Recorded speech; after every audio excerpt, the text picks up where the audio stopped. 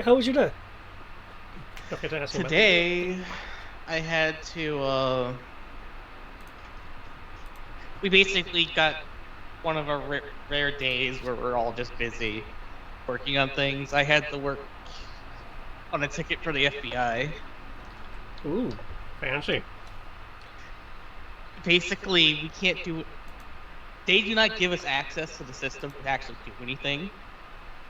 So it basically boiled down into, hey, I need this. Can you give it to me? Hmm.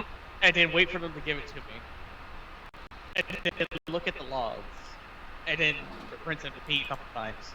And doing research on a previous issue. Because the issue that they're having, they had 8 months ago. And it only recently got fixed. So I was busy trying to figure out that stuff. And going through 10,000 different fucking records worth of data. And that's only one of the two logs that we needed. But I found the needle in the haystack. So in all due likelihood, we already know the answer to fix the problem. It's just we need to confirm that the system isn't at fault and it's actually physical hardware for telling people to go to the location.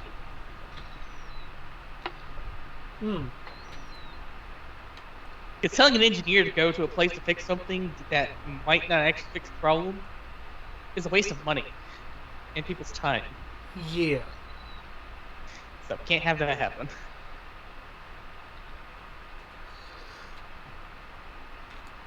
And you combine that with Walmart was having problems, Target was having problems, Nestle was having problems, Michelin was having problems. Oh, and Publix was also having problems. Man, some people are having problems, and I can't blame Windows 11.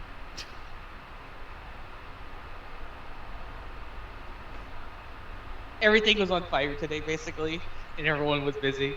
And Amazon Yeah. Web Services didn't even break this time, I don't think. That's good.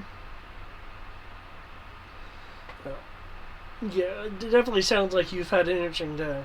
I know I've been kept pretty consistently busy all week. Speaking of, I have a question for you. If you don't mind me picking your brain. My brain's already been turned into mush, so I don't know how much more you're going to get out of it. Should be pretty simple. Yeah, comparatively, it's pretty simple. I've been already been doing some research on the matter.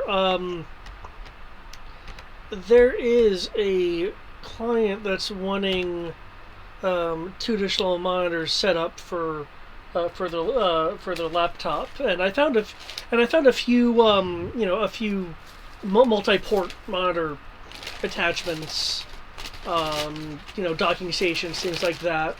And Trish brought up this idea.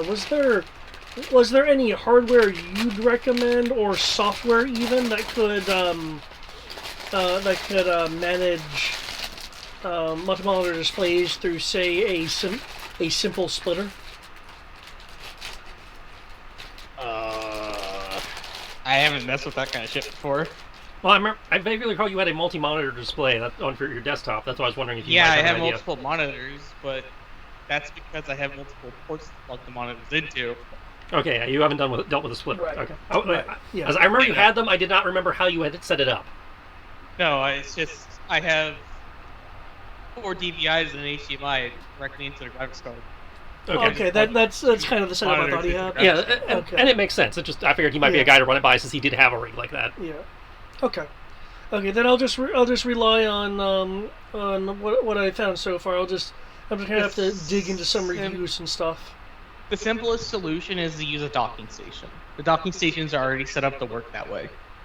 Yeah, though that's rather expensive. That's a docking station's probably more than they want to pay. Because I found a docking station to do what they want. That's I'll round up, $150 per docking station, and they're looking at, I think, around 4 laptops. Alternatively, I found a multi-monitor USB to HDMI 2 adapter for $70. That's specifically meant for to be a multi-monitor adapter. Versus, Could probably work, but I don't know that shit. yeah. I have docking stations, courtesy of my company or Yeah. my personal computer, which is set up on a desktop that has multiple display ports. Right. So I can't really help you on that one. Oh, thanks. It's like, thanks. It's just I found a few things myself. I just you're the only other serious techie person in the group, so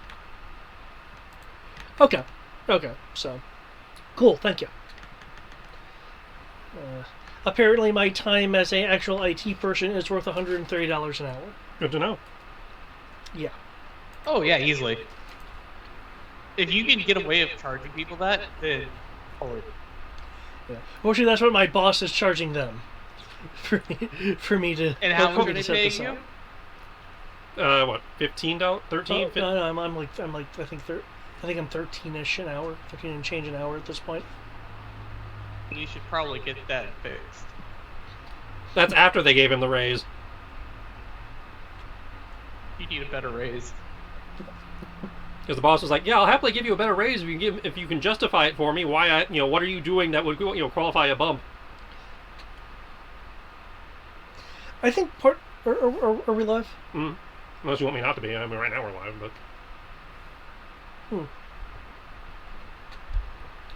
Yeah. Well, no, I can say this. I think part of it is I don't think it's understood exactly the kind of issues I run into. Well, I know he didn't understand the kind of outputs you were putting in initially, or that you were doing the tutorials and shit for people. Yeah. Well, I especially mentioned that I wrote writing tutorials for people, and even wrote some tutorials on site specifically for people. He was not aware I was doing that. I mean, you can give my pay as an example. I get paid $31.25 an hour to support a database system. One, I don't think he'd know what that means, and two, he wouldn't want to pay that much. Oh, I know. I'm just pointing out. I'm a level 1 support, and I get paid $31.25 to make sure that people's What database you might be able to do, works correctly. what you might be able to do, and would not be ridiculously dickish. Find get like numerous sources for like job listings and stuff to get the average of what somebody in your role would be being paid, and then present that to him, going, "Hey, I want to stick with you guys. I know things are tight. Can we meet somewhere in the middle between what you're giving me now and what other people in my role are getting?" Let me put it this way: what you are doing would be paid to like $17.50 an hour at Ferguson. Right. So especially with the new minimum wage coming in soon and all that, going, "Hey, can you bump me to say 15?"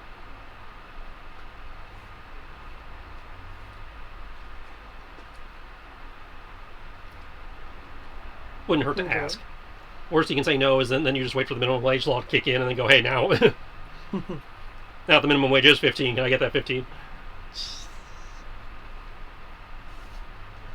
Well, see, at that point, I could also be like, "You're paying me above minimum wage X amount, so because the new minimum is 15, should I now be paid the equivalent amount of difference?" Right, because it's like overhead and stuff's going up with the inflation and everything, so it's like it's certainly understandable things are tight on his end, so he's not going to want to bump you too much, but asking for acknowledging that you are getting paid way below going rate for your role, and then asking for a bump to at least bring you into the neighborhood is not unreasonable. Yeah. Even if you're willing to take less because you get mileage and stuff, and they don't necessarily. Just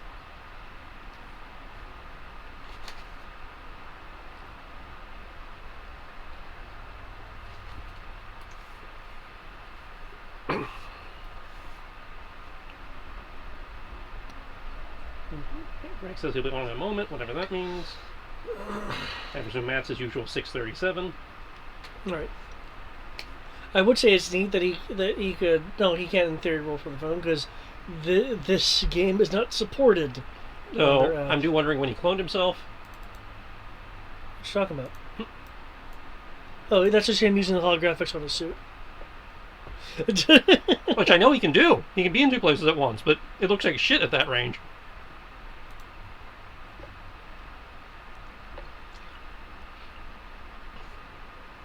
All those wonderful features I built into the infiltrator suit that nobody's ever going to use.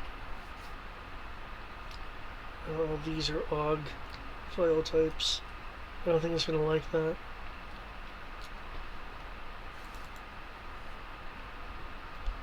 Can we take a moment to appreciate the fact that UGG is a file type?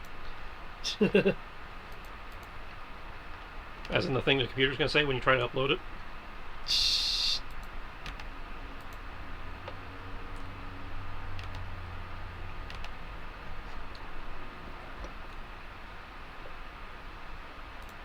Yeah, I literally got gigs of tabletop RPG music, and I'm gonna need to go through it because I'm wanting to expand the musical repertoire of the games. So it's not just me looping things because that can be annoying.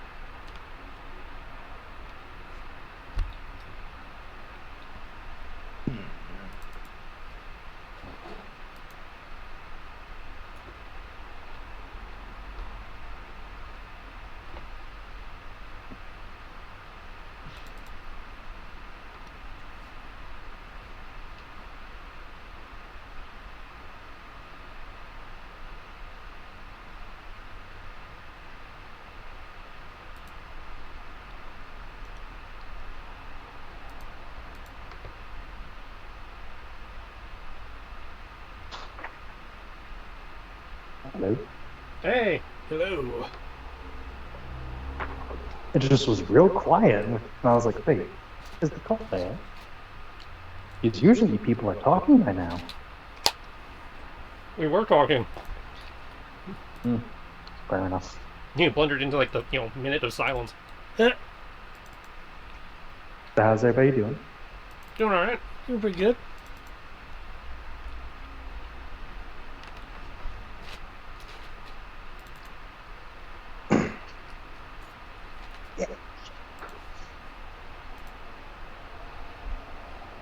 How are you feeling, Eric? I know you were battling the vid last I heard.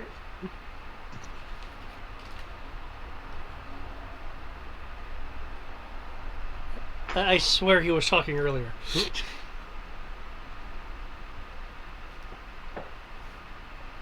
I'm alive. That is good to hear. You feeling any better, or?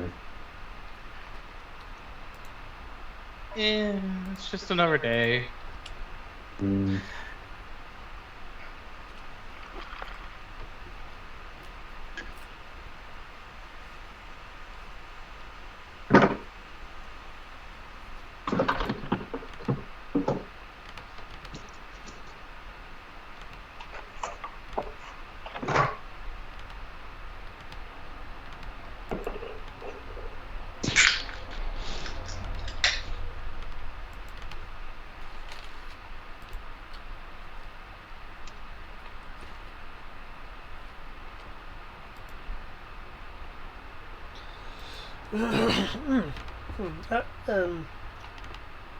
How about yourself, Greg? How you doing? Going good. Recently, we did make a big purchase of a mattress from Original Mattress Factory. We're getting an adjustable king-size bed. Oh, you're getting a landing pad. Nice. A what? A landing pad. Totally getting the landing pad. Yeah, that is a fair remark. You say it's adjustable. Is it one of those things where it's independently adjustable between the sides of the bed? Oh, no. Like, it actually, will adjust to, lift the feet more, the torso more. Hospital bed. Type thing. Oh, okay. So it's not split down the middle for two people to have different. Well, it might be. Because that's what I was asking. Because our mats is technically two twins put together, for easy of transport. Yeah, technically it's two twin bases, but didn't want to go with the split because that would be much more expensive and annoying, and Huh. but yeah, it's a much better hospital bed. I won't lie. We were just laying there because that's what the guy told us. Just lay there, just however you long you want, and we basically just we just laid there, like, and we were like barely moved, and it's like I would like I am fine with sleeping in this position.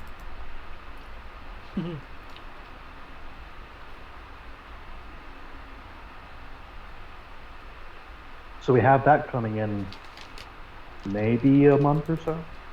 Okay. Because they get a resource and all that.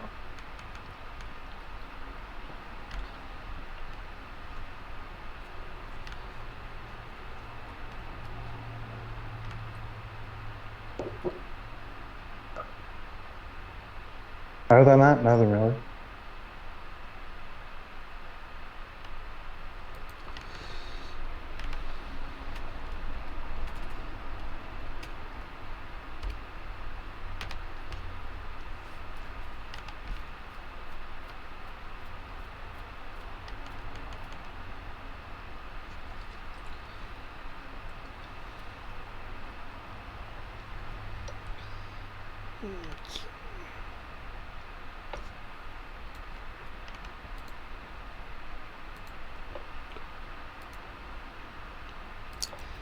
Just do the smart thing and bring out the experience shirt.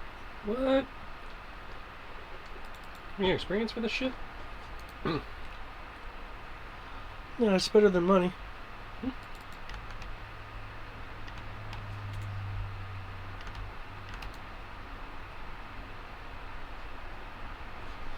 I thought we weren't getting XP yet. You still have to track the chart to see how much we're earning. Yeah. Oh, true. I mean, the numbers can say where they are, and I also need to track time. It's all on the in the same file. True.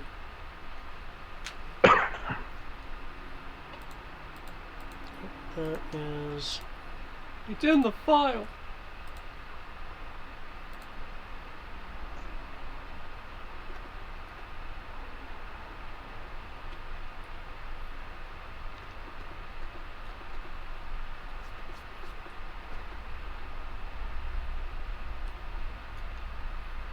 I have to have a magic meeting room scene. I obviously need to make sure the magic meeting room is on camera, don't I? Yes.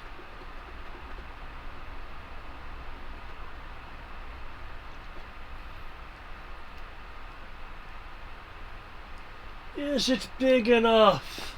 It better be. It can't get any bigger than 250%. 9.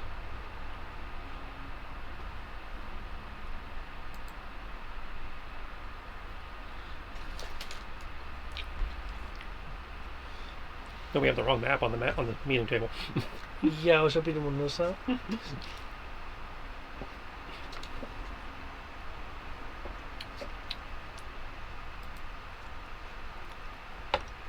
Well, you fix just delete the old, delete that one, and we'll just say there's a map there. You don't actually have to have it there.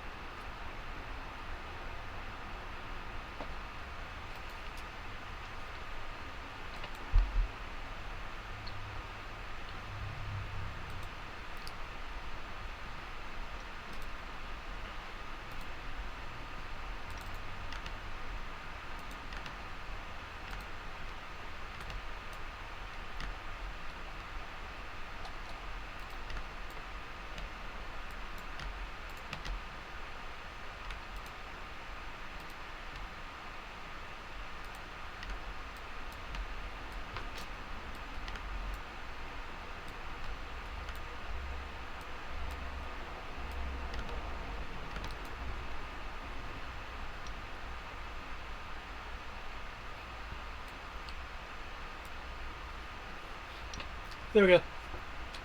Not necessary, but thank you. Yeah, it wasn't that big a deal.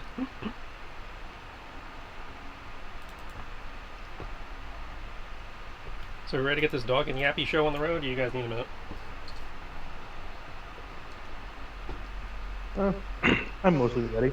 Besides, I know the plan. It's to blow the underground of the facility, so that we can send them down to the Atlanteans and the underground Tyranids, so we can have them deal with it.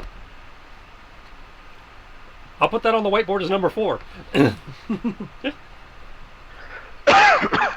Right after dinosaurs and representation. They're never gonna live that chart down. Nope. Sorry, list. What? Dinosaurs. Have you not seen the High Republic priority board? No. Hang on, let me see if I can still if they deleted the picture or not. It's the internet. It never goes away. It might be meme to hell though. Oh, it was definitely meme to hell. Yep, it still exists. Awesome. So, is it something I can just look up? I just googled Star Wars High Republic whiteboard, but I am posting a link.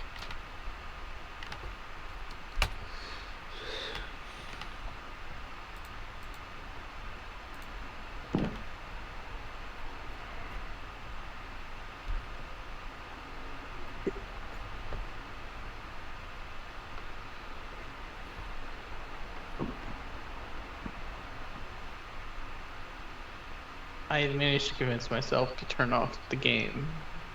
You now have my undivided attention.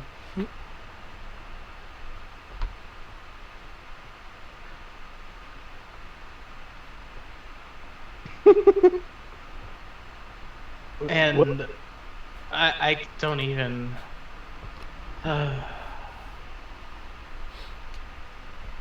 So wait, is this like? So what is the purpose? This is from the actual pitch meeting where they conceptualized the High Republic storylines. The big meta project they were doing. This is where they put together everything that they felt had to go in there. And they were so proud of it, they put it on their Twitter. Bad.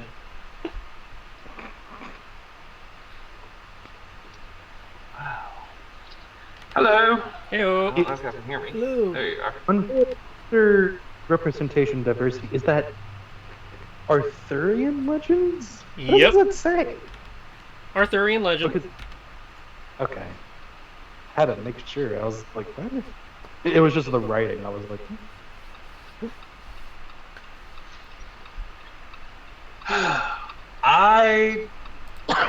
We're not. Are we recording? We are. And have been for about 25 minutes, so I'm not going to stop and start again just for you. That's fine. I will vent later. Like, I threw a loaded grenade at work today. That's all I'm going to say. Oh, you threw the hot potato in ran? I wouldn't say I ran. I am well within getting covered in shrapnel of my own attack. So. Oh, so you're choosing the mutually assured destruction route. Got it. Oh yeah. Like, I am Russia, and I decided to invade Ukraine. Just what I would expect from Leopold Edward. Topical.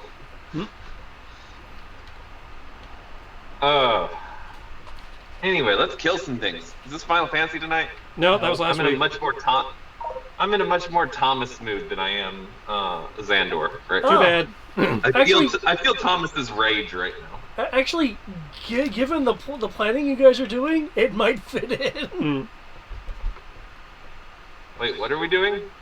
It's Maquis tonight. We have to figure out how to take the Yappy base. Yep, because remember, you guys right. were allowed 3 days to report in after an epic roll from Rory. From Greg. it cost 5 and some coaching from Crow, but it worked. Have we already role-played getting back to everyone? I mean, you guys are allowed to Just- walk if you want to take a minute to talk. Have a discussion on the way out. That's up to you guys. Oh no. Well, I mean, once we get out, literally, like the second that we are somewhere where we don't believe that we are in range of being seen,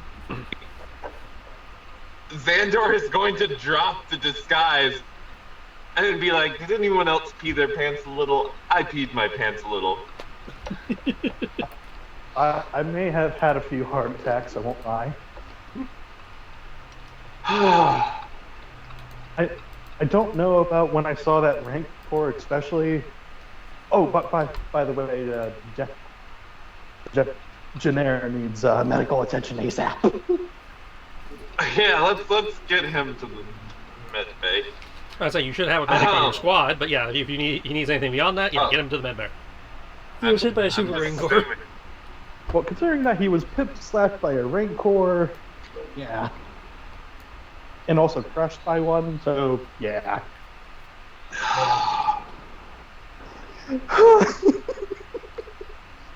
I feel like that moment of Rick and Roy of like, Did I wasn't in control of that, you what?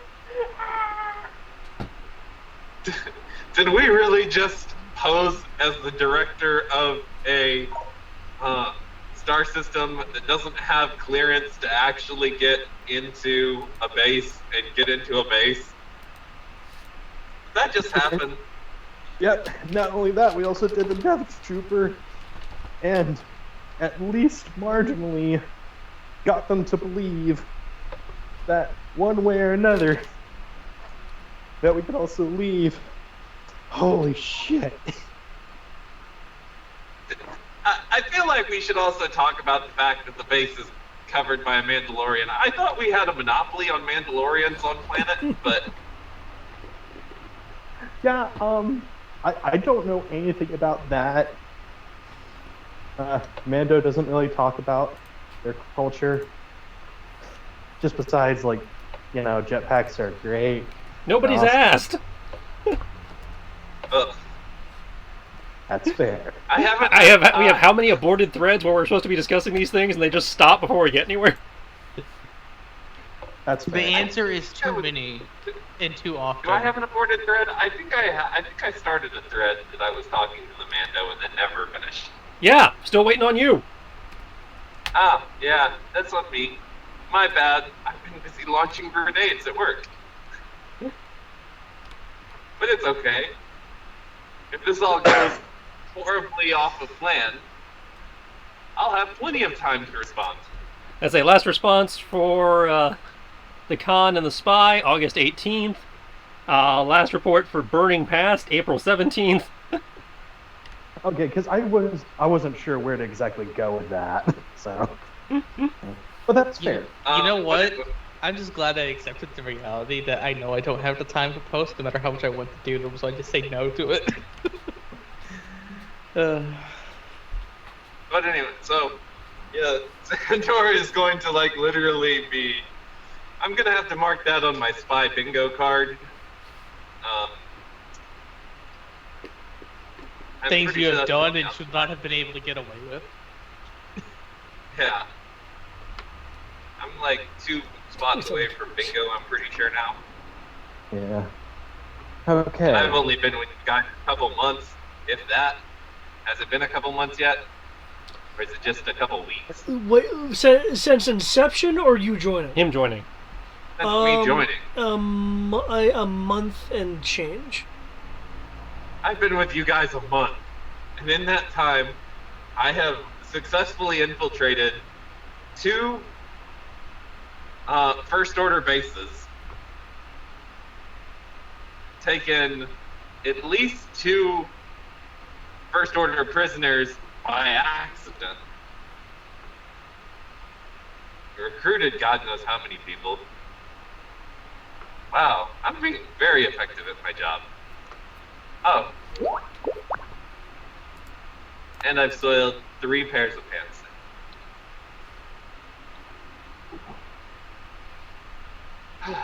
Okay, we should probably go talk to the Mando.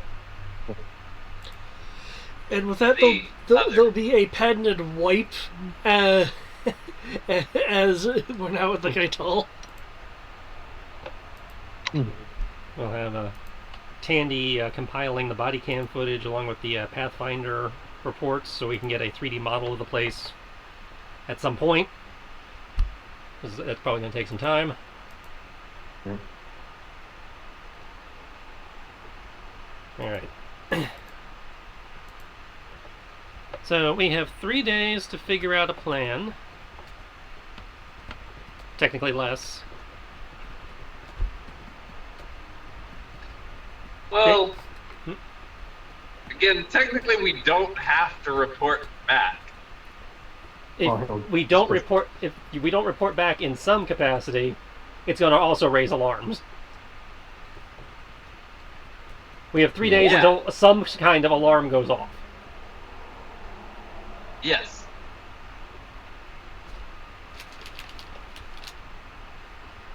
Near as I can see it, based on what you guys, encountered and what we encountered on the outside,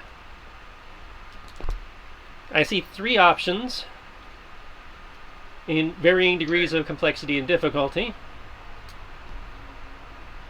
Option 1, obvious, usual method, direct assault. Easiest to execute, highest risk to the Yappy prisoners.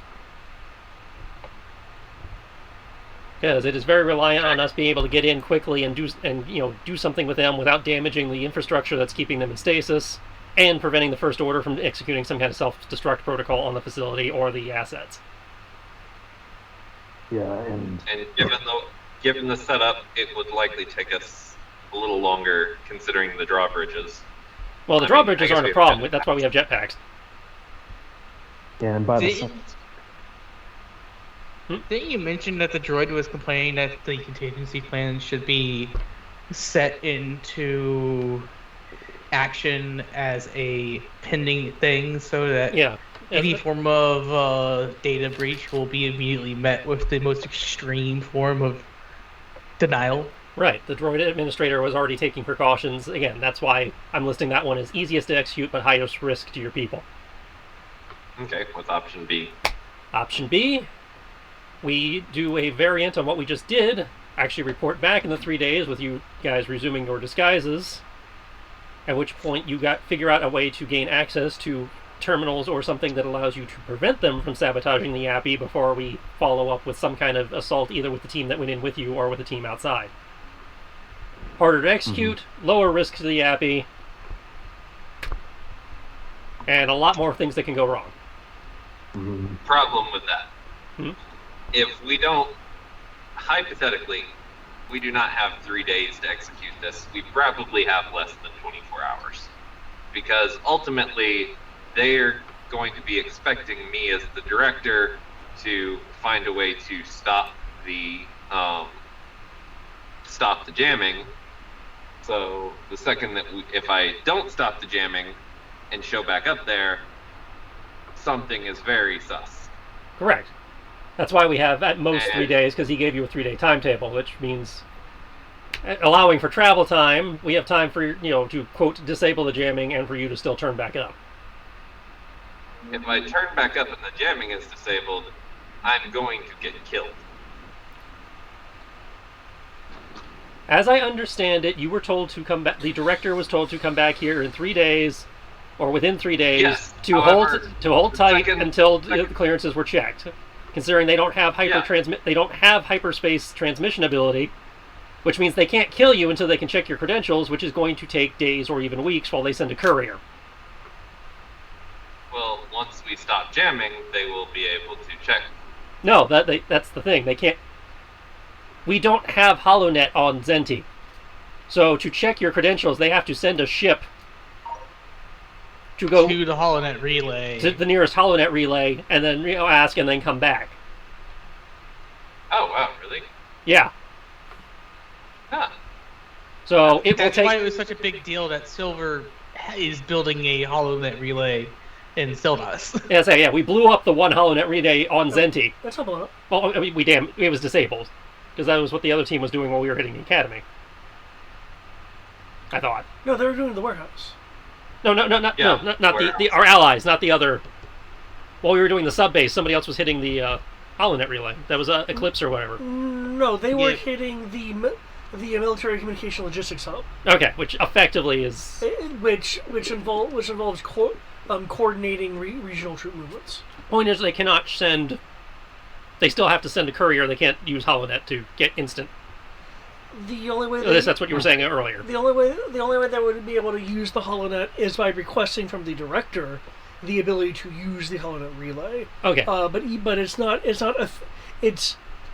it's only been through a phase 1 test. Right. So either way, we don't have HoloNet right now, and they'd have to check your credentials through the HoloNet. They'd have to go through you. Yes. However, if we also drop, what is it? If we drop jamming, they will be able to hail, quote unquote, my ship. That we might be able to intercept, maybe.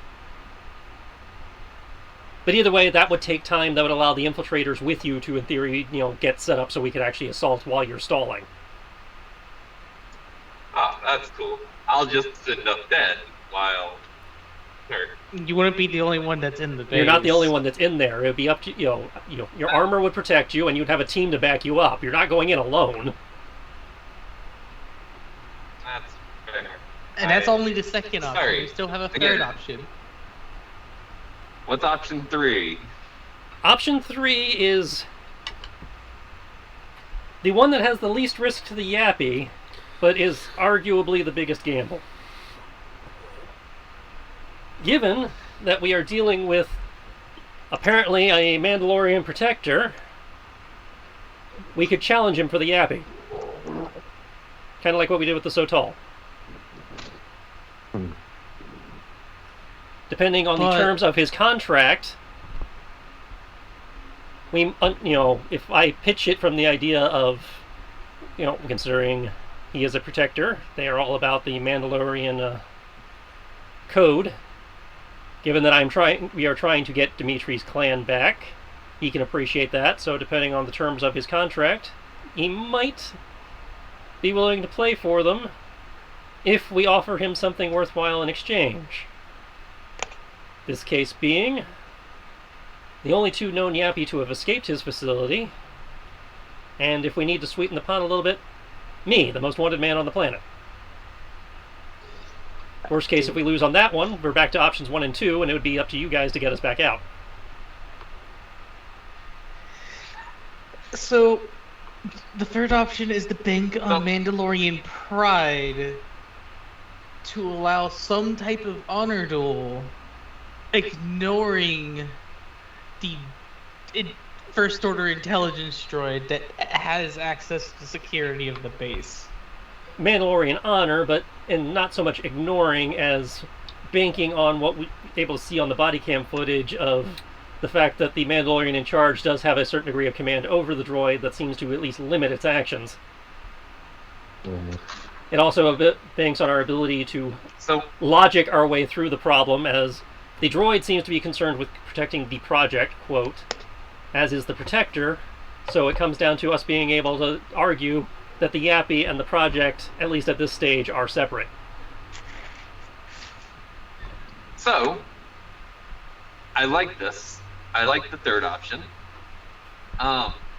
We can also keep the third option strongly separated with the second option as a pseudo backup, considering that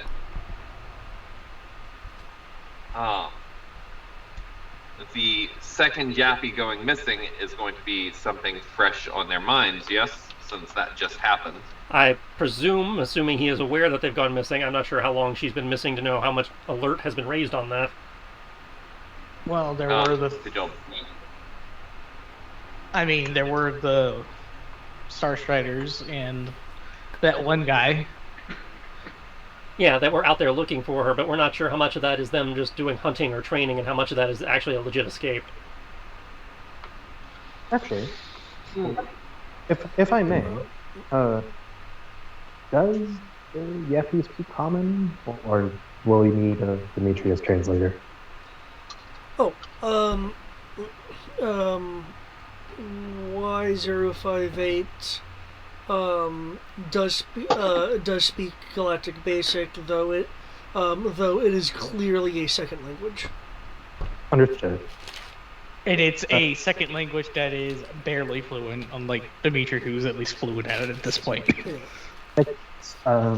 What was Y078? I couldn't quite catch it. R058. What, Y058? Yeah, we're trying to get the ID just number right. asking. Oh yeah, what? Like, Let me double check that. Shield number is Y058. Has anybody bothered checking to see if she has an actual name? Yeah, that's fine. I was about to say. Yeah. That's what I was about to ask. Like, what do we call her? Has a name. Her name Is is Aliona. Alonia. Aliona, yeah. Is she here at the meeting by chance, or? She is currently undergoing a medical examination by Sky. Okay. That's I figure she and Badger would join us once they were done making sure she wasn't a trap. Makes sense. Because hypothetically, we can get more information of how she escaped. Because if she knows something of how to get out or things like that, then also use that as a fourth option. Honestly, I think she's, even though she is part of the project, she's one of the Yappy that were given slight free reign to do certain things. Because I don't think she was originally part of the base. I think she was a part of the village or mine or whatever they have north of here. There's a second Yappy site we also need to be aware of. Right. But either way, that does speak that we should probably debrief her of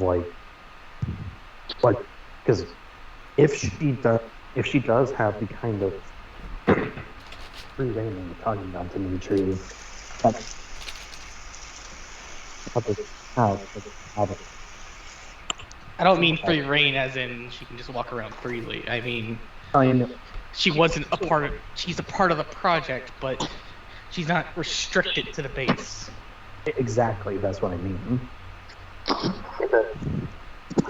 So maybe she knows something. I don't know. It's just what at least I had put forth that it's a viable thing. Asuka, get in your bed. Am I the only one having a difficult time understanding? He's like, is anybody else having a hard time with Greg? It sounds like we're getting like every other word. I can kind of hear him clearly, but I'm also wearing a headset, and you guys are just using speakers. Okay. But you are kind of quiet, Greg. I'll at least give them that much. You must speak clearly into the microphone. Is this better? Yes. Essentially, Rory is saying that he is putting forth that regardless of what she is like, or what have you, or once we've made sure she isn't a trap, he puts forth that we should debrief her because either way she presents information that we may or may not know.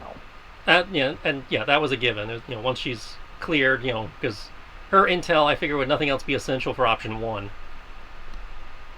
Mm-hmm. And to know that we're also dealing with a possible second location that we'd have to deal with. In all due likelihood, we might have to deal with that before dealing with the base. We'd keep the Kaitol within jamming range of the base. Ideally, we'd have to deal with them at the same time, because if one has any means of alerting the other, even if it's just a runner. We would need to make sure that they both go down exactly at the same time, because they will likely destroy any Yappy at both locations. Well, from my memories, as well as based on what's happening here, courtesy of what you all were able to see, in all due likelihood, the Yappy here are specially selected, and they basically have disappeared from the rest. I'm surprised our Pathfinder scouts didn't find the other location. It's literally marked on the map already. Is it? Yeah. Are you talking about the mining city? The mining city is marked on the map. Yeah. And- Well, That's I have a map of the ship in front of me right now, so that should be the only other place they could be at right now, because they were told to be there, and then there's some that went to the forge, according to my memories.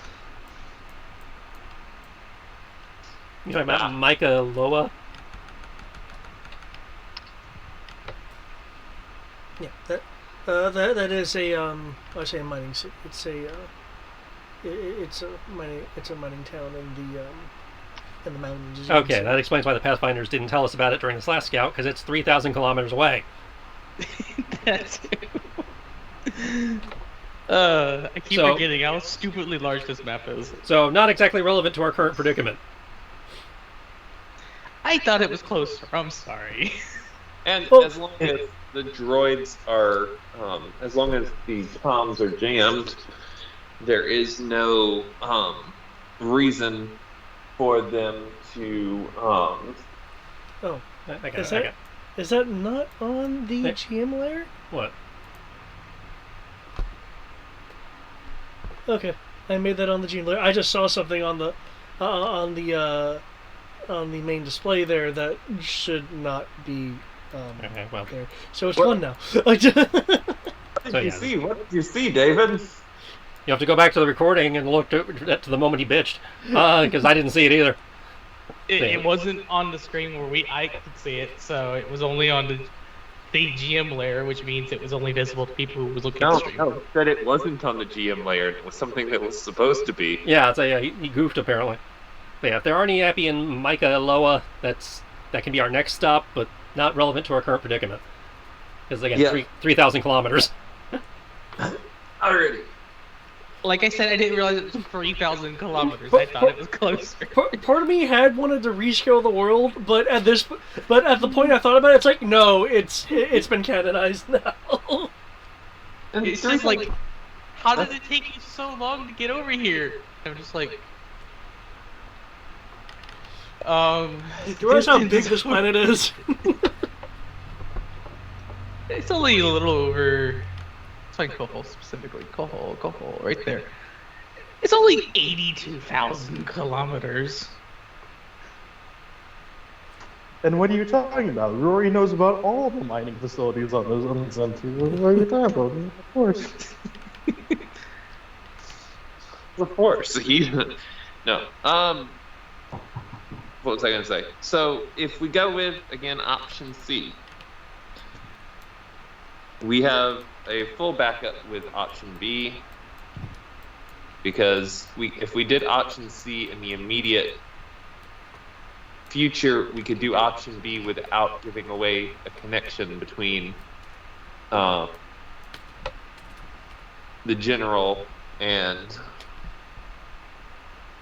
the the director and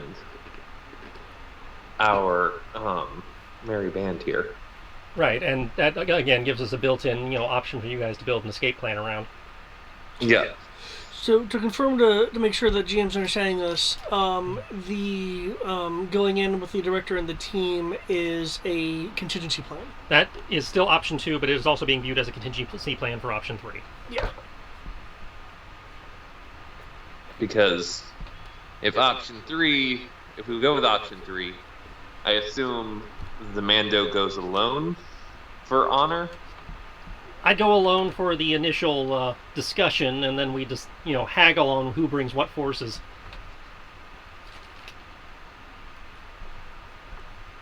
And the only way to prevent this from getting out of hand is to make sure that he's not able to communicate with anyone outside of that base. Which the sooner we move on talking to him, the sooner it's plausible that the jamming and the director's visit aren't suspected as being connected. Yeah. Just this is something that the more technically minded characters would be aware of. There is no reason to discount that even as you guys are talking, that he's trying to circumvent the jamming. Well, yeah, I'm aware. We Yeah. have a guy on Yeah. the bridge, hitting the button. It's like uploading, and someone's up there clicking cancel. So he's got his little radio wavelength, and we got the guy on the trackball matching the wavelengths just to make sure he can't do anything. He's like, no, you're not allowed. Stop it. Stop it. My sound wave cancels your sound wave, mother. I imagine it's always like right when the thing is like, he's like, I've got it. Like Windows trying to update on Sierra's computer. Oh, don't get me started. I had to do like 5 Windows updates in a row on my work laptop today. It literally took my computer offline for like 15 minutes. And I had to sit there and keep putting in the encryption key for BitLocker over and over. And over. Okay. But yeah, this is the thing I was talking about, Eric, where it's like, option 3 seems our best bet, but it kind of leans heavily on you being willing to play along. I think the easiest way to prevent collateral damage is going to be option 3, with option 2 as the worst case scenario if he decides not to play ball. Or because option 2 turns into option 1 very easily if we just decide to bring more people. Exactly. It actually sounds like a nice plan. It also says you and I probably should not be involved too much in the planning of option 2, just in case, somebody botches an interrogation roll somewhere while, we don't want to let them know too much. Okay, so Rory and I plan option 2, and you two plan option 3. Yeah. Are we all in agreement then? That sounds like a plan to me, though I probably will be counting you guys among my forces for option 3 in the bet, so just keep that in mind, that, you may have to shoot somebody. Wait, Except- if I'm in there, how do I come in as the director after? Oh well, no, it's just that we would be forces that are present there. It's just I'd say that you'd be at we the wouldn't- fight, but you wouldn't be arrested. Gotcha. Because your arrest is not part of the bet, but I would be counting you in the forces I'm allowed to bring. Oh, okay. Just because, well, So you guys are we named would- characters, so we you would guys are be more allowed trusted. to walk. We would be allowed to walk out if you lose. Assuming he agrees to the bet, yes. Okay. And assuming he maintains his Mandalorian pride, yes. Well, he's still claiming himself to be a protector. Mandos aren't big on honor, but the protectors are probably the most honorable out of all of us. This is the way. That's Like, the Death Watch. We don't talk about them. Like, how much are we talking here? Back in the Obviously day- enough to bet my life, his life.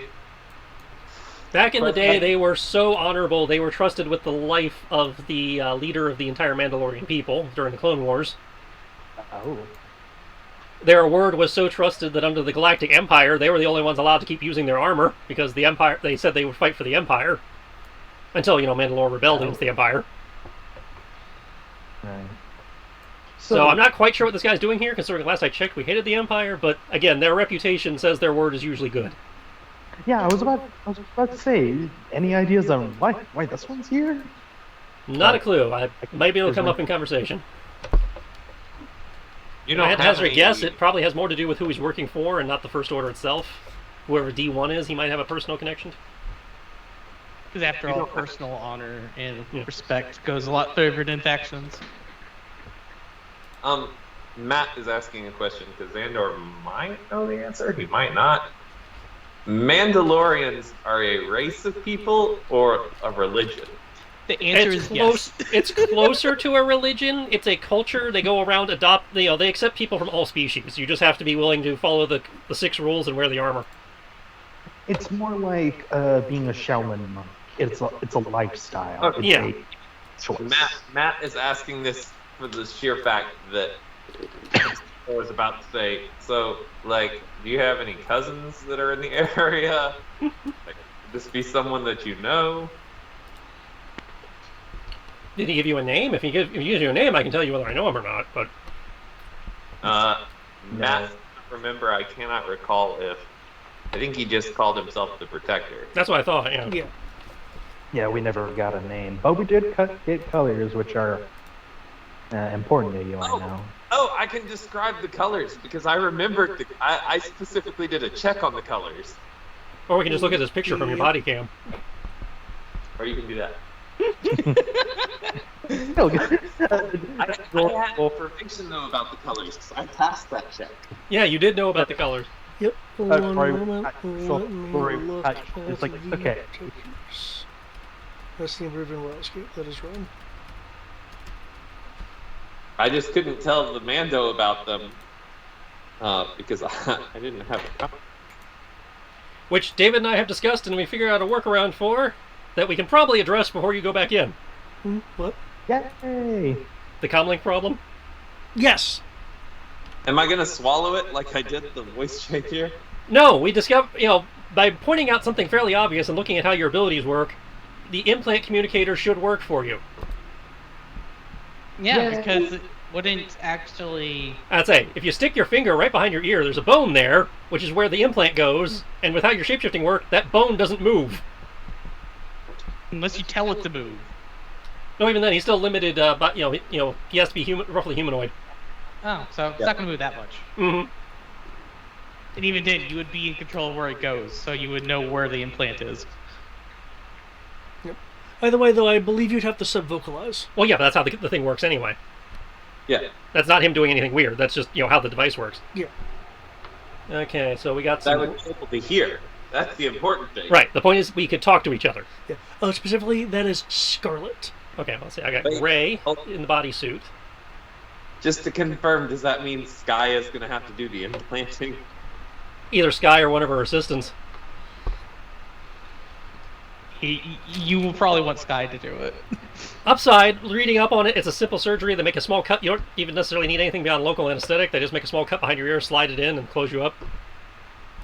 Kind of like what happens when they do things with needles for like blood drawing and things like that. They just stick you. Or dental surgery, minor. I've seen creepy. Just imagining Fedor going under for this and then ending up Suicide Squad. Sky is not evil yet. Oh no, I got an even creepier one for you. I remember seeing someone putting an RFID scanner in someone's hand with no aesthetics or anything. Okay, just to make sure, I'm looking at the one on Wikipedia. Do you have a different one, just so I'm making sure I'm interpreting this correctly? Because I don't have crimson, I just have red. Right. I did use some others. I have the specific meanings. 1 second. Okay.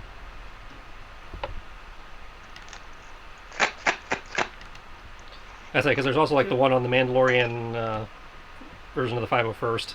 Like I had to check around a couple different places. I wanted to try to get some comprehensive stuff. In this? There's a Mandalorian version of the 501st. Yeah! There's the Rebel Legion, the 501st, and the Mandalorian Mercenaries. I believe this is it. 1 moment, and I will also confirm. Do you mean Lorians that were with Justa Morel? Justa Morel, the Django's. Well, yeah, I know who Jaster is. I missed the lead-in. That Like, isn't that the group or basically the Fight of the First or something like that? I don't know. in the pre-Disney timeline, that's who they were. Yeah. Gold Vengeance, Blue Reliability, Scarlet Defiance, which I believe should match up with those. Outside of the damn near Defiance gray, and red Relentlessness. / Yeah. Scarlet. As we got a gray bodysuit, which could mean mourning. We've got the Crimson, which is Defiant and Relentless, which might explain why he's with them. We've got Blue, which means he's reliable, which, again, is a point in our favor here. I got Gold up there for Vengeance. Familiar with that one. I got that one myself. And looks kind of like a bronze to me. Copper. Which... We got Valor for brown. Bronze is nobility or noble intentions and high status. Or tan for loyalty. So any of those, in theory, imply this plan should work, or at least that he'd be open to entertaining the discussion. At that point, it comes down to the terms of his contract. So tall too, electric boogaloo. Okay, so let's get patched through to him. I will worry about that. If I'm going to contact him, I probably should. One, we'll have to momentarily turn off the jamming, and well, not necessarily, but probably should do it away from the ship, just so I don't lead him to the ship for the discussion. Yeah. Yeah, that's probably wise.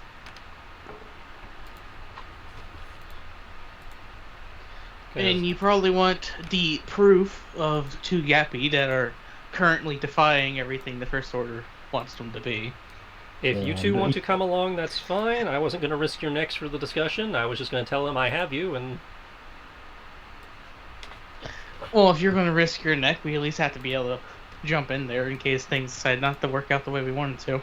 Because especially that D3 is extremely by the book and as a I robot. will also point out that they are aware of the Maquis. well, yeah, that everybody on the planet's aware of us. I think he means in a sense of that we're one of the few groups who can actively and successfully jam the First Order. Like I said, And the they're fact being jammed. me revealing I'm here kind of tips them off that the Maquis are here, which at that point explains the jamming. Which also tells them that they're, in all due likelihood, either you're a plant, which may not work in our favor, or that we're trying to track you down and harass you, but we ran into this base in the process. More, I don't think he's going to clue in the fact that the director's a plant. There's no reason to, draw that conclusion. More likely he would. I'm not talking about him. I'm talking about the droid. Oh, even the droid. That's a huge leap in logic from what we've seen of its processing ability. The problem would be as long as we can do this without dropping jamming. Because if we drop the jamming to do this, they can pretty quickly check with the gravestone. Which is why I figure I'd leave the ship and then use some old school Mandalorian contact methods to get his attention. Like go stand in front of the base. Well, there was that. I was thinking either blink code or smoke signals, but Oh, I was hoping for stand in front of the base. That's what I was thinking. I'll just walk up on the other side of the bridge, wind blowing. I thought about it, but I don't trust the automated defenses not to take a shot at me while I'm doing that. stand on the other side of the bridge naked except for your helmet. No, that would give them too much information.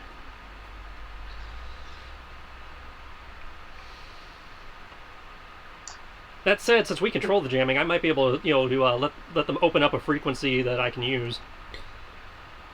Could open Since up. we actually have official jamming equipment, not just blocking all frequencies. Yeah, since you have official jamming equipment, you can open up select frequencies. So I just have to open up a short range frequency that can't reach the gravestone. Yep. So if you want to talk to our guest about whether she wants to be present or not, I don't want to. Again, that's her choice whether she wants to stick her neck out like that.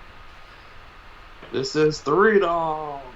And while she's doing that, I will go give comms the necessary parameters and encryptions to prove my authenticity. Or I guess we should head to a smaller room to. Well, no, plot. we're leaving. You can keep using the magic meeting room. Oh, okay. Yeah, I have no other reason to be here unless you want something from me. But you had the Pathfinders with you. They should be able to do their job I trained them to do. Oh yes, and if the Badger asks, Quinlan came up with this plan. Oh dear lord. This already makes it sound like it's a worse idea than I thought it was. Well, I already asked Sierra about it, when I first had the idea, so I know Sky's reaction, which is why it's like Crow's like, yeah, if she asks, the dog came up with it. Yeah, and then when she doesn't believe that, I'll take the blame. No, that's when you blame the other dog. Well, it's not that I expect her to believe it. I'm hoping that she'll laugh long enough to calm down just enough not to kill me immediately. That's fair.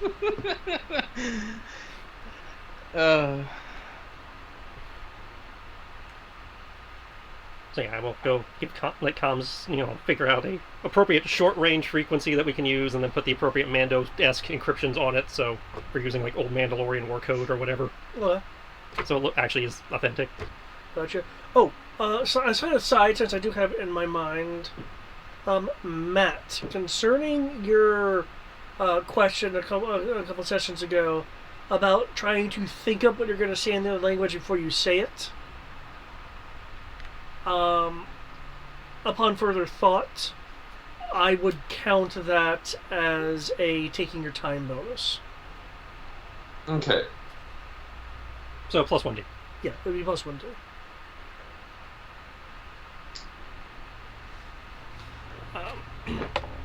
Okay. In terms of focus on, in terms of focusing on planning or the bargaining, who wants the spotlight first? Well, I figured first we should have Eric actually talk to the chick to find out if she wants to go along or not. Well, I count that as a part of like. Oh, the planning phase. Yeah. Okay. The Planning for the honor duel Yeah. versus planning for the infiltration part 2, Electric Boogaloo. Yeah. So yeah. if Honor Book 2, Electric Boogaloo. Now with twice the Mandalorians. Okay. Yeah, Dimitri, if you want to talk with Eliana, you can. You can. We're gonna have a Mando off, just two T-visors staring at each other. First one to blink loses.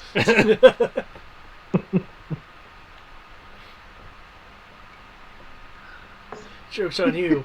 My eyes are closed the entire time, and I can keep them that way so I won't blink. No, I know it would be. I challenge you to the greatest Mandalorian duel of all. Your most tragic backstory. Gotta go with the stare down. I wish I'd played a Mira Luca under the helmet and stuff. But It would either be a tragic backstory or your most fucked up kill. I think that would probably be T-posing Taldarin to death.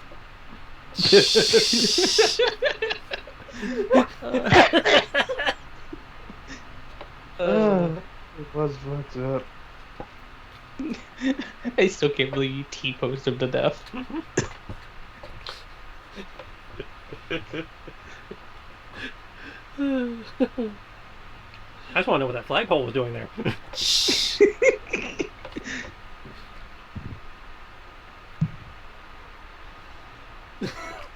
Okay, so, Dimitri, are you wanting to follow through with the idea of I will at least ask if she feels like being directly involved in this crazy idea.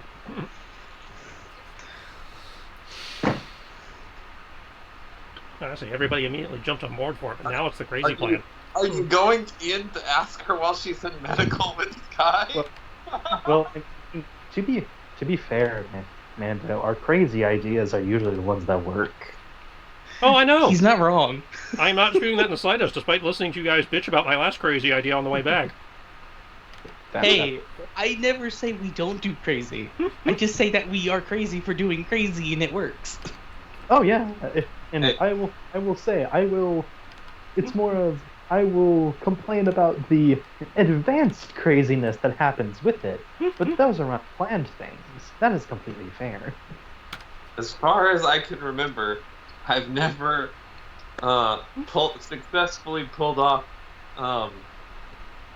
someone of such high status, only to be met with, "You don't have clearance for this before."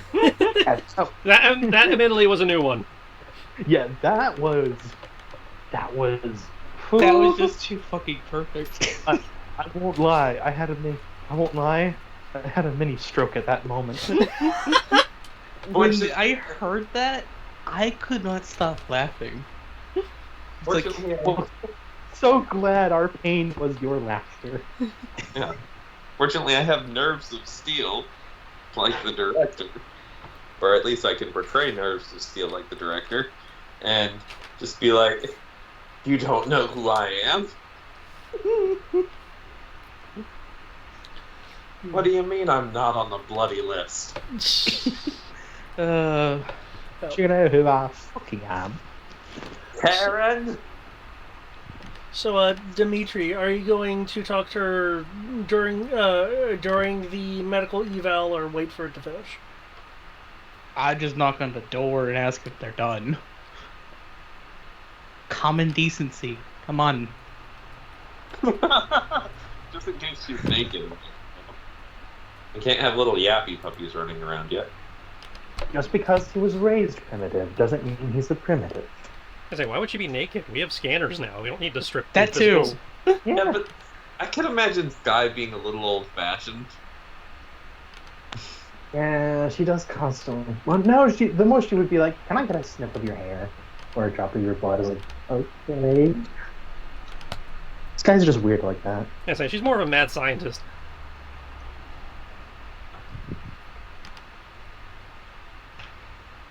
No, I could see a physical examination if you're wanting to try to find, like, stealth implants on the epidermis. Oh, yeah.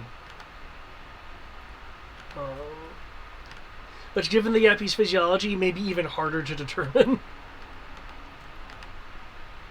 That being said, That's I can't go ask. I can't go ask the doctor's opinion if needed. She is awake. She's just veg. And battling a migraine. Yeah. It's going to be about 30 minutes before the examination's done.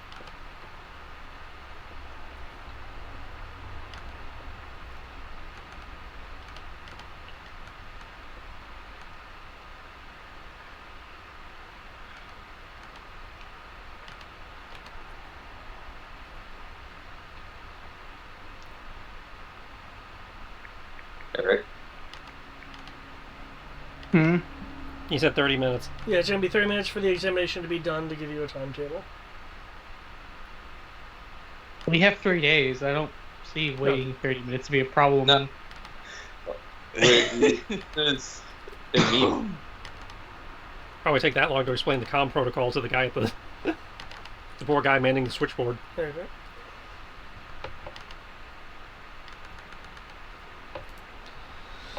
Okay. Ooh, mental note: design starship that actually uses a switchboard for internal comms.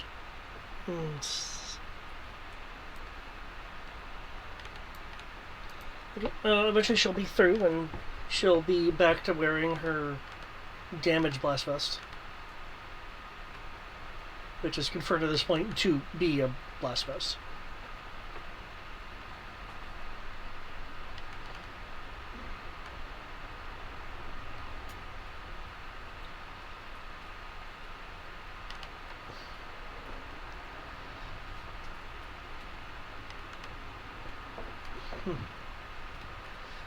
So you're wanting me to risk myself?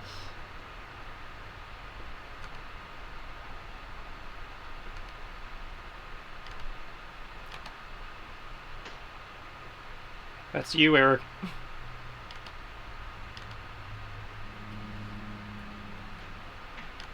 Did the magnet pick me up?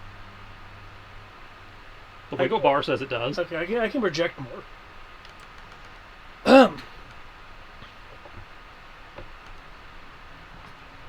He's just not responding. Sorry. Oh. Food was just delivered. Oh, okay. Okay. Because I was about to just report it, saying like my food was never delivered, because they said that the order was completed and delivered. I was like, the fuck. And then the guy knocked on the door, so I had to put the headset down. Okay. But last thing I heard was 30 minutes, and then something about she's now wearing a damaged blast vest. Yeah, the same thing you initially found her in, except she no longer has the spear.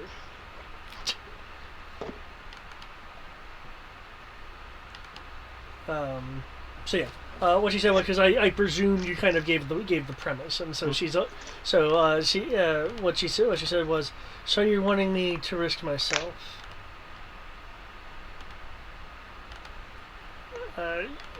It'd be you, it'd be me. It'd probably include the con.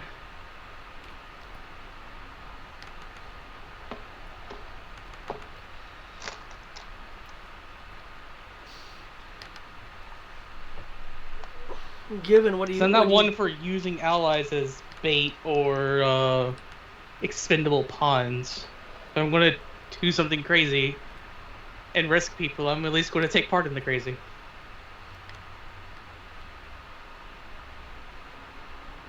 What's this? Are you actually trying to live up to your position and take some amount of risk and responsibility?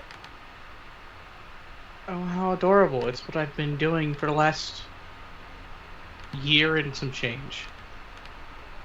I mean, I could show you a map where I was left to die. It's over 80,000... It's just shy of 82,000 kilometers away from here. That's pretty far away. Yes, the planet's big. Yes. And you've already explained to me what you've been fighting against. My concern for what you said has always been abandoning the responsibilities of your people, or should I say, our people. Which is why I'm a little confused as to why you do this. Who says I ever abandoned them? Oh. Sorry, giant crunch. Sorry. Watch that out. What was that?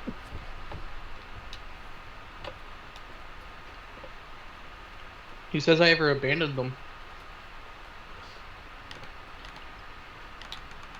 You did when you disappeared and started, as you said, working for the people who took us.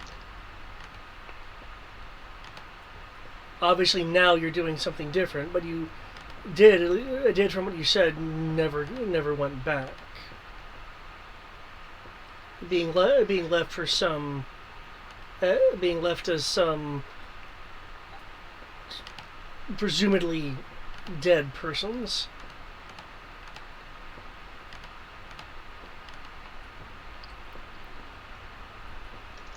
Yes, go back and be effectively a slave. Or foster a rebellion, gain independence and power, and work to free the planet, which would also work to free my people. Our people. You'd be a slave to them, not to us. Or We're part of or have you forgotten that I do recognize 82,000 you? kilometers away. You think Yes, I'd be able to get here? Yes, but from what you said, you weren't always here. Now you were there before.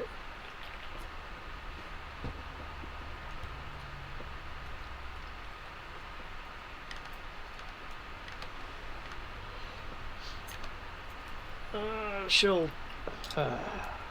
take a step closer, more in an attempt to be imposing. Though I guess though if anyone else were to step in, the two of you would be comparatively short.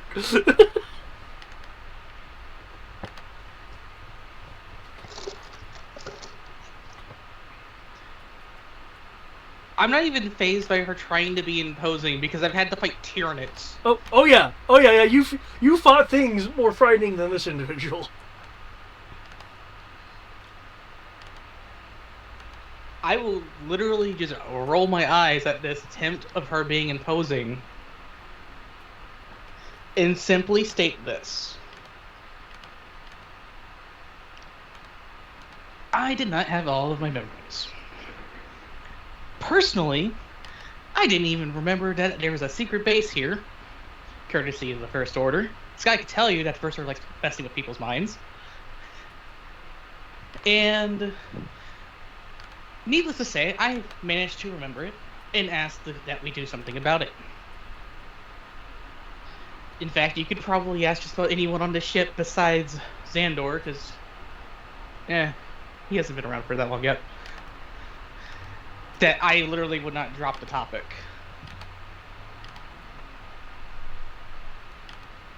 Which led us into a goose chase of finding more so tall people, dealing with more rebellions, and now we're here. And now you're here instead of being captured.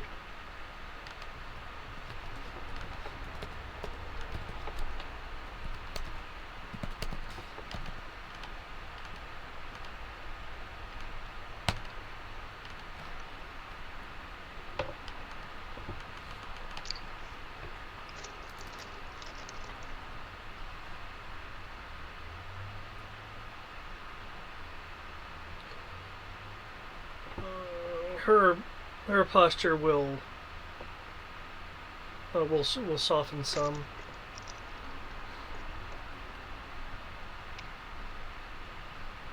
Even then, I'm sorry to tell you this, but a yappy ain't gonna scare me. I faced more unspeakable horrors than you can imagine.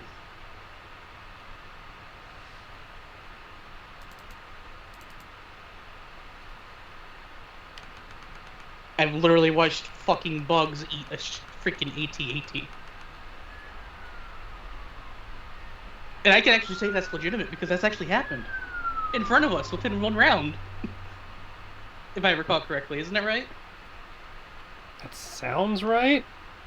When we were dealing with the, before the hidden base before we went to the deep well. Yeah, like I said, that sounds right. What happened? That What a you're talking- AT-AT got eaten by a Tyranid.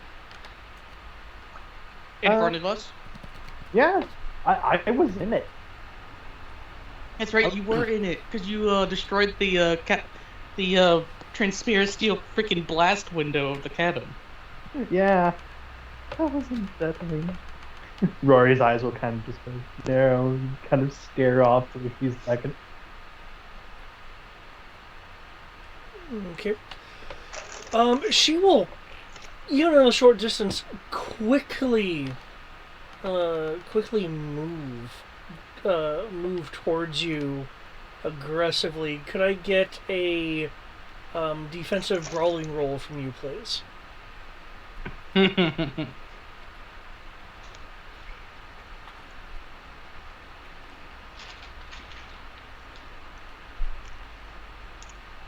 I am so glad I picked up the quick parry skill. It just gives me a die to negate penalty. Up to 3 times. Martial arts are handy. There's a reason they're standard issue. Let's see, that's 4 dice, 6 dice. I need 8 dice.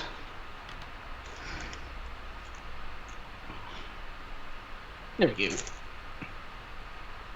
I'm in the process of eating, so it's going to take a moment to make space to roll dice. Oh, that's fine. There's always roll 20 if you're feeling brave. No. Pose line, do you feel brave tonight? Yeah. How brave? Brave enough to...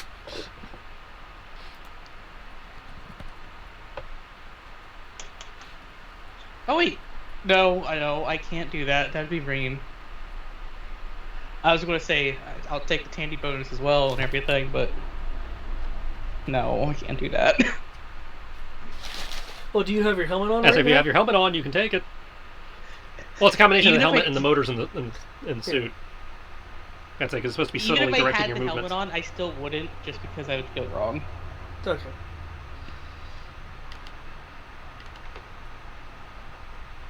But I am going to give you a second brawling roll. That is a difficult check to flipper.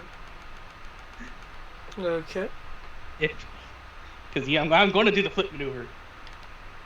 You don't just try to punch me, damn it. So I But think I'll she's give you actually one. going to try to grapple you against the wall, but Oh. you could easily turn that into a flip anyway. Oh yeah.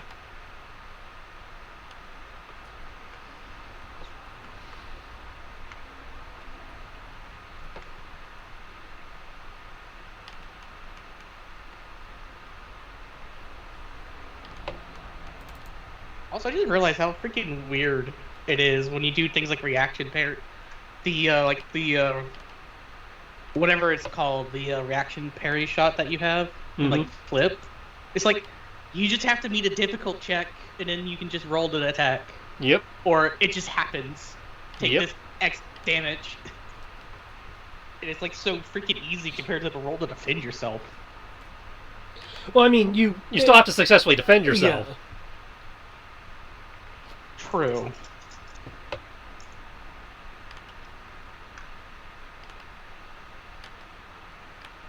I'm gonna laugh if I can defend myself but fail the flipper. But I think that's what my dice are gonna do.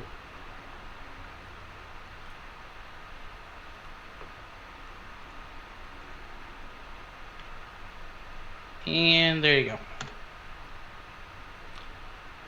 Holy crap! I have 8 dice without Tandy and without command. 41 is Oh, still and that's not pretty including big the for fact 8 that I'm dice. still wearing the power armor. That would have increased my dice by 2, and I didn't even use that. So I'm still in armor. I don't have the helmet on. I'm still in armor.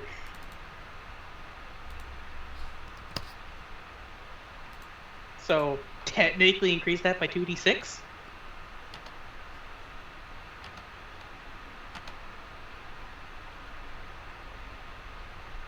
Okay, she goes to grapple and push you against the wall, which you fairly immediately turn into a flip.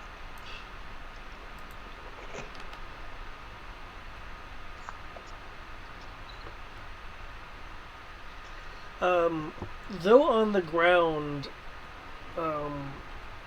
looking kind of back and up towards you, there's actually a small kind of smirkish smile on her face.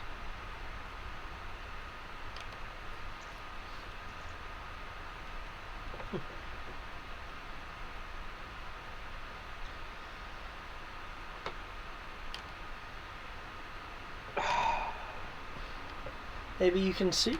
Maybe you can still prove your what you've been saying to me yet.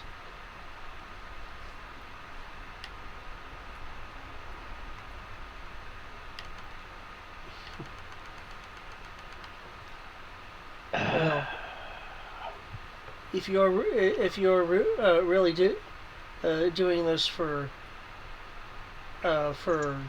your friends and our people, then I can at least support part of that.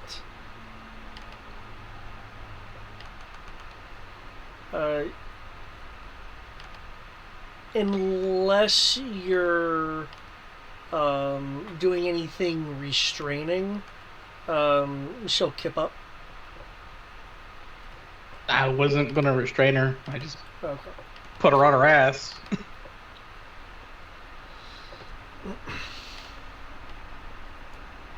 And she'll turn to face you, following the kip up.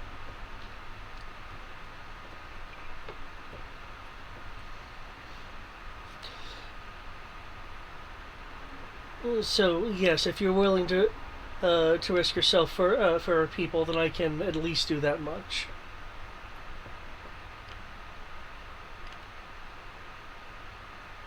Well, that's good to know. At least it makes it a lot easier if we have to fight an entire base again. It's not the first time I had to break out of a base. Or break into one.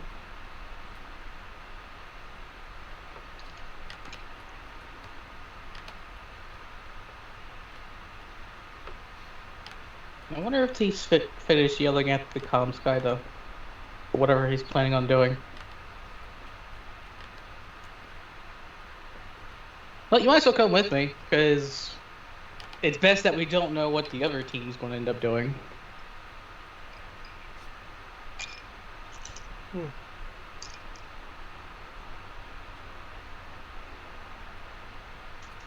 Mostly as a contingency plan. She'll nod.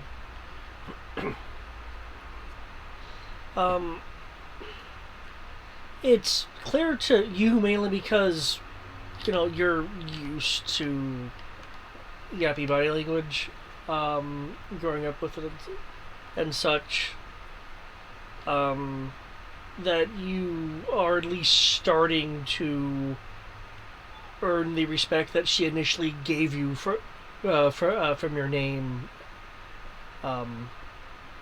again.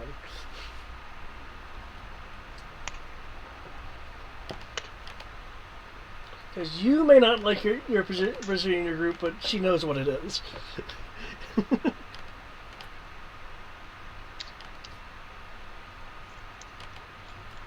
Wait, repeat that? Um, bleh. Using better English. For the me. The implicit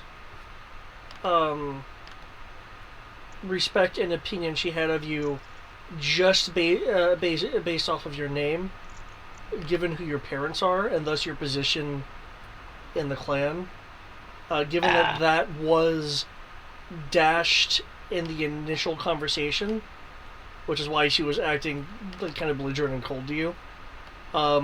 Some of that respect is coming back based upon what you've said and done so far. Just now. Cool. I'm of the opinion that respect is earned, not given, so that doesn't bother me.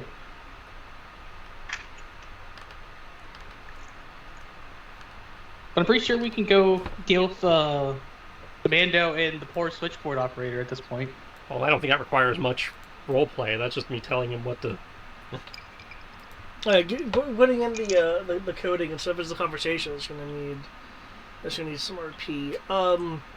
Though Also, I'm just telling him what frequency to unjam and what encryption to use, and then I'm going to go out away from the ship so I can actually transmit. Okay. For Zendor, Rory, and Quinlan.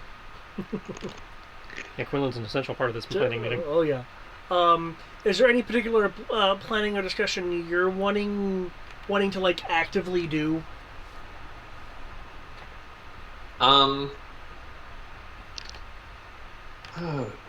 The Yappy, it appeared, were on ground level, like, because there was a giant. We entered on the upper level, correct?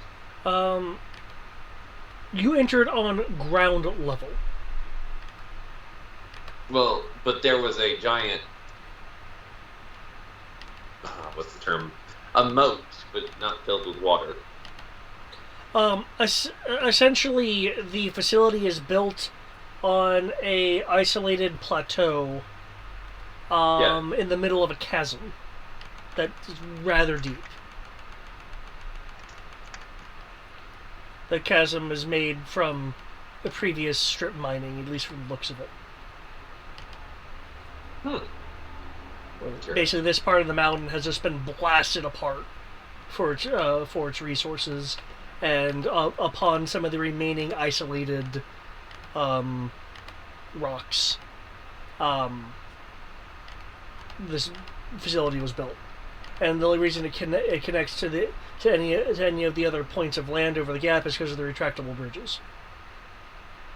So, here's my thought.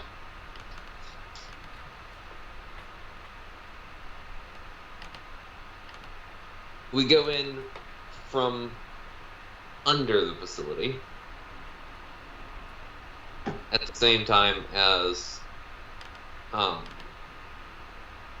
the director is showing up for the review. And we attempt to get as close to where the Yappies were being kept on their life support and breach as close to there as possible and get them out that way.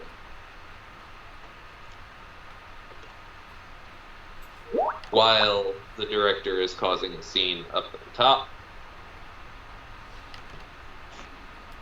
because security systems will be preoccupied with the fact that we are all there and all be pointed at us.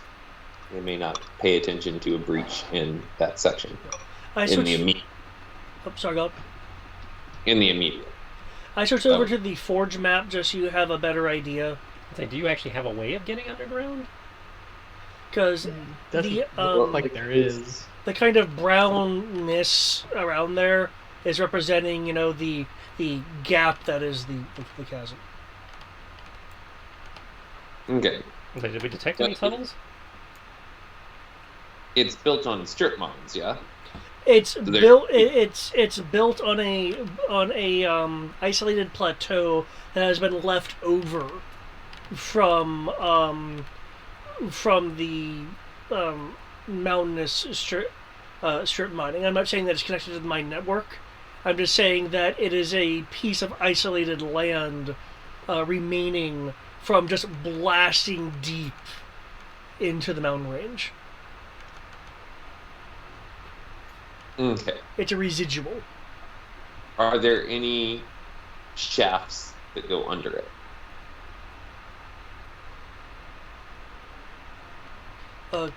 According to the geoscanners,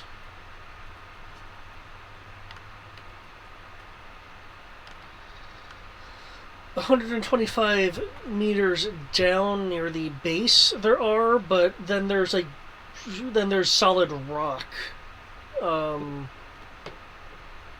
up to near where the facility is, because the facility has 5 sublevels from the information you're able to obtain.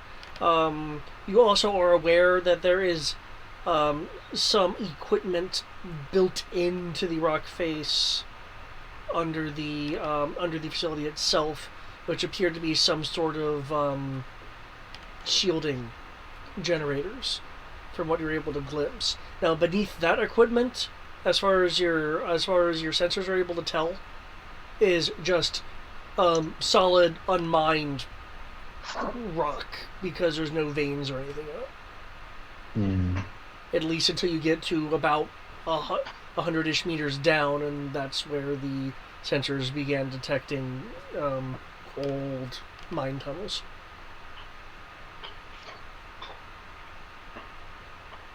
So the short answer is no, there is not a way to get into the base outside of the bridges or taking a flight. Way. There's no quick way to it, unfortunately. Now, with Rory on your team, I suppose you could go 100-ish meters down and start boring up. The question is, can you do that fast enough? Yeah, and also Rory himself would also say, with how vigilant these people are, and they probably have some sort of thing to account for seismic activity, because since they're in a mine and they have rather sensitive experiments here, they would probably have some sort of seismic activity detection or geoscanners themselves, so they might have contingencies to keep track of that if anything goes wonky or anything like that. Well, we could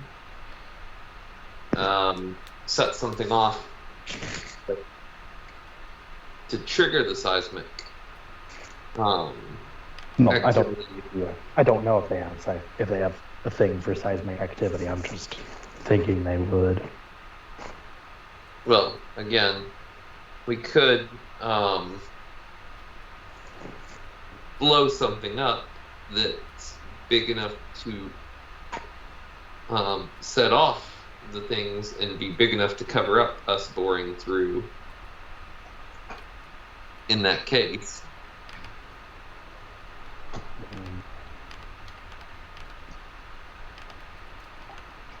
I mean, it's 100 meters of rock. I don't know how fast boring equipment works in the Star Wars universe, but you know what? We don't have boring equipment. Well, you have Not with us. Mining lasers. Not with us. Oh, no, he's talking like in Star Wars or something. Yes, they exist. I'm just saying we don't have any of that with us, and it can't get to. I don't think it can get to us within the time frame. Really? No, Remember, our ships are slower than a 747. Can we steal some? Not from anywhere around here. Oh, Yeah, like there's even that the 3,000 closest- I'd say there's a mine 3,000 kilometers away.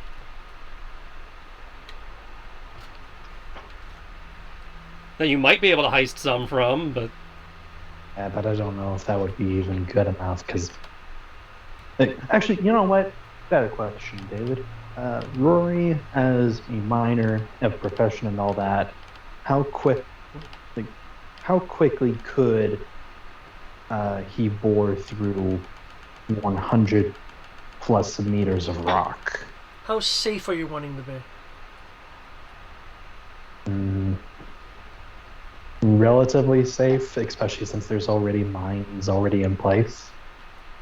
Or there are mine shafts already there, and he, as best he can,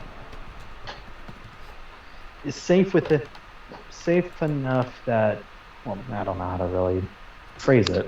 So, He wouldn't want to do anything to risk damaging the structure around it.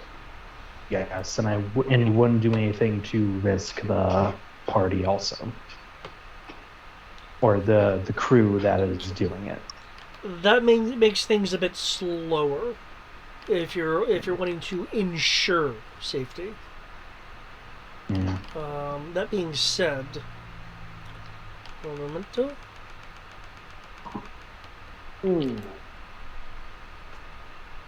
How is this a mining planet and you guys don't have any mining equipment? We have mining equipment. We just didn't bring it with us. It's back on the where we started. Y'all got a base that's Yeah. the size of a flying pyramid, and y'all couldn't pack the mining equipment? Had no need for the mining equipment. Because it I was- packed it with troops and ships and bombs and weapons. And, like, we have demolition charges and stuff. We just don't have like the mining droids or the mining lasers or any of that. And Because we didn't need it. I know. They didn't bring the mining equipment. Actually, I take that back. There we go. It- That's what I'm looking for. How long is a day on Zenti? One moment. 28 hours. 28. Okay. Oh, I could have 2 mining barges that have been turned into warships within range in 2.7 days, which would be right at the end of your 3-day window. But those things are large and they're not subtle, but they are mining equipment. They have mining lasers.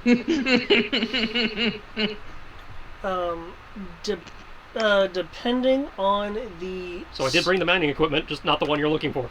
depending on the skill of the miner get your bed. and your parameters, and the fact that you aren't doing any kind of you're not boring for the purposes of getting to a vein. You're mining for the purposes of creating a traversable tunnel, purely. Then you could do it in 2 days. With variances for the skill of the mine operator. Yeah, so to punch through something like that, we have already want to get started. We would get there in about 2 days and be able to spring it, but I'm not sure if they would have already noticed something like that. But I'm assuming at that point that you're using things like, directional mining lasers versus just debt charges, which are more noticeable. And so at the moment, that's not even an option because the equipment isn't here. So Yeah, unless you want to pilfer it from the northern mining city. Which, if you do want to do that, I'm fine with you just dispatching some Maquis to do that if you wanted to go that route. yeah, but even if we did that, we wouldn't have the time. It'd be 2 days to spore up to it, and a day to get the equipment, probably. Probably with travel time, since you're trying to go 3,000 kilometers. And it seems like overkill if the Mandalorian's plan is successful. About a 5-ish hour trip. Well, that's actually not bad. If you're using let me double check the total speed. I was remembering 550 for its all-out Atmo.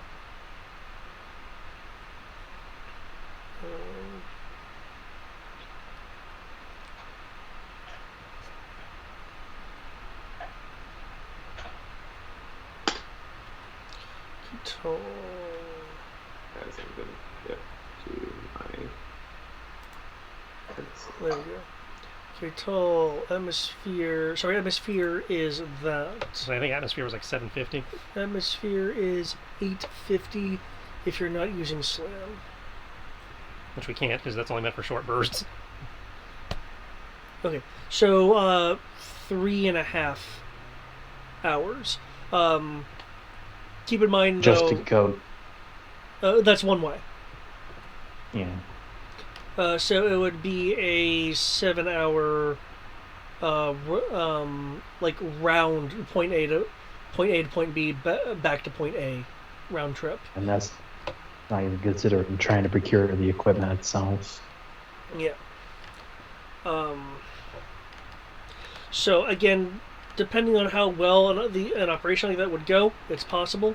Now, because the Kaitola moves all out so much, at least with you having Condor in range, I am just assuming that the extra maintenance is going through. Mm-hmm.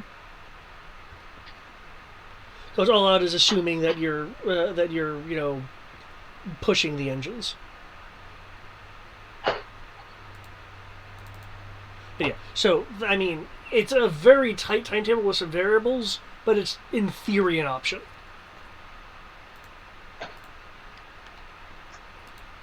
You think it's pursuable, Matt? With all these parameters, just to even get to that point.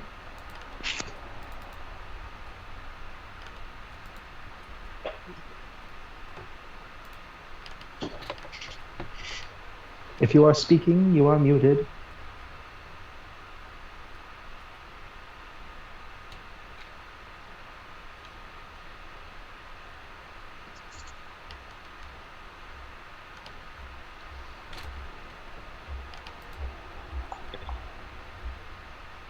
Test. There we go. Hello? Now we hear you. Hear me there. Now Yeah. let's try going to the testing 1, 2, 4. Still hear you. Yep. Check. Okay. I did a test.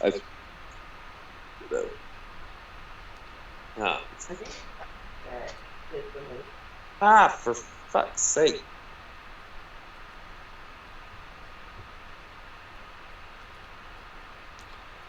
We can still hear you. Okay, now I reconnected. Okay. Testing 1, 2, 5. Still hear you. Yes. Okay. So, what did you just say, Greg? I had asked if did you hear the point of like how long? Yeah, it takes I to could possibly... hear you guys. Y'all couldn't hear me. Okay. So essentially, Rory asked, with all of these things considered, time and possibilities and all that, do you think the mining plan is even worth pursuing? No. Because- The timetable that we'd be looking at, while it would be the safest and probably easiest way to breach the place to get the Yappy out, we'd probably be just as good to jetpack across and blow the side of the building off. Blow a hole in the side of the building. Yeah. And then everyone carry a Yappy. Well, everyone carrying Yappy doesn't work because they're in tanks, but... Yeah, carrying the Yappy out is going to be the trick. Because honestly, even with everything considered, with how... I'm going to basically... Would it be, with Rory's tech knowledge, David, and what we've seen of the Yappy tanks, would it be too far for Rory to say that they would weigh as much as a Bacta tank? Oh, yeah, that is a fair approximation. And that's relatively heavy, isn't it? Yeah. Since these are not field Bacta tanks, for instance. So it would be like a Bacta tank in a like medical facility. That being said, can you make me a knowledge roll? Yay! First roll of the game. Yep. Both of us, or just him? Sorry, the knowledge or technical. In the case of given, you can make me a tech or knowledge roll as well. Though your difficulty is going to be different because of your background. Wait, so is this tech or knowledge? Either one. Either one. Give I me don't what know it what you're is. calling it for, so I'm not going to make it. This is going to be a memory-based thing, so if you have any advantages based off of, like, memory enhancement or anything, feel free to factor that in. That's going to be 16. 16? Okay. Mhm. Xandor, were you wanting to roll, or were you just going to be like, eh? No. Okay. I don't. If it's memory based, I'm not going to have a memory of it. Okay, 16. Okay, I don't yes. even have all of my memories. While you, when you saw the, room full of, tanked Yappy, you recall, that, they were clamped in to place as if the tanks were meant to be mobile. Obviously not man mobile, you'd have to use equipment to move it. But it wasn't purely built in here as if it would say be in a hospital. Do we have dollies? In addition, with the 16, you do recall, again from memory, that what it was clamped into, there was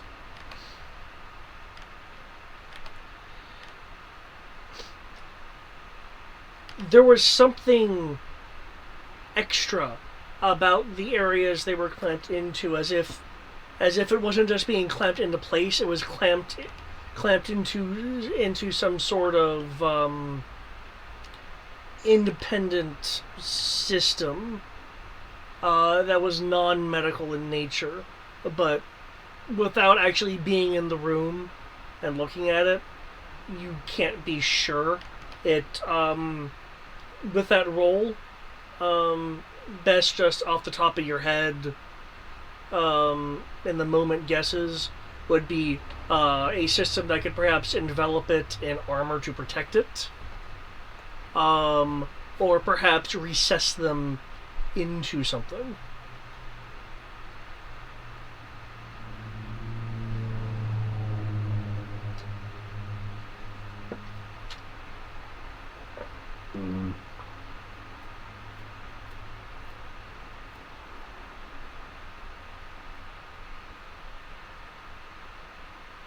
Because transporting them will be just as difficult.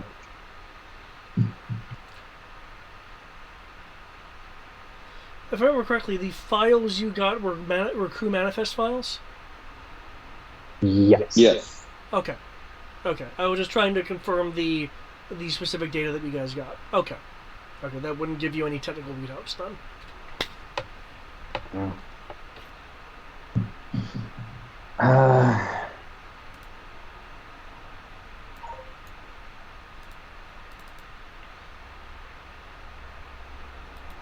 I guess the last question I would have that Rory could possibly answer before all this is during the playing phase is would it, or at least a thing to consider is would it be safe to take them out of the vats? Because by the look of it, probably not. Because we don't know what they're doing.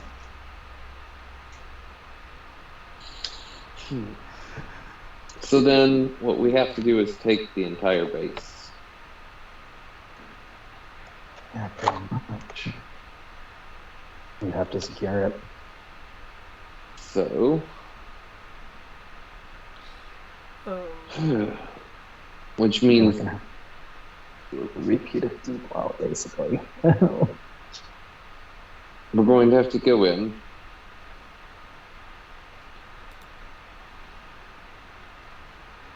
I've got it.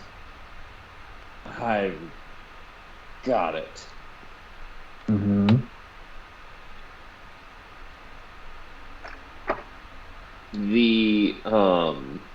We've inspected the base. So, and Matt right this second does not recall, but I'm sure Xandar remembers the guy who is above this guy because he said the name, right? You mean D1? Yeah, Yeah, that's all we know is he's called D1. Yeah, D1. D1. Clearly, you and pretty much everyone else would know that D1 is basically just. It's kind of like It's like FN saying 3256. It's his operator code. Okay.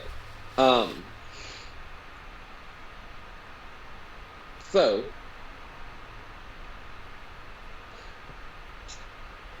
what if we go with the fact that the Maquis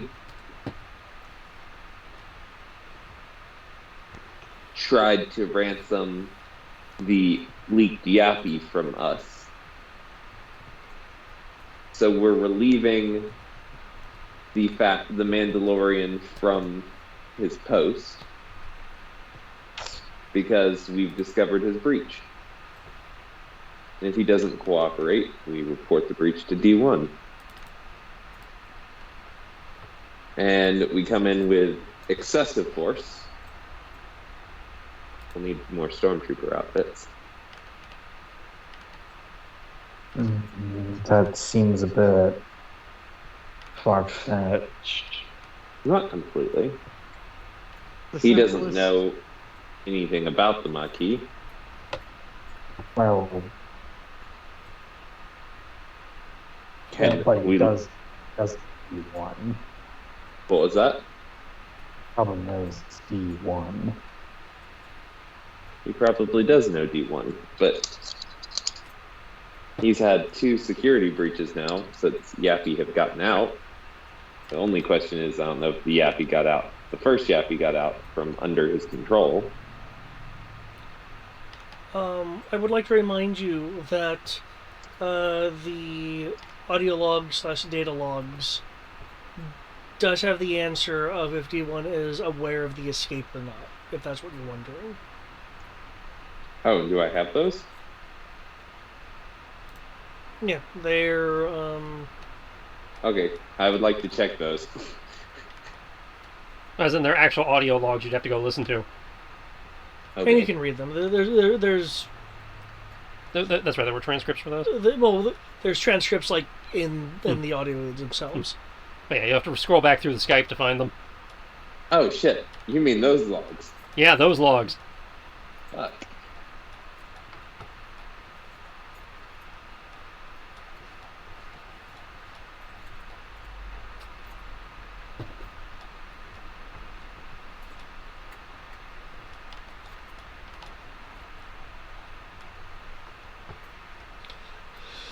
But the answer is D1 is aware of the escape of Y058.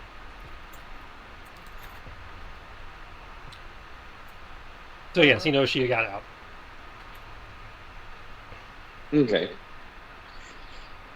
Oh, well, that sucks. So much for that idea. Is it D? Hey, it was a good idea, but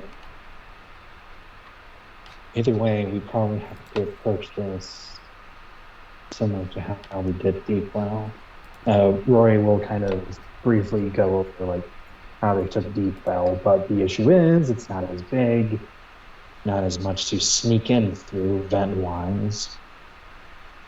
But essentially, Rory was part of the team to make sure that the self-destruct didn't work by going to the reactor room and taking control of it.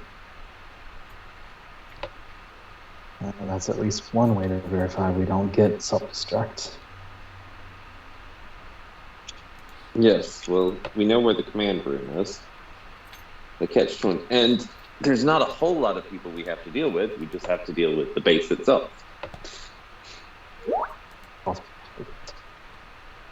Wait.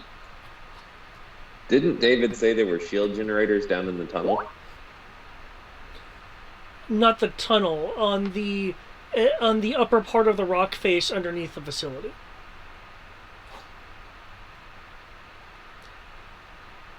So you have the facility, it's 5 sub-levels, and then beneath that, equipment Okay. built into the rock face that it stands on. But it's built into the face, so we can just blow the face. I want to blow something up. Well, you guys... Sadly, I don't know if this is really an explodey mission. Well, It really isn't.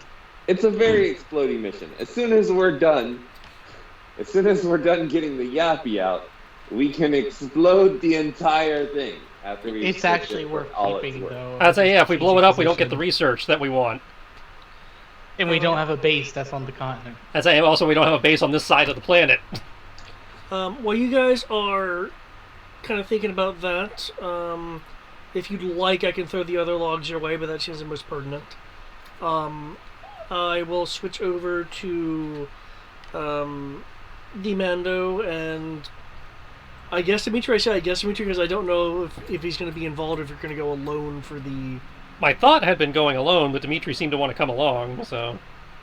Yeah, even if I don't have to get directly involved, I'll at least be there. Well, if you want to sit up in a tree with your rifle and not be noticed, just in case he does something stupid, that's fine. Yeah, that's basically my intention, at least for this part of it. There. Okay. So I have backup. Because he's working with the First Order, after all. We don't know where he stands on things. All I know is his armor colors and that he claims to be a protector, which again, is the only reason I'm even remotely considering this. Also, fun fact, the implant communicator has no listed difficulty for install, so apparently you can just install that in your sleep. Shh. Okay, I have difficulties in my head. You know why it doesn't have a listed difficulty? Gladiums. Fucking Gladiums. Go to the medical source book. That has difficulties. The medical source book just, copied the stats for... Some bitch. Yep. Okay, fine. I have it in my head. It's not very difficult, but I have one in my head. Anyway. But yeah. He'll jetpack over there, do his transmission now. The frequency is unjammed. Wait. That specific frequency. Yep, that specific short range frequency with that specific encryption.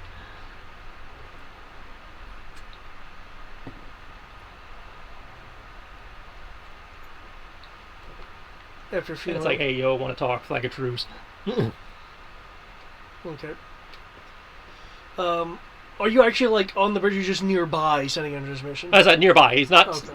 not standing where the point guns can get to him. It's like clearing a little way off, Okay. After and 45 degrees off from where the ship is. So if he's trying to trace us, he's not gonna. after a few moments, you'll hear, "You have my attention." Yeah, look. Well, it's through comms. Oh. Well, I've come under flag of truce to discuss terms for a.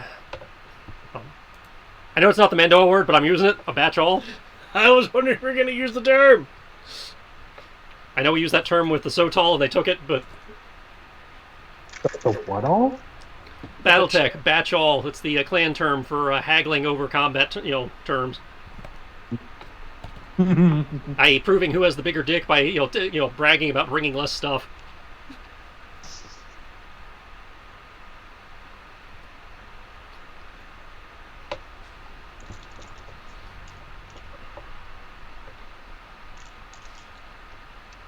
I prefer to discuss terms in person, but if you wish to do it over the comm, I can do that too.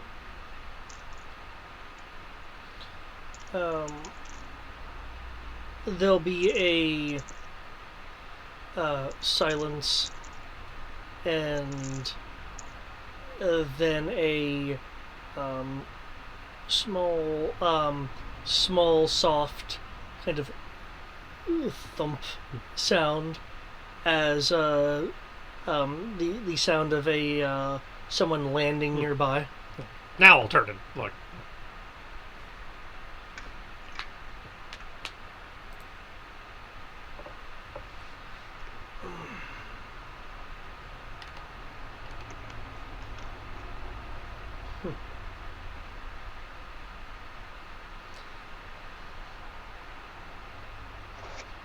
It's good to see that the rumors are true.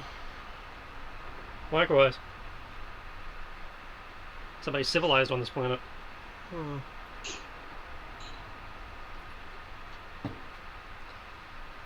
Well, I am here. State your objective. I want the Yappy. All of them.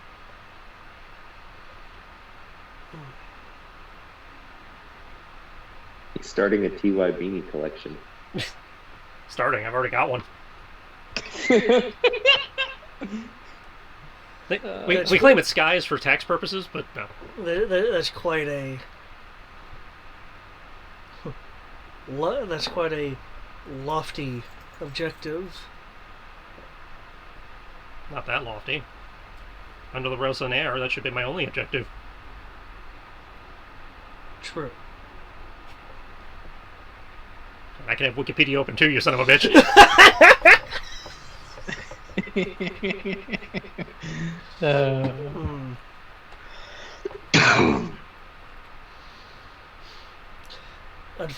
Unfortunately, in this, I'm at a disadvantage to know what you have that would be of equivalent value. How about the only two that got away from you?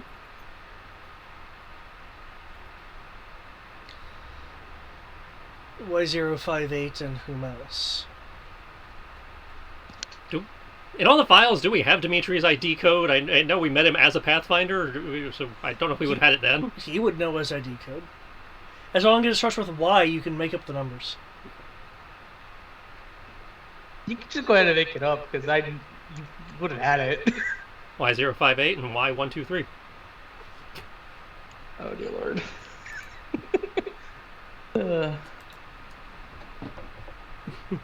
Oh, it's either that or Y007, and you know that one doesn't match. That just wouldn't work. Why is 007 match? He's not a fucking super spy. Well, yeah, but it would make more sense because he was a more important Yappy. I don't think they His number categorize them would by be lower. import. They don't seem to care about their standing in their own culture. Oh, okay, fair enough. First order is, as long as you're being useful to us, we don't care. And they literally seem to be whatever order they got dumped into the room.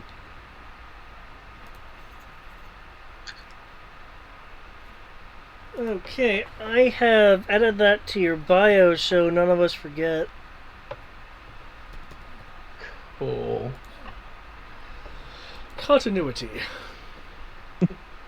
I'm sorry, we're run by Disney. When do we care about continuity? Screw Disney, I care about continuity. I mean, we're not Rooster Teeth bad, but we're up there.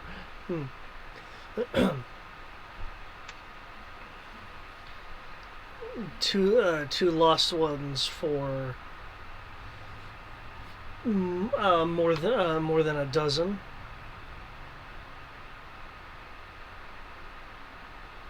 Well, if you don't like those terms, I can also throw myself into the pot. Most wanted man on the planet probably would even the scales in terms as far as whoever's employing you is concerned. He'll lean to the side. What are you wearing your cloak and everything?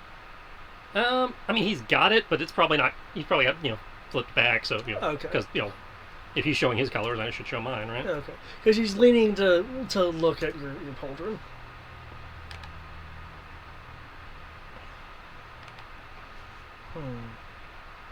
Which one? The one with the crow looking one, or the one with the the house wren? The house pauldron.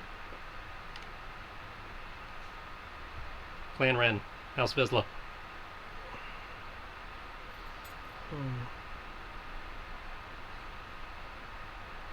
Not quite the same pedigree as the Protectors, but That would certainly make it equivalent enough.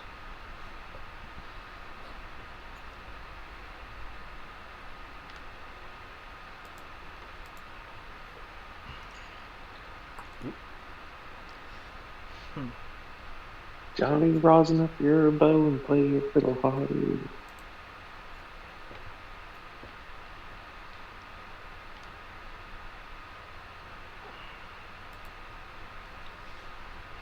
Okay then.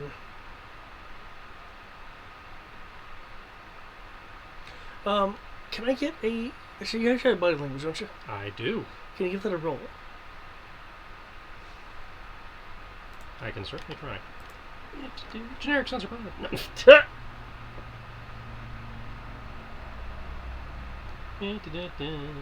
I would say motion sensing because he's moving around and reading body language.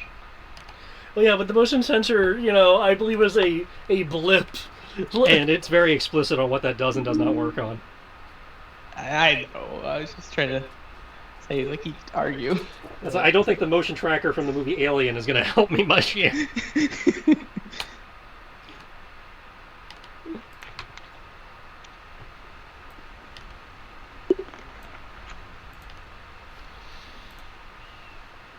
Okay. You will notice, and you realize you only really notice this just because you're a Mandalorian, you know how movement and the armor works. So it's not as obscuring to you as it would be other people. He is surprised when he noticed your clan Ren symbol. It was it's obviously not fear. It was just it was unexpected. And you're getting the impression from what you're reading off him that you became far less generic to him. Well, that's usually what the paint job is for. Can I see his signet? I didn't see one on the art, but... No, you didn't. Yeah. But he's a homeless Mando. But if you want to take a look, you certainly can.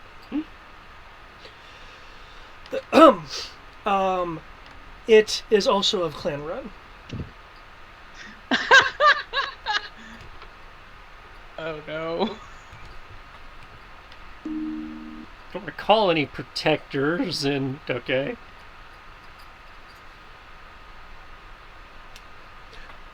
There's reasons. Pappy left him out of the will. Hang on.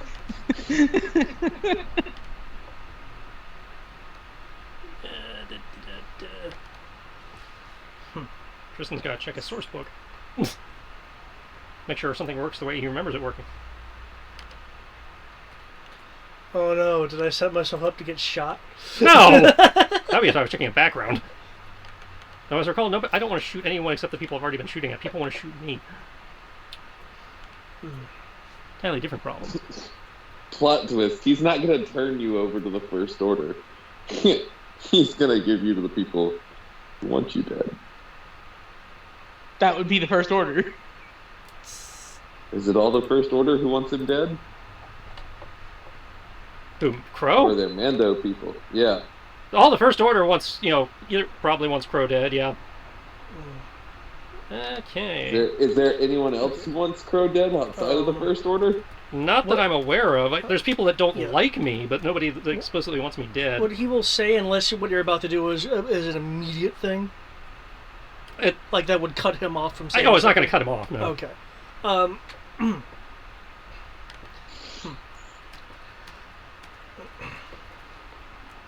I declare the Lorraine.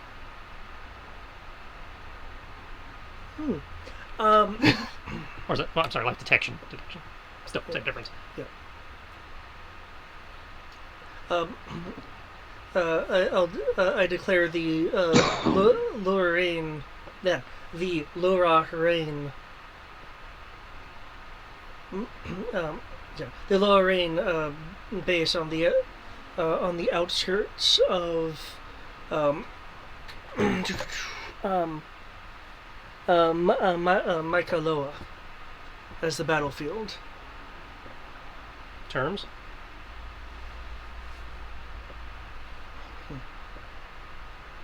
By that, I take it that you're asking for a declaration of forces? Yeah. Okay. That's how it is, Yeah. Normally I'd start, but since he has very well knows I have no idea what he's starting with, I can't give him a... Yeah, in the same way that he didn't really know what to ask for because he doesn't. Okay. Because you could just like, cool, I'll bring my whole army. Right. It's like, I can't do this You. fairly if it's like the way I'm playing it. I don't even know he has a base right now. Just I know he misplaced some Yappy, so it's like I don't know what's in there.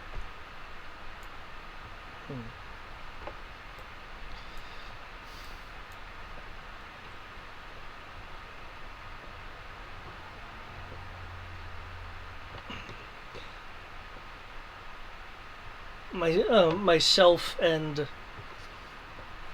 6 Shadow Talons.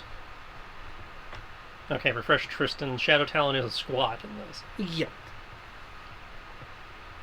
Yeah, Kind of it's a special operations. Okay, that's what I thought. All right, I'll meet that with myself and 4 of my best for a total of 5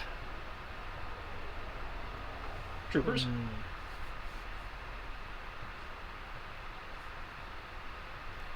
Hey, I'll meet you with the PCs and nothing else.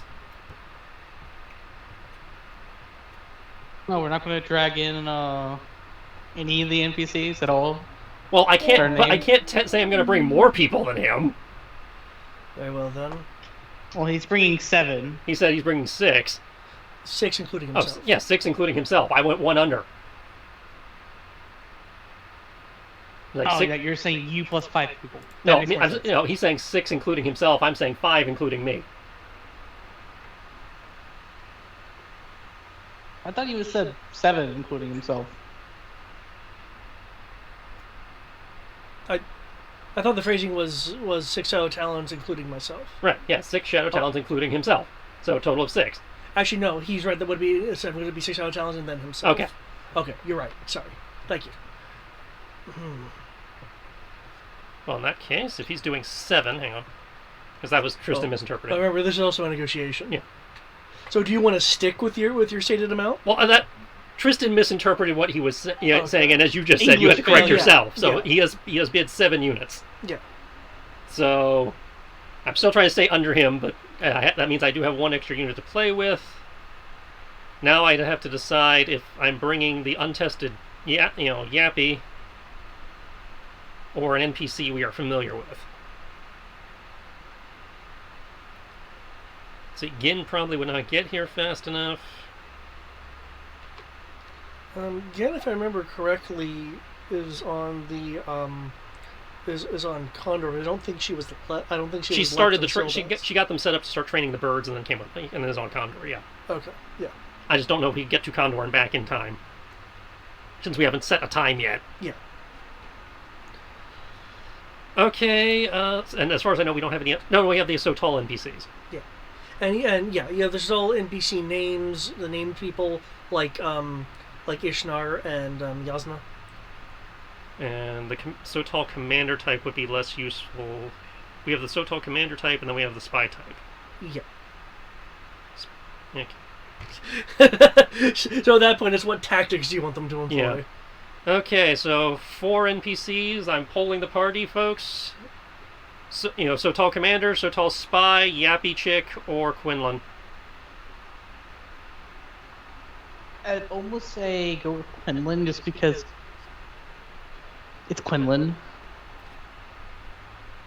But at the same Yeah. time, Quinlan will also make sure that Sky doesn't kill you. Okay, that's 2 If for the you puppy. lose. What do you think, Greg? PCs are included in this. Or, Yeah, or we have included. we have 1 NPC slot that we're talking about right now. The PCs are all included.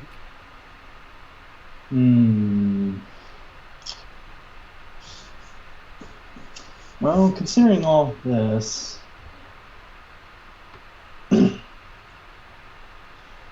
I'm tossed between Ishnar or Yezna, because both of them know the risk in all this and probably would like a way to prove himself probably or something. Okay, so you're leaning towards the So Tall. That's my leaning, at least. What were the other ones? We have the 2 So Tall. We can bring 1 of the 2 So Tall. We can bring the new Yappy, or we can bring Quinlan. Matt thinks Quinlan. That's fair. we don't know too much about the new Yappy. That's Roy's reasoning, and especially after just getting out, don't know if they want to Yeah, I was, bite back at the fans, as it were. yeah, I was like, I was not trusting her for this, but I didn't want to rule her out without running it by the the council. No, understand. Quillen is a good, solid choice. Works well with you. The Sotol I lean towards, if only because they have shown that they are skilled, and depending on what you want to do, it could be useful. They've worked with us long enough to know how we work. Remind me of their skill sets. We had the one that was a spy rangery type, and then we had one who was a commander fighter type. If I remember, What was that to me or to Greg? Either one of you. No. I can never keep the two straight in terms of what their skills are specifically. Yes, Yesna is what used to be like the captain of the guard type. She's the one that's a straight just fighter, pretty much from what I remember. And Ishnar is the kind of roguish one. Okay. Yeah, we have the infiltrator sniper, which is Ishnar. There is Yasna, which was the guard captain, so experienced fighter. More frontline. Okay. Right. Yasna is the more frontline fighter, and Ishnar is the more, I said, rogue type, because she also uses knives, if I remember last. Alright, so I will meet you with a star of Maquis commandos and one Sotol ranger.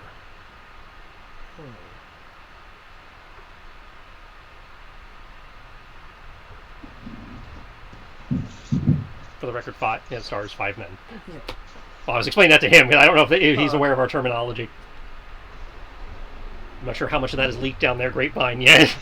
I'll amend my bid. I'll remove 2 of the Shadow Talons. Which brings him down to a total of 5. Yes. Feel free to keep your bid the way it is.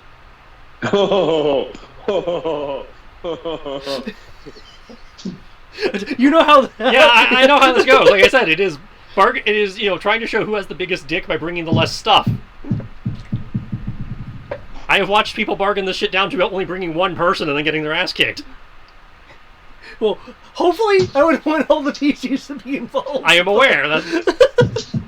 I'm not making the mistake that chick in the Battletech cartoon did, where she bargained it down to just herself and they got her ass kicked. I am happy with this ratio. I was like, well bargained and done.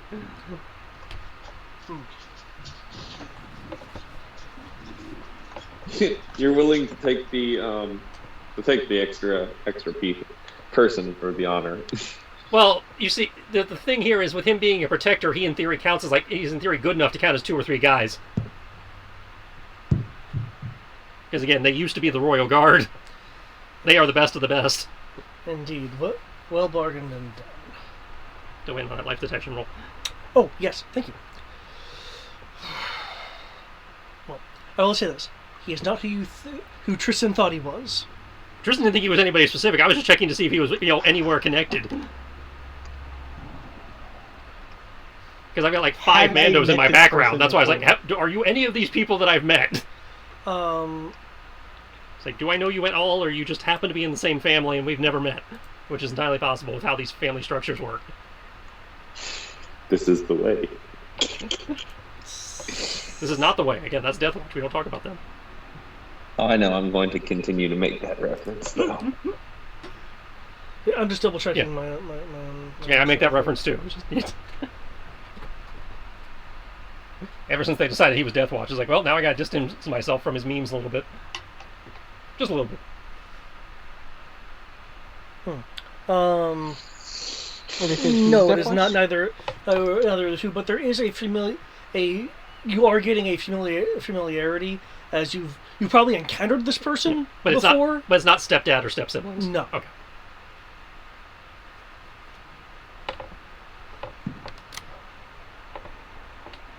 So we've probably met in passing.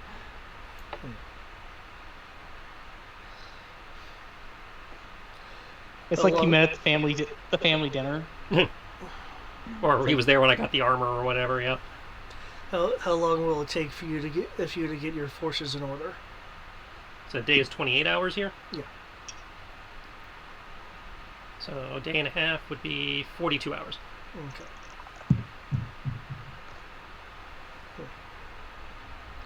Very well. I'll make my own preparations. Okay. I look forward to seeing you on the field of battle. I hope you don't disappoint. I'll double click the comm for Dimitri so he knows that we're done, and then take the scenic flight route back to again not spoil, Okay. and then set course to survey the battlefield because we're not supposed to fuck with it yet, but you can at least look around. Okay. I mean, technically we didn't put anything in the terms that says we can't fuck with it yet, but proper etiquette dictates you probably shouldn't fuck with it yet. Yeah. But I can at least get us familiar with it. Yep. So, That's what I'm hearing is I get to steal something with fancy armor from the Star Striders. well, technically we already have the Cool. Star Strider armor that I need to fix from TK1112. Yeah. TK112 was a Star Strider. The other people that Star Strider was leading was the Shadow Talons. I may have accidentally. Oh, that's Yeah, the Shadow Talons are the ones who might have the cool armor because who I was talking about. yeah, it's like his poor Star Strider just had a cool gun and some different looking but mechanically the same armor. That said, I figure you and the roguey one probably want to poke around a little bit and figure out where you guys might want to set up your operating theater.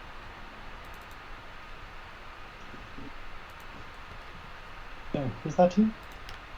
That was to Dimitri and Ishnar. Ishnar. Yeah, I figured they might if Rory wants to look around and figure out where he might want to set up stuff when we're allowed to. That's on him, but I figured at least the two of them might want to familiarize themselves with the field so they can do their stealth stuff.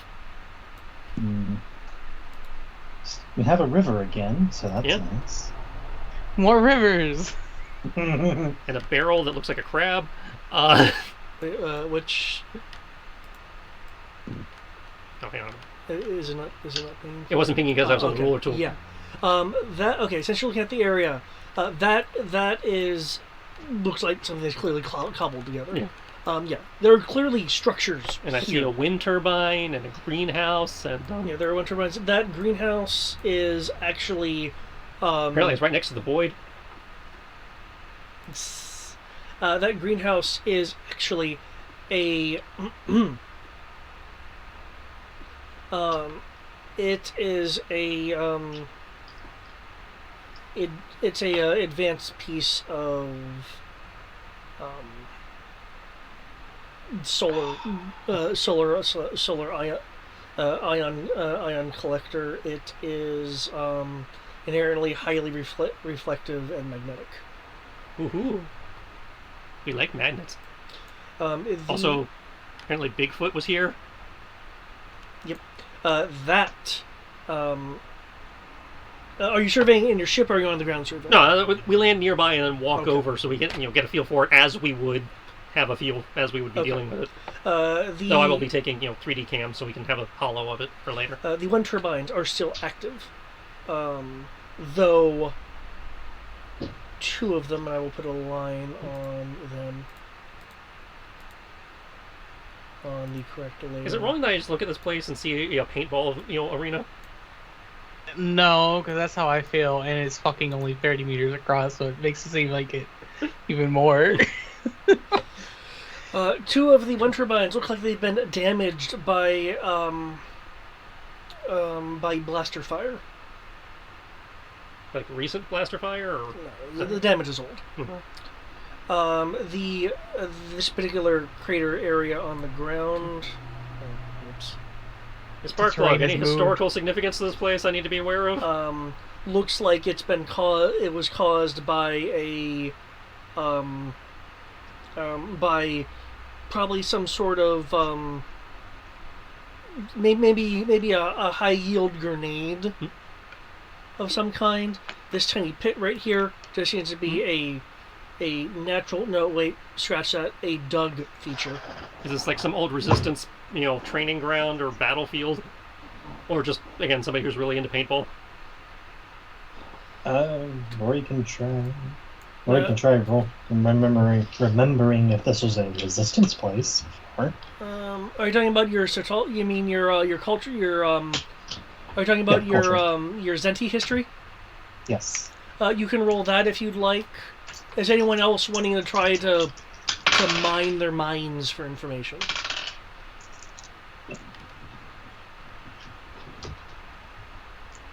There will be no hiding place available in this area. That's all I could say. I'll check with the two so tall chicks since, we are near-ish to one of their things to see if they might remember anything. Ishnar will say, I have no memory of that place.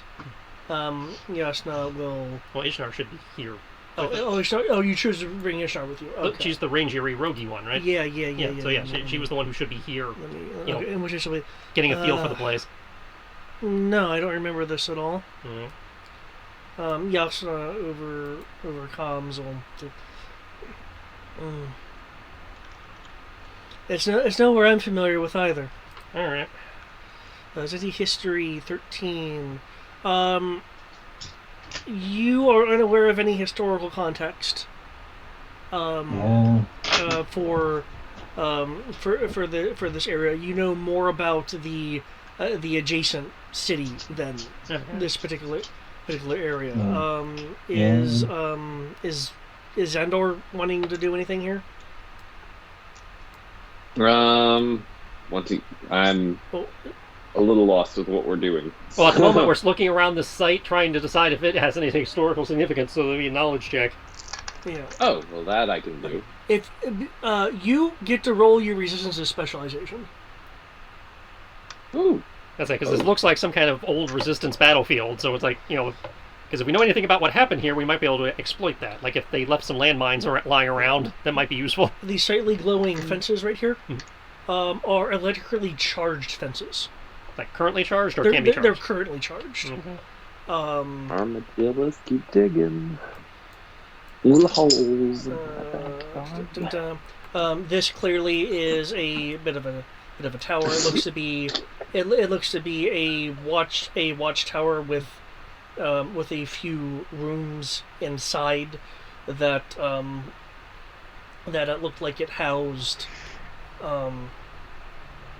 It looks like it housed sensor equipment, but the sensor equipment has long been slagged.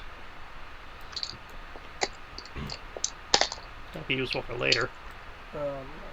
Let's see. With Dimitri's search, hidden right over here under in the jungle foliage over there.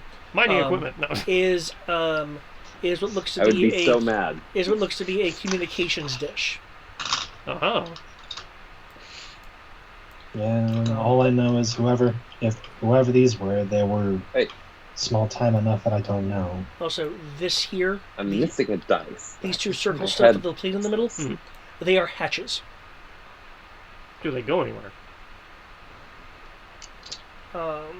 It would require a lifting roll to manually open it, as and again thanks to Dimitri's search, the hidden control panels on them look like they've been intentionally destroyed. Well, they could be repaired. Xandor rolled a 10 on knowledge. Oh, even my dice are... Oh, okay. My D6s are on strike ever since about 2 weeks ago. And they killed... when they killed Fargo. He got better. He did get better. But my D6s are not working for me recently. I don't know. Some bad juju. Maybe you need to rotate them out for different D6s. I keep them all in the same box. Well, that doesn't necessarily mean that they're contaminated.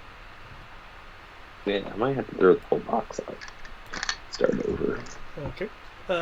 In order to see what you're seeing, you'll need to scroll down. Oh, so that's what the abyss is for. Let's see. More with Giant Dimitri's, fucking mushrooms. more with Dimitri's search. I'll get to that description in a second. I have to deal with them. Dimitri, in this central, this large clump of more jungle foliage and such over here. Mm-hmm. You'll hear wildlife sounds, hence the toucan-looking things. But more importantly, The toucans are drones.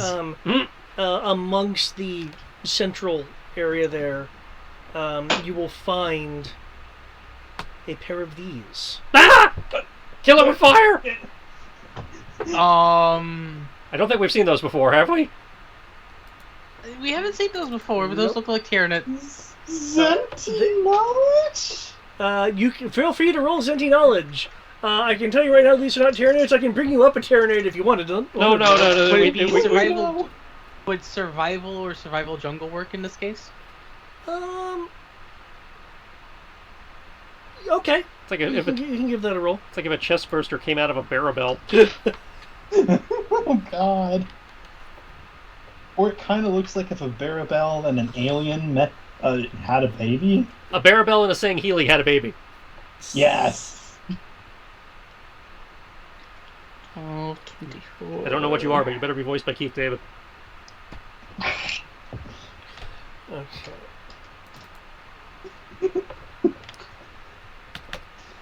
Okay. Okay. Okay. The 20. Okay, and the 30 from you. Okay, that beats the augmented difficulty. Okay. These are Foyane.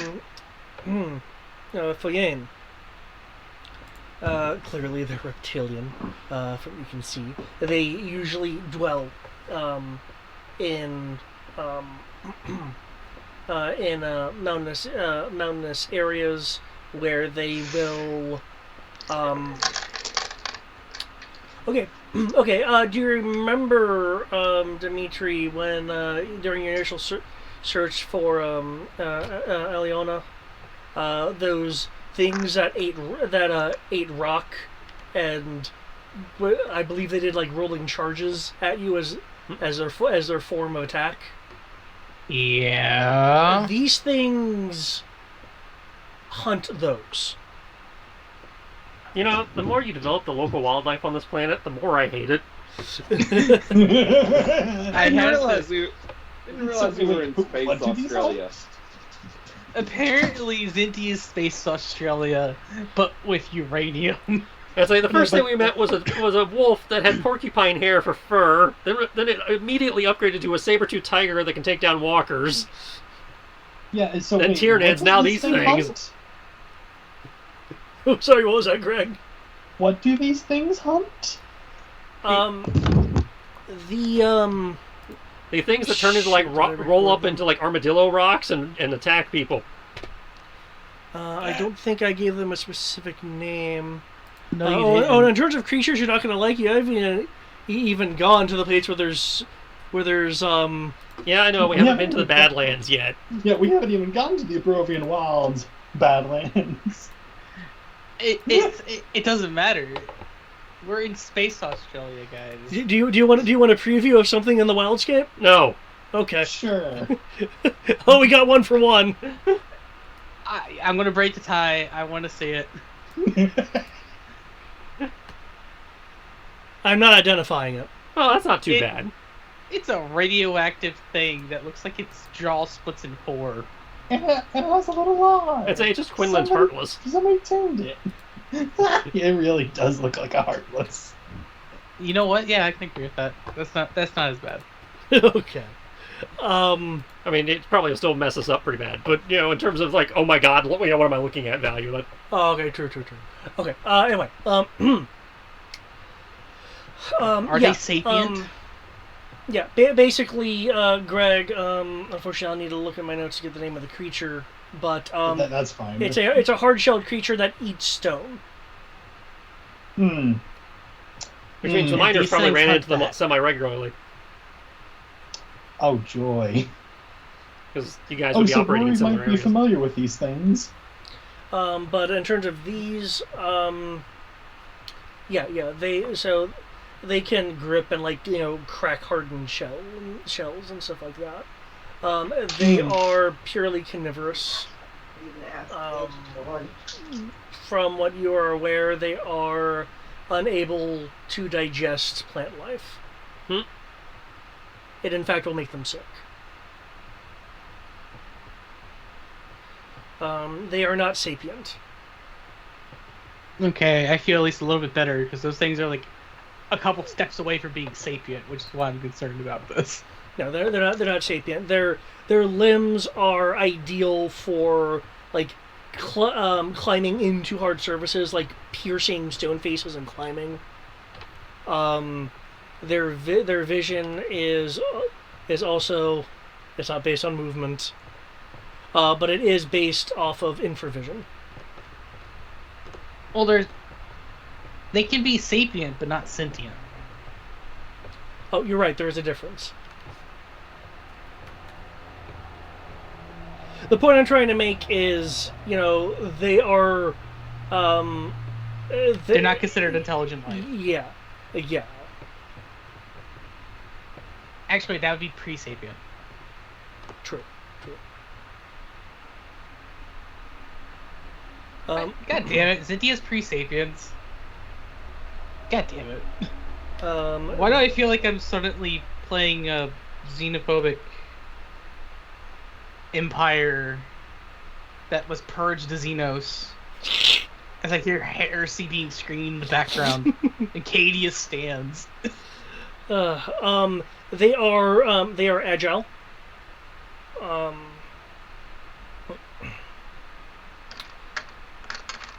And well, yeah, as you can see, they're very sharp. So don't go near them. Their reptilian scales are not made of steel or anything, but it is enough to provide some protection against directed energy weapons.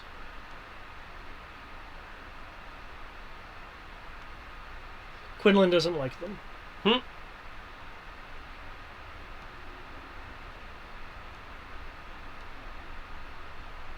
I don't like them either. Okay. In the upper right corner, the little gun-looking thing with the red dot, with the red barrel dot-looking thing next to it. It is a surface-to-surface emplacement. What is attached to it is a Tibetan gas chamber that is used to. It looks like it's similar. It's working off of bowcaster technology of its kind of it fires like energized quarrels. But again, being a surface-to-surface emplacement, it is designed not as an anti-air weapon, but as a anti-infantry weapon. It looks damaged but operational. That'll be fun. This along, I'm in the wrong there. This along here is a trench that people can hop into if they'd like, to provide half cover. This room in here has a few pieces of equipment, like these two right here, that are clearly receiving energy, but they are wildly sparking and dangerous to be around. As the equipment is clearly damaged. It looks like it's taken some blaster fire. Right over here is a console. Looks like it could.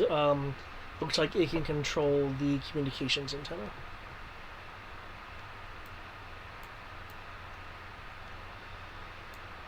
Of course, this up here is an elevated surface for folks that can be in there. Down below, Crow. Mm-hmm. Clearly what you're looking at is some kind of makeshift base. A former base operation. There are blast marks in the metal plating that comprise the floor. There's also what looks to be a planning or war table with a blaster on it. There's also some areas that have discarded blasters. Tandy is reading a high mold and fungal count in here. As nature, without anyone to maintain the facilities, as you see, become growing like fungus, stuff creeping along the floor over here. Well then. Over here, looks like it is a barracks. Right here, actually, is a it's a blaster cannon as opposed to say an E-web. It's clearly been set up. The generator it's normally attached to provide power. Looks like, well, you don't see the generator, but you do see a piece of cabling that looks like it's been rather forcibly detached from the generator.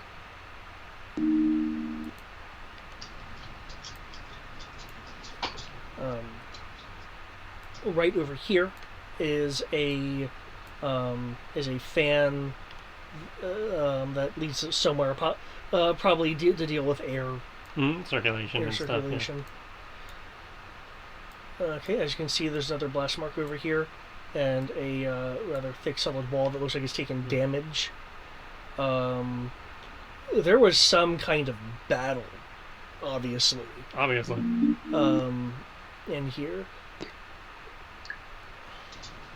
Is it possible to try a second check on it? Given the amount of time you're here, yes, because you can be kind of like racking your brain and consulting Tandy if you'd like. Okay, right here. Oh yeah, Tandy. Yeah, that's a great resource. I didn't even think of that. Yep. If you're just bouncing ideas off of Tandy to refresh your memory, you can have a 1d aid bonus. This right here is a capacitor and power generator. Would you like Rory to be down there as well? Because it sounds like there's a lot of cookies. Once I've discovered it's an actual legit base, you will mention that Rory might want to come down here and look around, yeah. Oh boy! Got some dark matter over here. Okay. Oh yeah. I remember now. I remember. Probably. Hold on. Okay. Calculating. Rory, are you wanting to be with where Crow is right now, or do you just want to start at the climb down point? I'll try to find Crow. Okay. I'll just pop you up next. 29. Okay, I definitely have some information for you, but one moment. I remember what this place is. Big old fungal thing here. I remember what happened here. Like large mushrooms next to. Might as well pop that other hatch one over here. Okay. It only took Tandy to remind me. Well, that's what she's there for. Okay, so you're doing that and not messing with the mushrooms? No, I'm not fucking with the strange mushrooms. I don't know what they do. Yeah. These are large enough to hide behind. These ones. There's over here. There's strewn rifles along with blasters. Don't need no Last of Us bullshit going on down here. Got giant mushrooms. Got dark matter patches. I don't want to mess with that shit.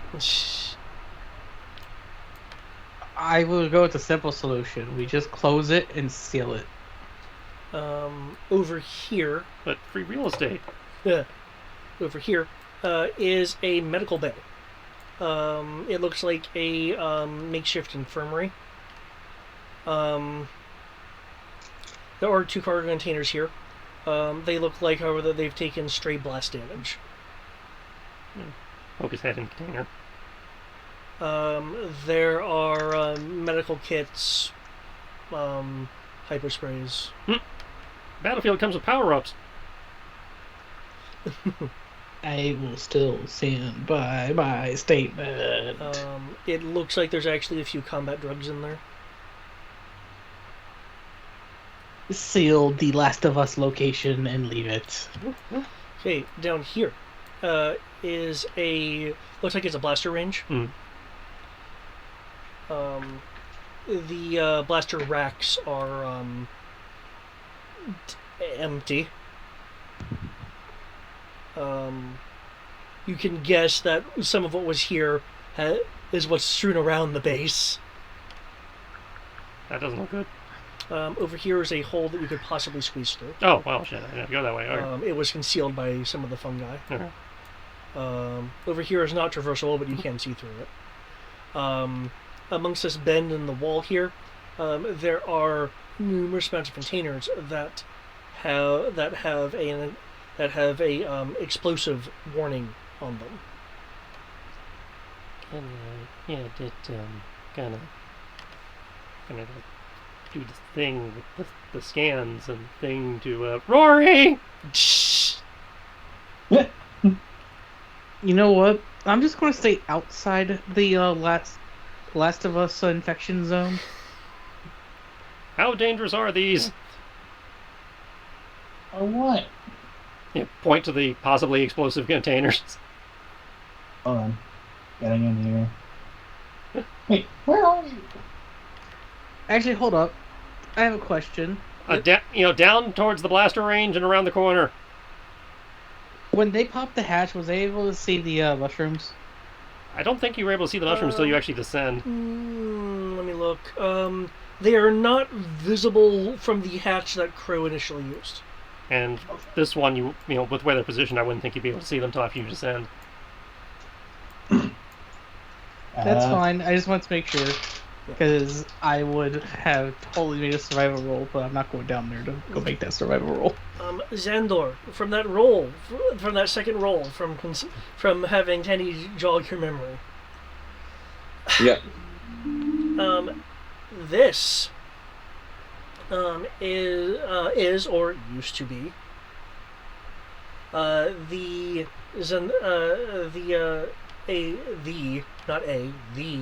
Zenar reclamation base. It was a mainland rebel group that was mainly composed of the adjacent town's miners. Just kind of smuggling equipment in, using their technical and workmanship skills to make various weaponry and technology. And as you can see with the communication setup here, they were really kind of starting to try to build up a foundation to become, at the very least, a support group. Their ultimate goals, as you're aware with what you remember of them, was to create. They wanted to create a kind of fifth column in their mining city, and to eventually then take over their city and use their set up the communication equipment and know-how to try to inspire everyone else, to show that even the no matter what your job or your creed, that standing up is possible to do. Yeah. Then they disappeared. They suddenly went offline after about 5 months of operation and only 1 month of being active with their communications in terms of like having everything set up to start their workers' resistance coordinations with people outside of outside and within their mining city. You are unaware of any specific First Order forces that were sent in to wipe it out. All you know is that when they were getting close to trying to pull everything off, that they suddenly went silent. So what do you think, folks? Was it the ghost or the mushrooms? Could the answer not just be yes?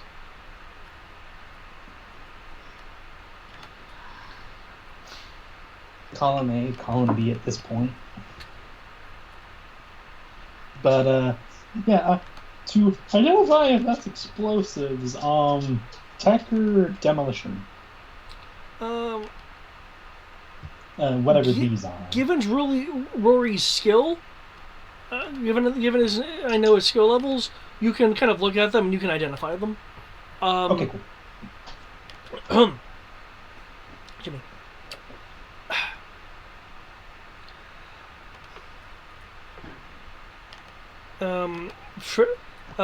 Fragmentation and concussion grenades.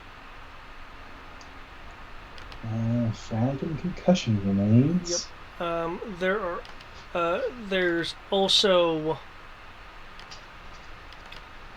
300 cubes of detonite. You'll recognize them as being fashioned as being they're essentially meant to be mining charges. Whoever they were, they definitely had access to mining equipment. Holy hell! That's a lot of detonite. Well, sounds like you'll have a lot of party favors to play with once the show starts. Mm-hmm. Okay. Something in addition for the surface level. Dimitri, again, with your ultimate ability to search for stuff, this right here is a vent about midway down, along the side here.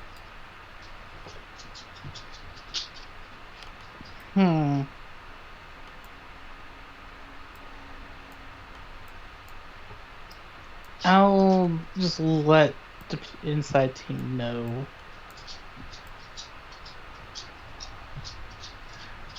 Well, pending a building inspector and a health inspector, we might have another viable base in the region. Hypothetically. And then Stiff looks to mushrooms once we do BioClear. Like I said, building inspector, health inspector. Tandy will note that patches of fungi like this on the ground. Testing 1, 2, 4. Yep, we hear you. Yep. Test. Okay. Is rather slippery. As far as the previous tenants, was what happened to them similar to the breakups of some of the other things that the Dark Shadow fell over? From what you've heard, it's similar to other disappearances that you've heard, or rather, not here because it's people being silenced.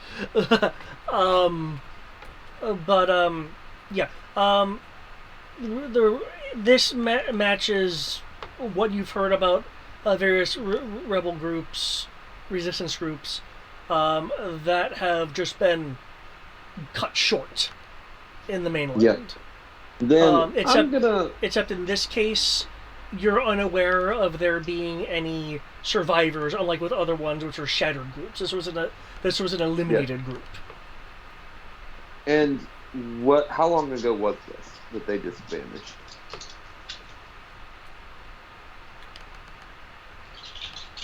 One year. 1 year, okay. So about 11 months before the Maquis landed.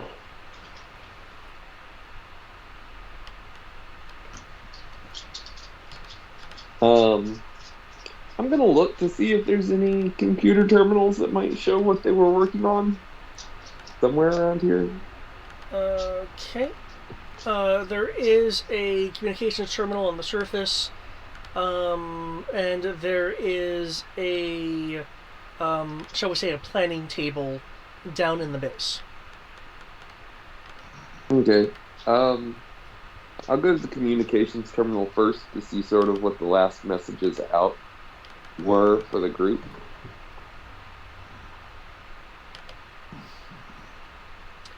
Okay.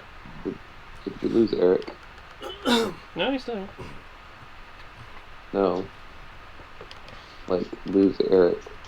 Eric? What? Eric? Oh. I could have sworn I heard you snoring. Nope. Okay. Not me Great. yet. Ready? No? Okay.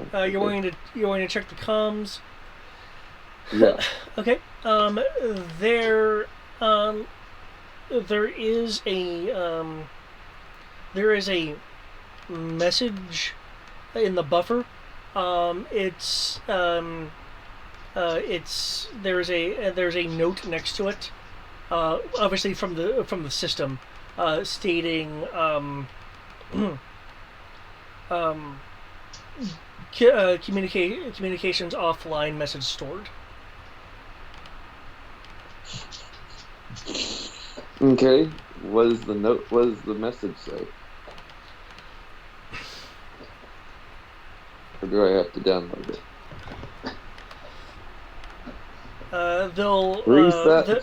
There'll be some heavy breathing coming from the speaker of the console. Sounds of blaster fire, muffled in the background. If anyone out there is monitoring these frequencies, we could use any kind of help. Eight of us were taken out before we knew what was happening. There's a muffled explosion in the background. You can't even touch this thing. It's some kind of droid or trooper. Just bring as many forces as you can. I'll try to get a good image of it for then you'll see on the tiny screen on the console, the person recording the message is suddenly, you don't see a hand grab them or anything, but it's suddenly like ripped backwards away from the communications panel.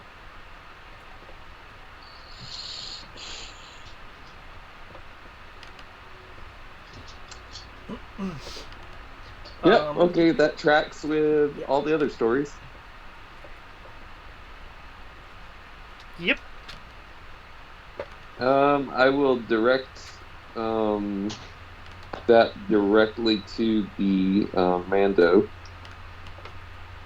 attention. Cool. That's the first time we've had video of them getting their ass fucked.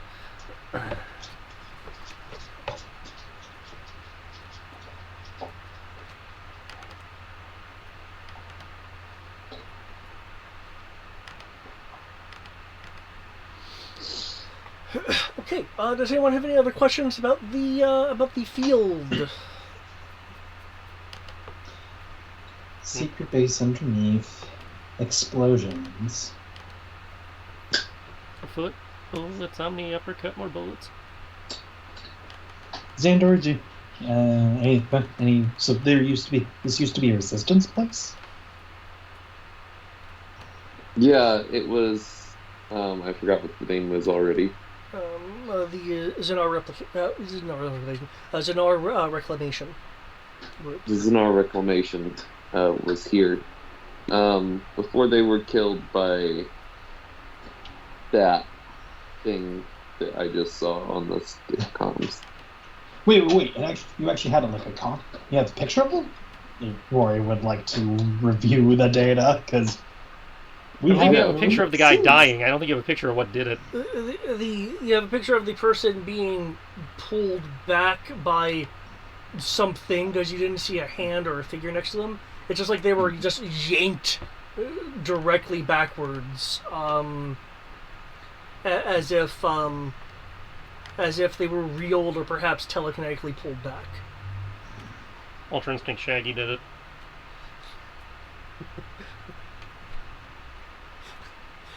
The Empire, the First Order has the best snacks, man.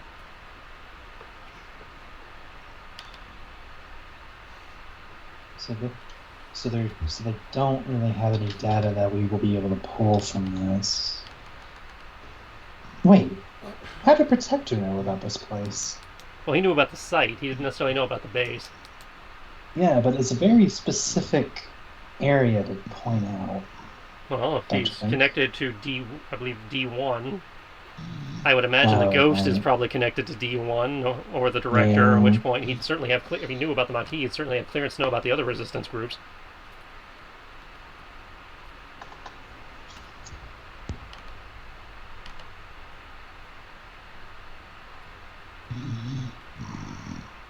At that time, it was somebody's story. Or at least somebody super congested. That was me being congested. Sorry. Hope you're doing good again. Okay.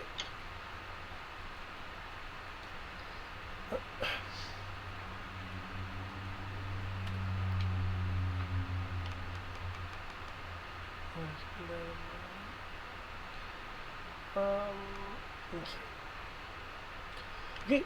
Anyone else want to check anything else out? Setting up charges is faux pas. Yeah, no prepping the battlefield. Yep, no prepping the battlefield until like closer to it or something like that. No prepping the battlefield at all. No, I remember we had somewhat did or something with a Yeah, I'm not on Skype. No, we weren't allowed. That's anything. We were allowed to set up so we were ready to quickly prepare the field once the actual countdown started. Oh, with the Sotol? Yeah, that's what it was. I do want to check the command table as well to find out what they were. Xandor is more curious about the people who used to be here than setting up the battlefield. Okay. Checking the command table down below, you'll be able to find that they were planning on using the appropriated mining equipment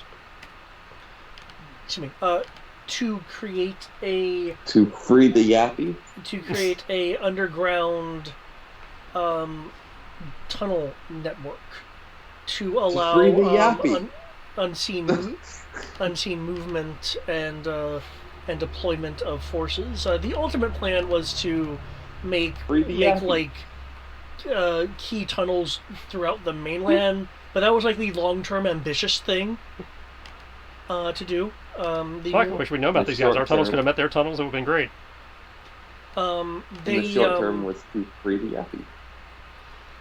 They didn't have time to really implement that plan to any kind of significant degree. If they did, it would have been a bit of a detriment to the First Order. Given how they're created, it would have looked to First Order scans as if they're just more mining shafts. And next to a mining city, that's not that odd. Yeah. That's how we got away with it. Yep. And then got exceedingly lucky with some garbage. Yes. Yes, ma'am. I know it's dinner time. You can go sit back in your bed, though. In addition, there was planned like small kind of rearm and hideaway points that were planned to be put into this tunnel network. They already planned out safe areas to tunnel and to avoid the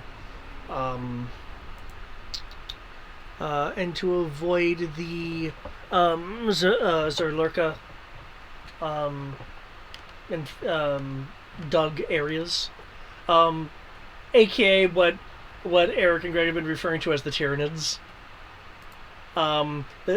So you're basically seeing their mining plans to avoid Tyranid tunnels where it was already safe to make tunnel networks.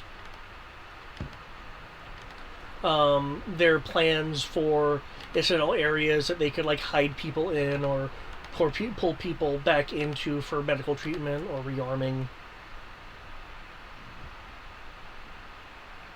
things of that nature.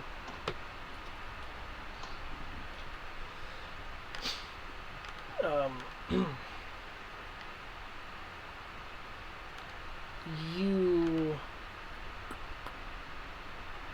see what else we get from here.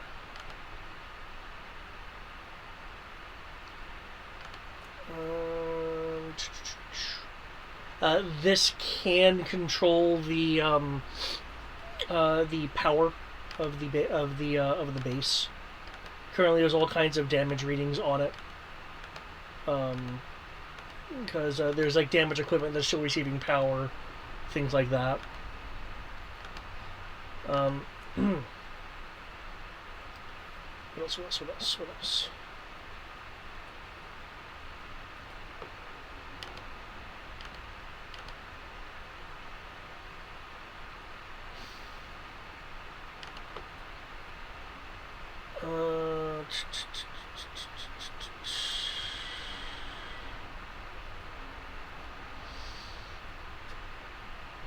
Nope. I think that'll be it, unless you have some more specific questions.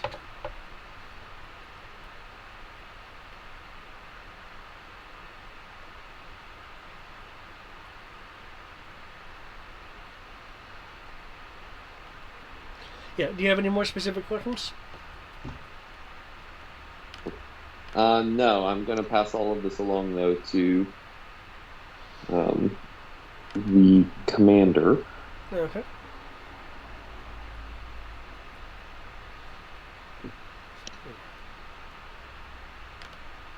I'm going to fail it to do my character, because my character has a certain flaw.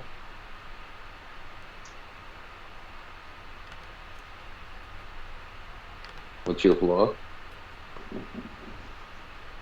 It'll come up later. It won't come up yet. But I'm just going to keep it in mind for later. Which is why I'm reminding myself of it now. But I don't have any other questions. Okay. Let's see, the other thing I can think of is this bluer area right here is shallower water, as opposed to this deeper water over here and over here. Clearly, the jungle areas are obviously cover and home to some wildlife.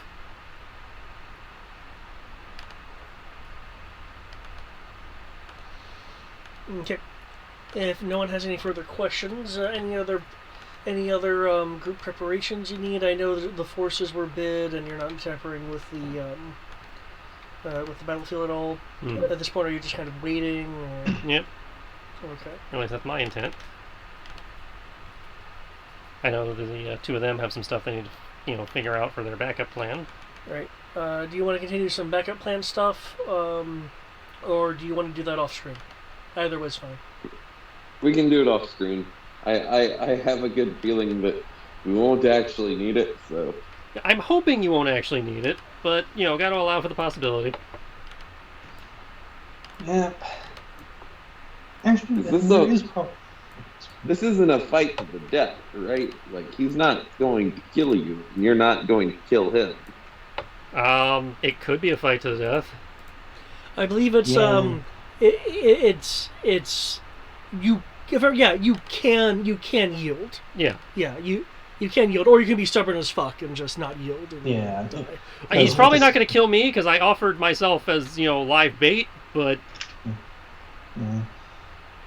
probably killing him would be a bad idea. But I don't think you're the bait. I'm pretty sure you're the fish. But there's also. But what about the rest of his team, though? That Shadow Wing, was it? Yeah. The Shadow Talons? Yeah, them. Yeah, Shadow Talons. What are your thoughts on them? Because I don't know if we can... I think they're a little... look to Ishnar. It's like, no offense, Ishnar, but might be a little too dangerous to play with kid gloves on. Treat them however you wish. They're fair game as far as I'm concerned. Why are you looking at Ishnar? Why aren't you looking at me? I'm the fluffy one. I'd prefer not to kill the Protector if we can avoid it, but if he happens to die, Well, I'll give him a proper funeral. He's apparently family. Yeah. Wait, he's He's family? family. We're apparently of the same house. No, I'm sorry, same clan. Tristan keeps getting those flipped. Huh. I have no idea who he is under the helmet, but apparently we're both, House Wren. Huh.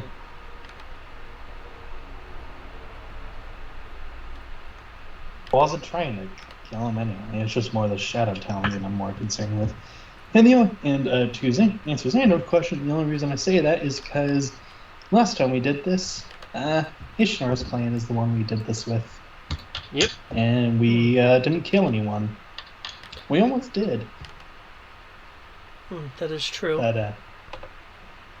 But it's more or less that, no offense to that time, but this is going to be dangerous because this is Forest Order we're dealing with.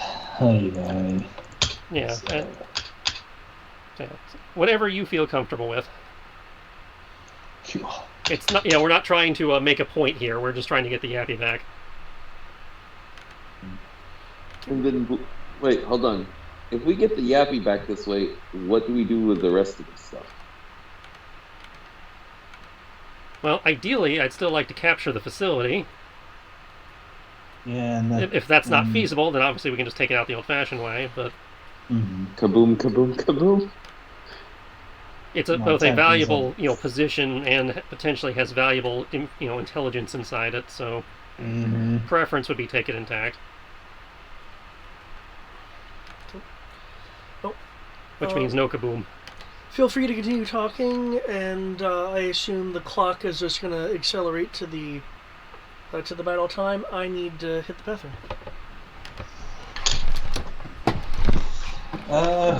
Anything we need to know about how he's going to fight? Like, is there anything Mandalorian that you need to teach us? Everything I've been teaching you is technically Mandalorian. Yeah, technically, yeah. As what'd you call it, Mando? Rising Phoenix style? Rising Phoenix is the technique for using the jetpack. But I've taught you, the trick is, when fighting a Mandalorian, expect everything, because we don't have a set technique. Everybody fights differently, everybody fights with what they have on hand. Yeah. We don't exactly have a codified code of conduct or warfare that applies to what we can and can't do. It's all very much based on the individual. Yeah, because he did seem to have some kind of sonic weaponry he was working on when he fought that big ass Rancor. All right. Well, if he's operating with sonics, definitely make sure to have your helmets on because they are protected against sonics. Well, to be fair, but thankfully it was it looked like it had to be mounted like an E-web, so he may not go with that. My helmet's going to be on. There's plenty of things to mount around here, as we saw. There's at least 2 fixed emplacements. That might be riggable. Yeah, and so I'm thinking if I really need to, I can slip down below into the base. I'll probably just slip a single detonite charge onto the Scorp detonite, and from there we can just detonate and probably do enough damage to cause flooding of this entire thing, and maybe some rupture should we need to. It'll be sad to see just a base go, but that is an option. Say again? As it would be sad to see such a nice pre-built base go, but yeah, that's certainly an option. Yeah, just saying This it is is already an owns the First Order. Why would we want to keep it? Yeah. Well, I mean, we had Argo. Which also used to be. As far and as they're used to concerned, know it's about empty. Yeah.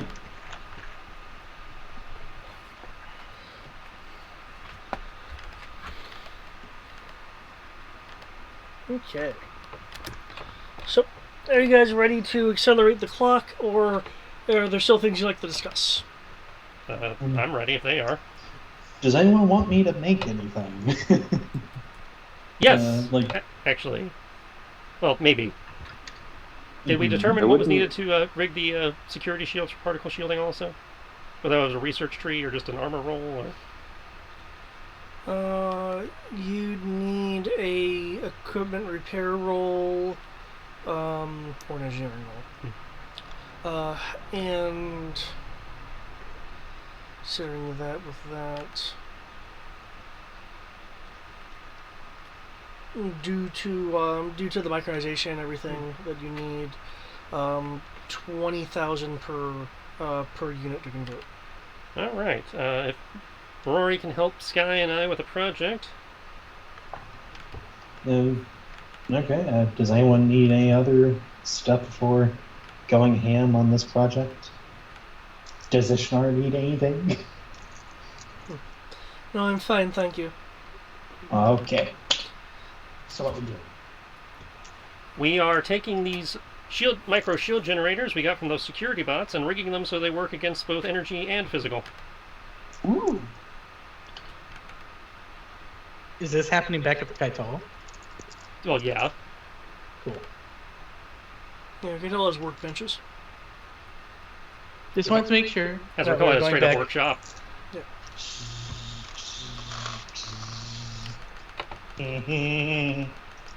Is this a equipment repair or something like that? That's what he said, yeah. If you go to repair, you can add in your engineering dice if you'd like. Yay! Because then it gets stupid. Keep in mind, the active windmills are slightly hazardous to fly around. Yeah, I figured.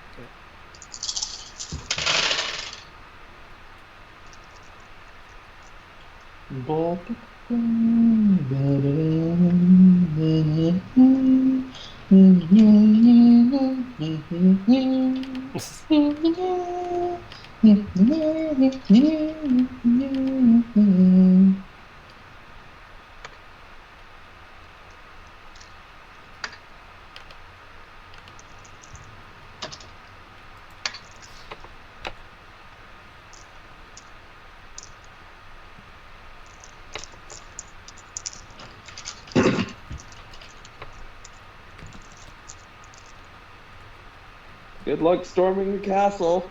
Hmm.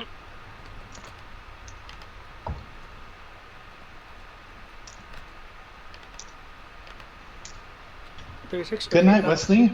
How many are you? Are Just you the doing? two. One for me, one for her. Okay, I'll need a second roll then. First roll, everything looks good to you. Once you've modified the equipment. Good night, Wesley. Good job. So, kill you in the morning. I take it the Operation End Music is a go, Matt?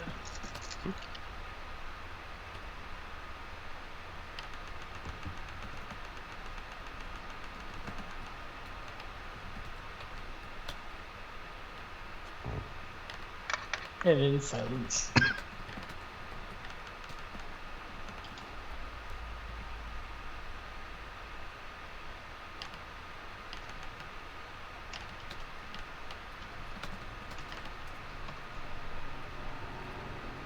It's always silence. Ah, that's because he dropped from the call. Ah. Oh, shit.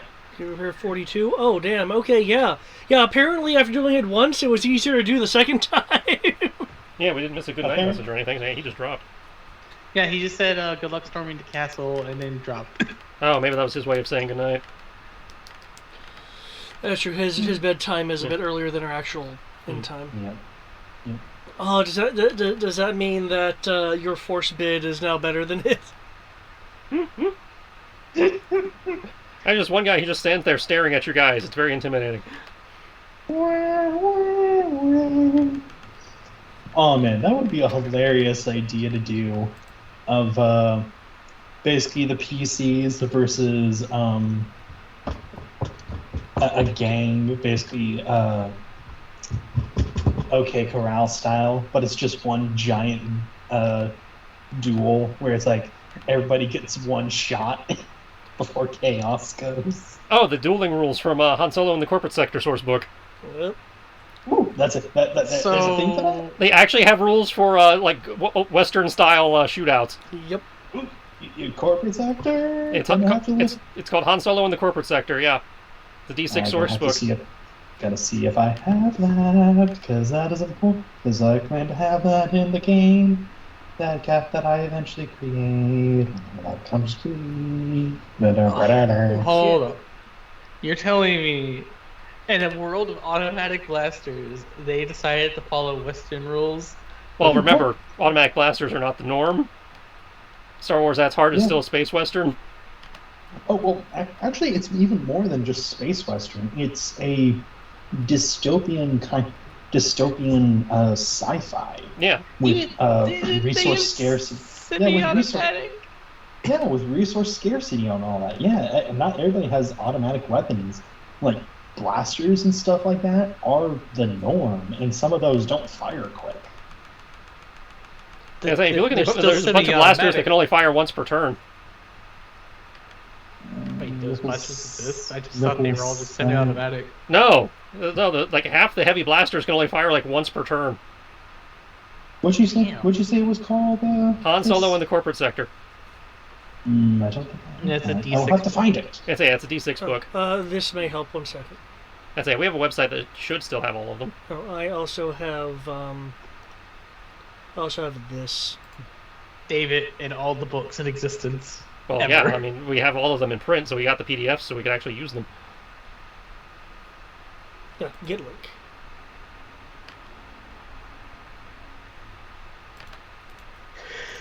Here you go. You should see Star Wars E6 in there, along with everything else. Yes. Everything else. Yes. But yeah, so turning back, because I was like, turning back. Okay, so if you pull back the parameters on that, peel back the wiring. Oh, then you can do this. I think I managed it. Try shooting it now. Pew! I'm only concerned by the sheer fact that you're only making 2 of these. Well, that's because we only have them installed in 2 armors right now. Oh. Because nobody else has enough equipment, and nobody else has enough hardpoint slots to use them.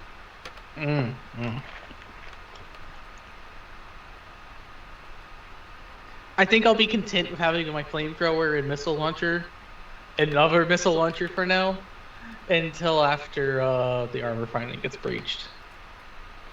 Okay. The day the armor actually gets breached is the day I'll be concerned about having a shield. Okay, with that, and with the clock being accelerated, day, night, animators morning, time of fight. I don't know why, that joke never gets old.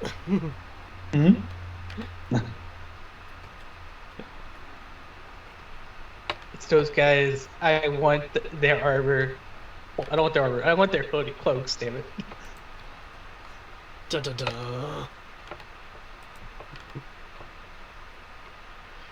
Okay, coming out from the jungle with a bit of flickering from the optical camouflage from their cloaks, shutting off.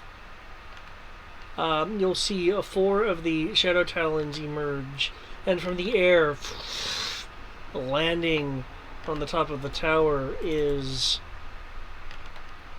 the Protector. Also, I just realized something. We have a mini Ishnar. Oh. Ishnar does seem relatively small. She's very sensitive about her height, okay? I mean, I know she's small, but she should only be about our height. Yeah, she's small for her so tall, meaning she's like about average height for everyone else. Yeah, I was about to be like, hold on. I was about to say, it's like, hold on, when did Ishnar become as small as Dimitri? Well, you see, there was a contract dispute, and her actors couldn't show up, and the stunt double was, Also, I am not seeing the Han Solo book. This is weird. Oh, it's not in there? I'm not seeing it, but we can go about it. We'll go over it later. And I can correct that later. I know we have it. And not just in physical. Okay.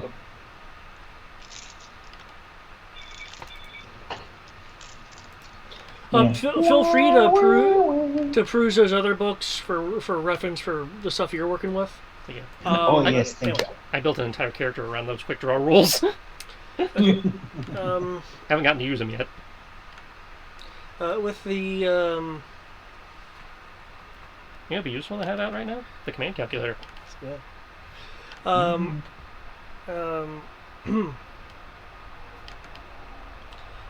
He will land, and follow his landing. He will project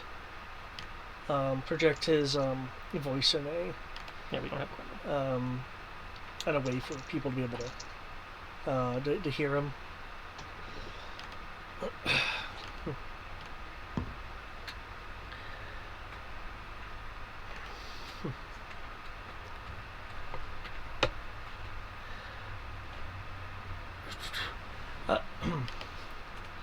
I am Corinne's protector of Clan Ren, and with me are four of the First Order Shadow Talon Special Operations Group.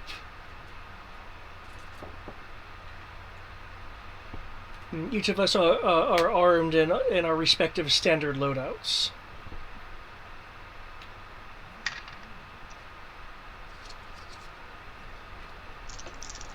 I am Crow, Khan of the Maquis,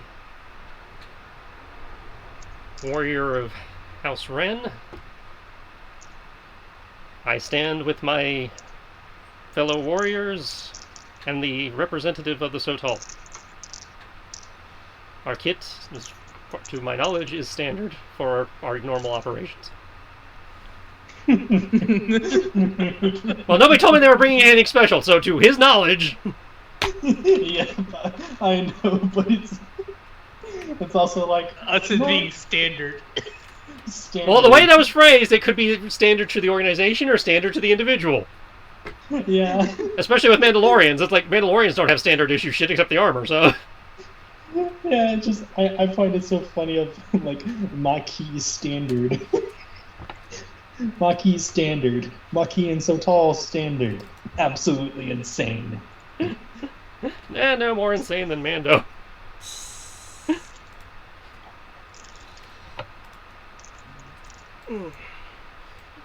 Let's see. I'm pretty sure that Xandor and Ishnar both count as trusted at this point. Yeah.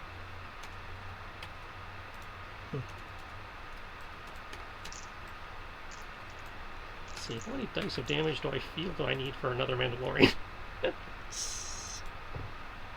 Just think of it this way. How many dice of damage do you feel like giving us to murder off the Shadow Troopers? No, that was me deciding how many dice to put into my gun, not a... Oh. All the damage. Because I've got that variable setting now. Just do all the damage. Because all the damage belong to us. Let's see. I have to worry about blasters, kung fu, dodging, and power armor? I mean, if you want to make it where I don't get shot repeatedly over and over, that'd be nice. Well, I was just confirming there's no other weird curveballs people brought that I need to be concerned about trying to buff. No, unless you feel like buffing missile weapons for shits and giggles. I'll get back to you on that. It's not a requirement. Oh, that's right. I also Like got to buff Sierra's glow sticks. So, I mean, what's the worst that happens? I shoot character scale missiles at people and watch them be turned into bloody mist? Well, most of your character scale missiles have an AoE to take up the whole map. Do they? Oh, I don't remember them having that level of AoE. I think they cap out at 20. Okay, yep. It has map size AoE. Yeah. I extend the offer for you to forfeit now and spare yourself any injury or death. Does the name Krentz mean anything to me on the 10? Karensk. Excuse me. Karensk. Karensk of House Ren. He generally you never knew him as a protector. But generally, he worked with small groups of Mandalorians. He usually had a fixed group that he ran with of three others, to where he would lead them into the field on raids against the. Actually, you were born then, but you joined them then. Mm-hmm. That's why I joined pretty recently. Okay. Raids against the First Order. So it's really weird that he's working for them. Yeah. But he is a field commander type. He tends to use personally created or modified equipment. Like what was reported, and I think you caught on some of the visuals, that kind of like Geonosian style sound turret thing that he had with him that injured the Tyrannosaur. The Tyrannosaur. As a for instance.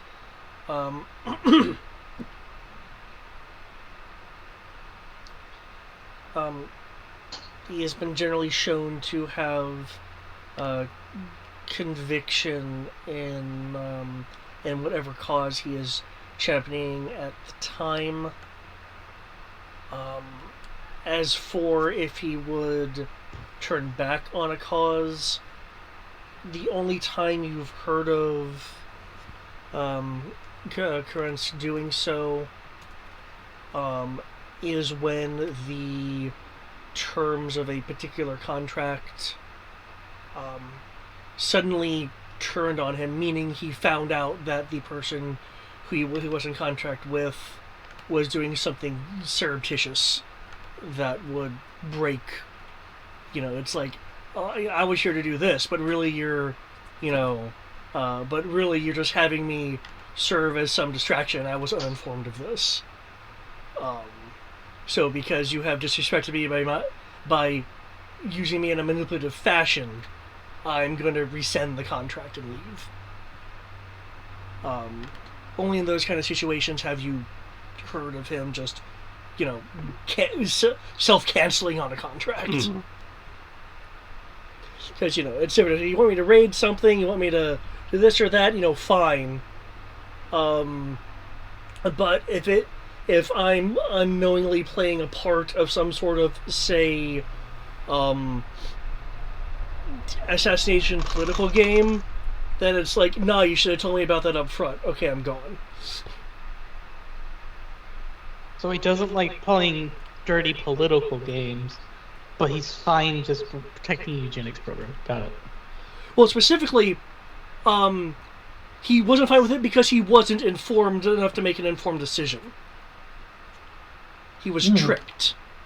Oh, they gasp. So once he found that, in situations where he finds that out, and it's like, it's like I'm not a pawn in some sort of larger game. I am a directed soldier and weapon. Use me as such. Which seems to be slightly contrary to what's going on here. Now, admittedly, you only rolled a 10, so there might be more history of this guy that you're just not remembering. Yeah.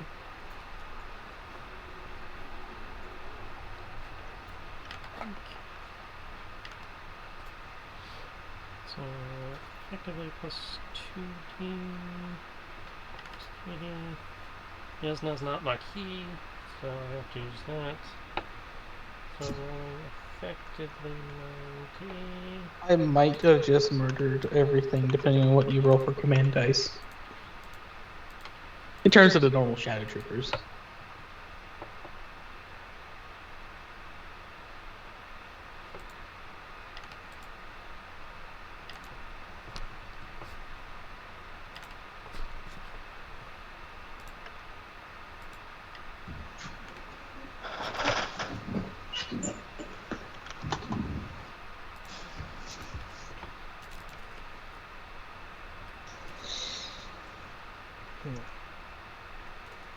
But yeah, he extended a offer of surrender to save your forfeit to save yourselves maiming or death. Of course, meaning you don't fight, you just opt to lose.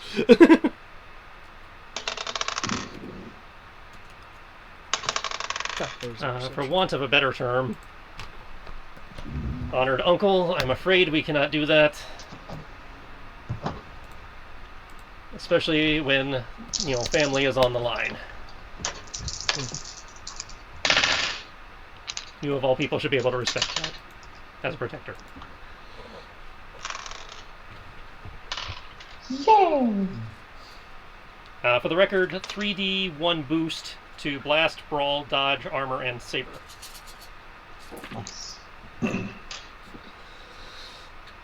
Yes. The family is important, even when we disagree. The only question is, was your initiative higher than 19? I have not rolled my initiative yet. I accidentally typed 183. Look at this guy, somehow got combat sense. Roy just magically became a Jedi Master somehow. It's not even Jedi Master, that's just... No, he has followed the way. He now understands the way of Zenti. He is a druid now. 22, so... Looks like higher than them. Yeah, and higher than me, so I will add 3d6 to my blaster roll. I don't feel like this is just going to be cruel and unusual punishment to these poor Shadow Troopers.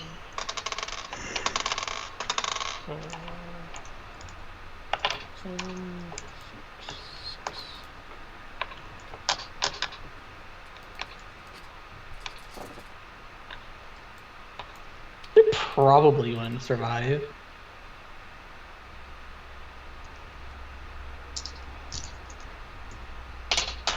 Probably.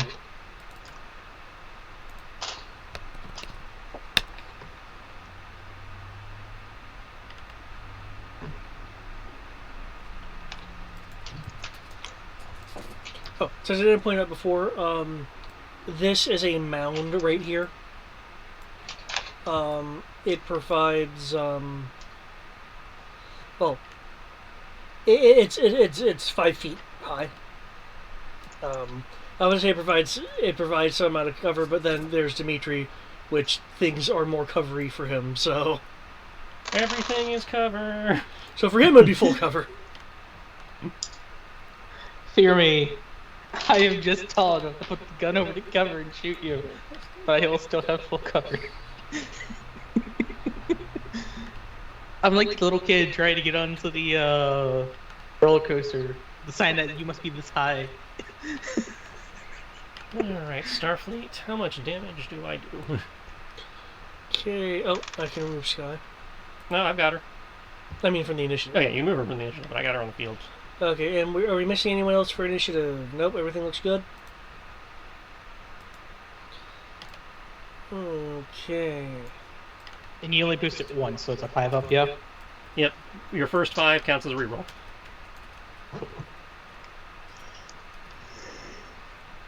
And I have everything pre-rolled, so yay! Oh my god, Ishnar's also going faster than me? Damn. Look at the amount of dice Ishnar gets to roll. Let's see, I'm doing... No. That's a lot of dice. Hey, I'm only using 5 shots per shot this time.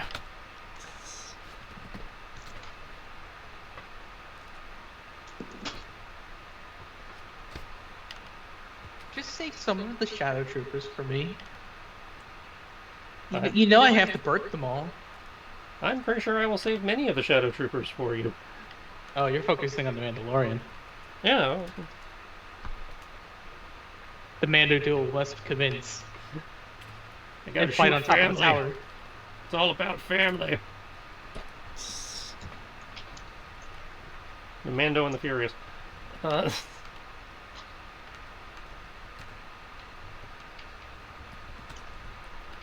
Let's see, we are how far away?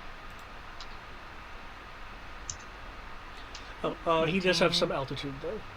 Oh yeah, he went up. Yeah, 15. So I will reduce an action to blow a charge.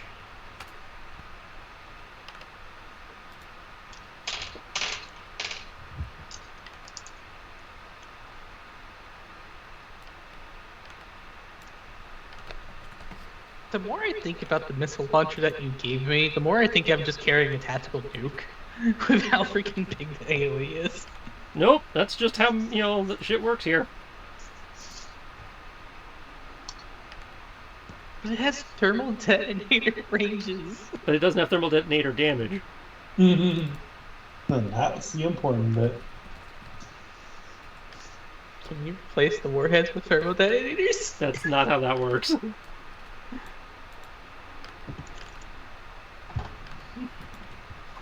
It's just be a more damaging missile. That's totally how that works. Besides, you're putting thermal detonators in there when you start taking out friendlies.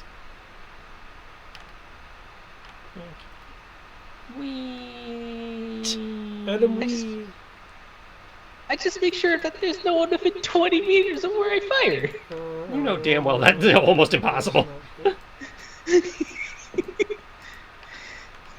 Just because it's almost impossible doesn't mean it's not possible. I was like, I've been in that boat myself. It's like, yeah, you almost can't get that kind of...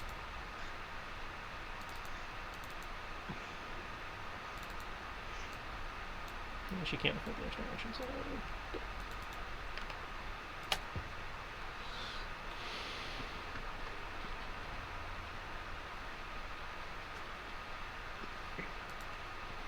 I'm concerned how someone could roll a 0.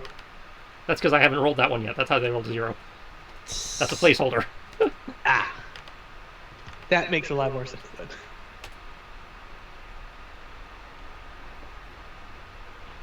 And it's like, because it's a 2-step power, and I need to keep track of the fact that it is a 2-step power, because it means it counts as 2 for multiple action.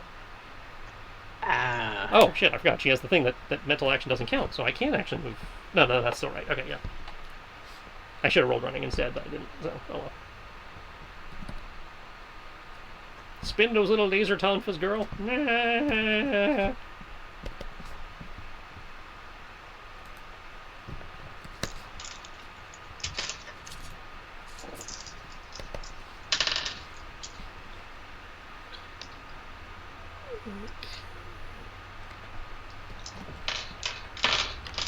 Aha, motherfucker, I got faster. Go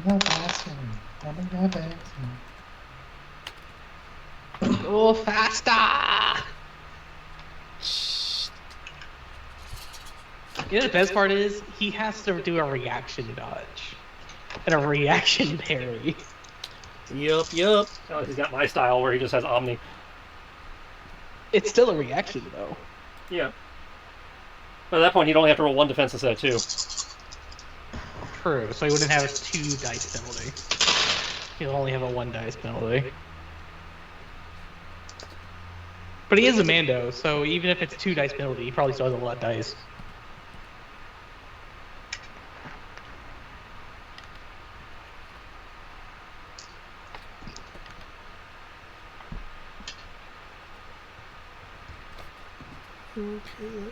Y'all and your diverse equipment making me buff so many skills. Let's knock off 40. Well, I'll stick within the usual standard. I'm only different because I have power armor now. Yeah, Otherwise you it's and the your same. diversity. That's a your power armor, Sierra's glow sticks. Hey now, the power armor lets me just be the mobile tank that we need every once in a while.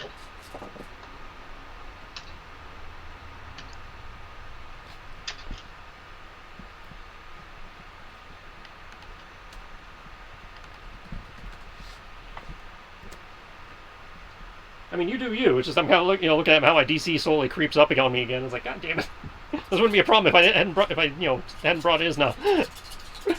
Okay. Oh, that dodge though. Because then I could use my Maquis specialization. That's what's doing it.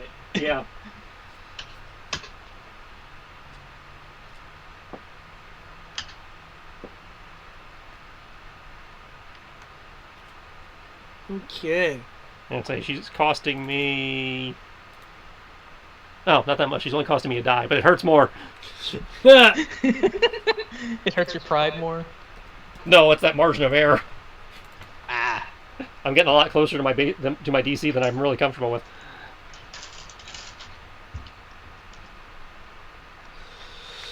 Okay.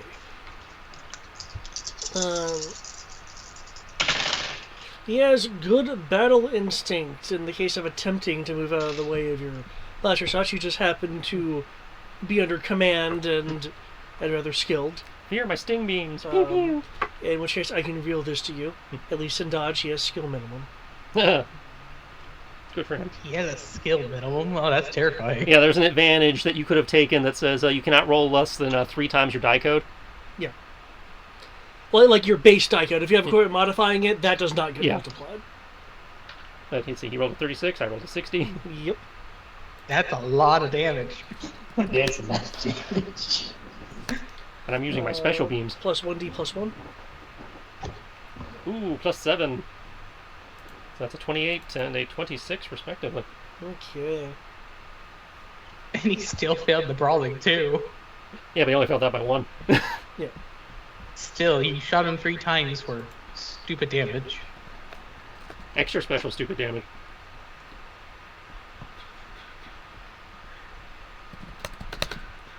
Super mega ultra damage. I kind of have a phaser. Also, it's actually worse than a 36. You want to know why? Because he rolled a 1 on the power die. He did!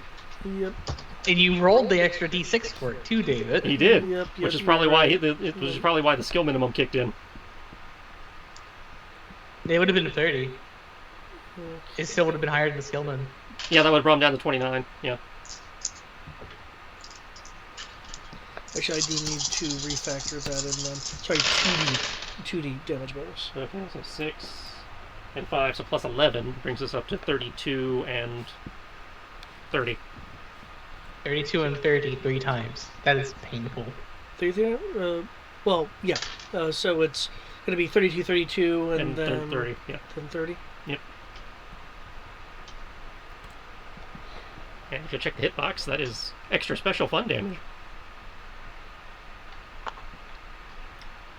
Oh. Oh. David's like, fuck. Well, no, it's just like, I mean, okay. No, there's a regular reason why I'm reacting that way.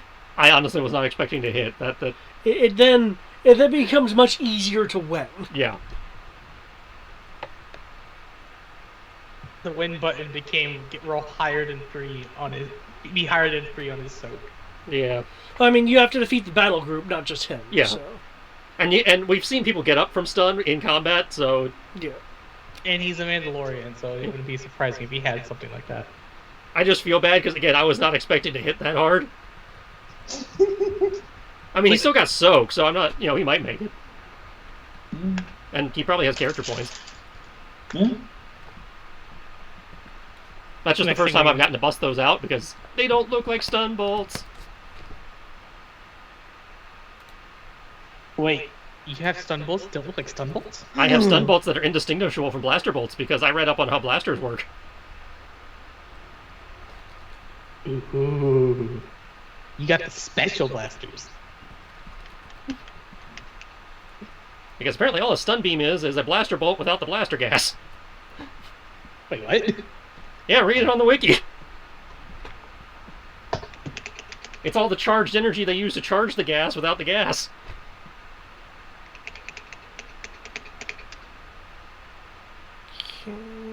Then why does it make it look like a blue ring? Because the gas, the magnetic bottle and the gas and everything is what's shaping it to be the bolt, so without that it just comes out in the cylindrical shape that, ever expands. Ah. Because there's nothing to contain it. That's also why it only has a range of short, as opposed to having the range of a blaster bolt.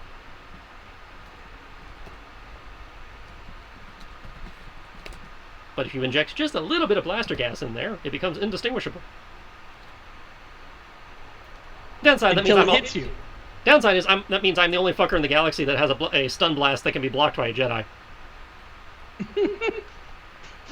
Because normally the ring just hits the lightsaber and stop. No, mine can come back.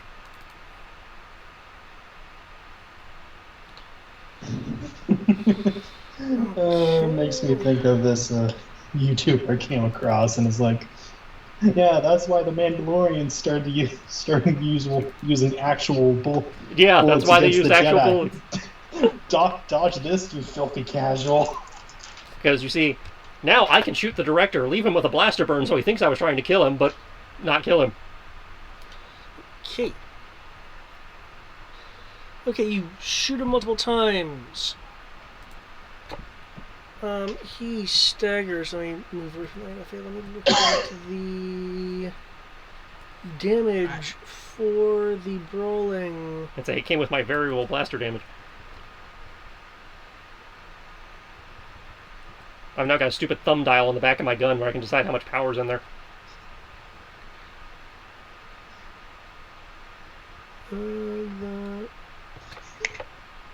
I see a -9 there. Yep. Oh, cool. So I only had to shoot one that once. Okay. You shoot him once. Shoot him twice.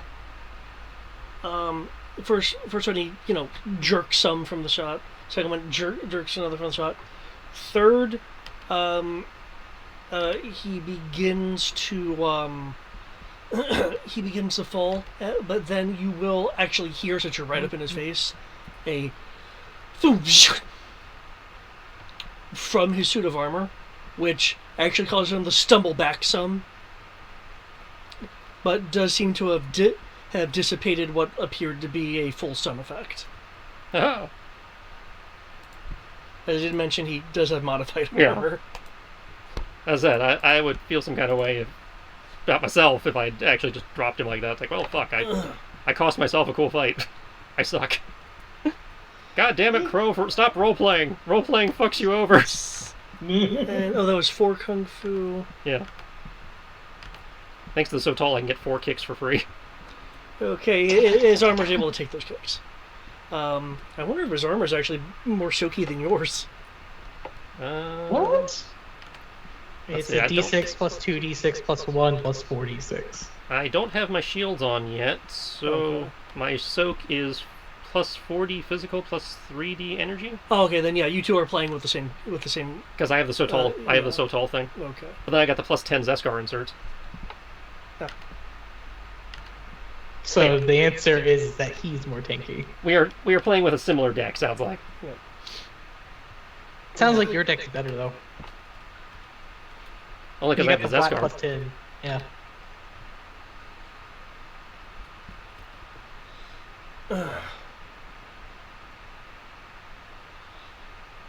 I wasn't expecting that. That was kind of the point.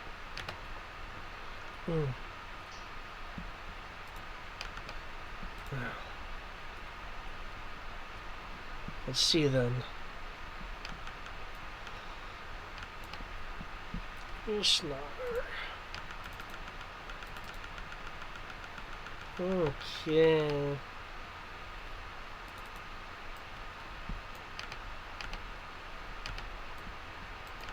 Say, we're Mandalorian. Aren't we supposed to expect everything? Yeah, but it wasn't. But that wasn't in my repertoire of expectations. Blame Boba. I stole the idea from him.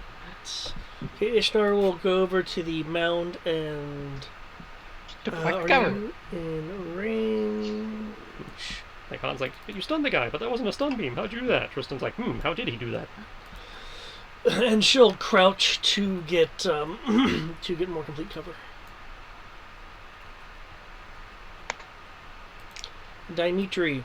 Oh, that's all she's actually going to do? Okay. I'm just going to walk up to the other side of this rock. And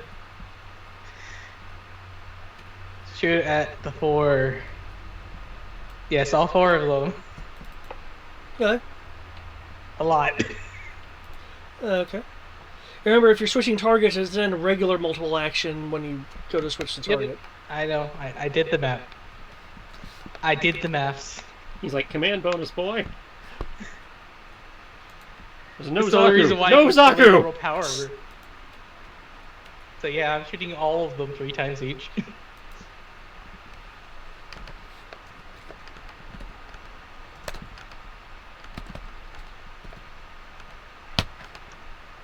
Well, What level bullshit is that? that's called the CP have streaked. They were like, they're a named unit, man. They have CP. That is so evil. Because David was like, yeah, I didn't want this to be an anticlimax. I did not expect the 63 though. That's a surprise even to me. It's a special operation.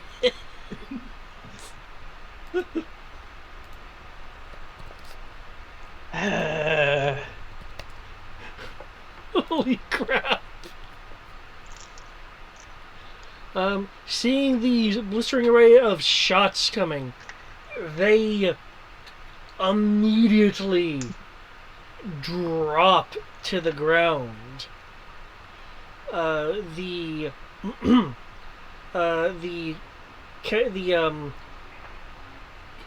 optical cloaks immediately flickering on to aid in a base level of concealment.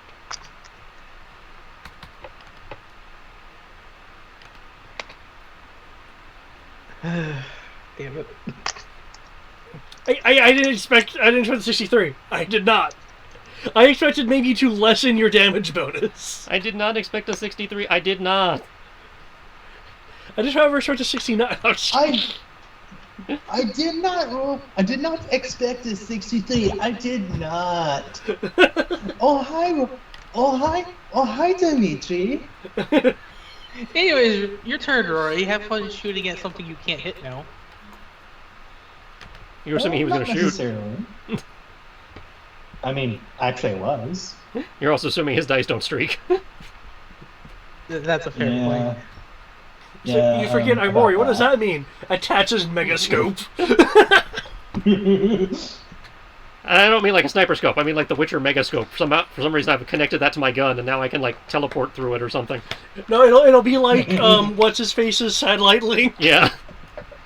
You know when it works. No, it's. I'm that just moment of- annoyed Yeah. because that 63 is all for all 4 of them. Yep. That's the part that annoys me. It's not like it's one of them got a 63. It's technically that all 4 of them got a 63. Oh, do you want me to individually Yeah, roll but them? I here's can all- do that. It's fine. Okay. It's too late at this point. Okay, I don't mind. But Oh, Rory, man. go on. But yeah, it's like, hey, I got this new thing based off what Dimitri said was modern warfare in his area. Rifle grenade launcher. Boom. Because apparently that is a thing in Star Wars. But Yep. no, he does not fire a rifle grenade launcher. I would say you didn't take that guy's gun, did you? Oh yeah, these. No, but it's a good idea. Yeah. And it's actually in the equipment modification book. But no. You know what? Rory's I'm gonna going find a to- way to make a savant Grady web. Just to fuck with you. He will jetpack up so he can get some eyes on to where he last saw the troopers, and he will fire at 2 of them. Okay. Pew, pew, pew. And then he will land here and try to use it as cover. Okay. And he hits them. How the You know, just proving that, you know, somebody's been training while somebody else has been RPing. Holy Plus, it was shit! ridiculous. I will say the boost did help. And then it just kept going and going. Okay. Well, you know, it only applies to the first 5, right? Yep, Okay. but it helped. It helped you in that single moment of, oh hey, hi. So, I feel like if I didn't literally cost myself about 5 dice in map to shoot everyone, I probably would have been able to do what he did. I say, yeah, you got greedy. Well, I wasn't expecting a 63. I was expecting something like in the 40s.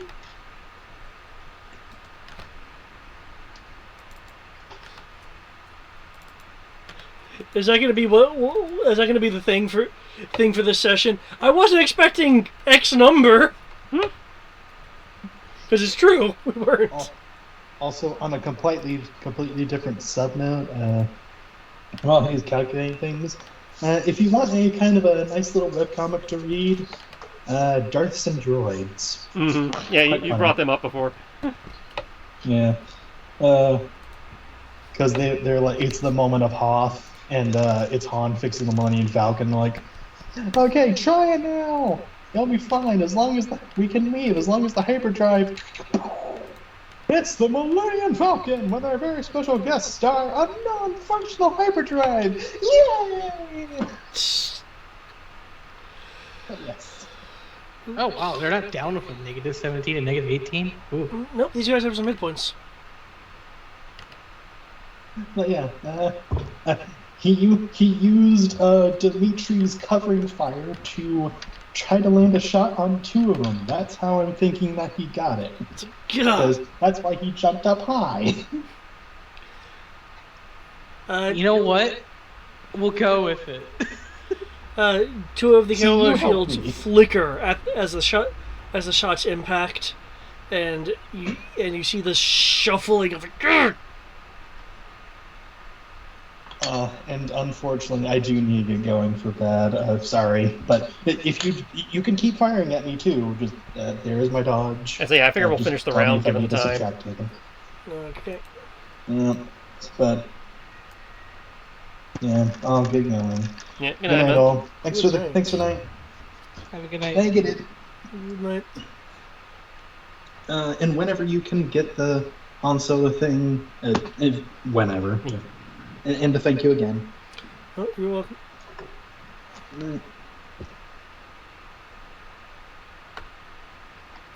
Still can't fucking believe it.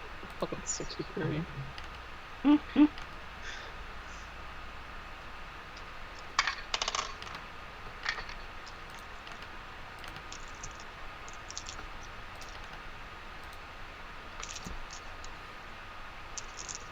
Okay.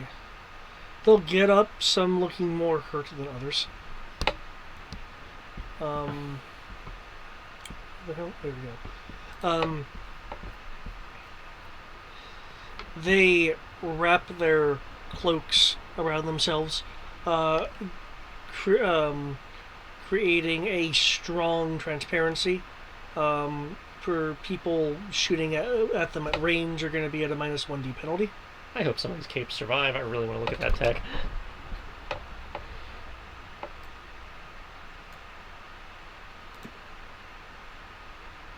Okay.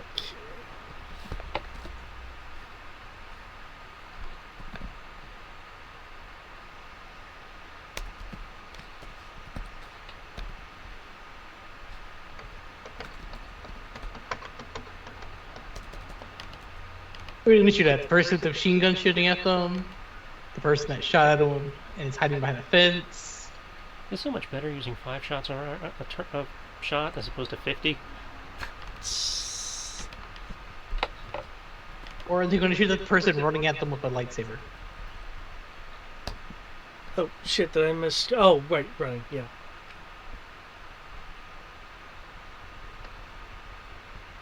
They have some options.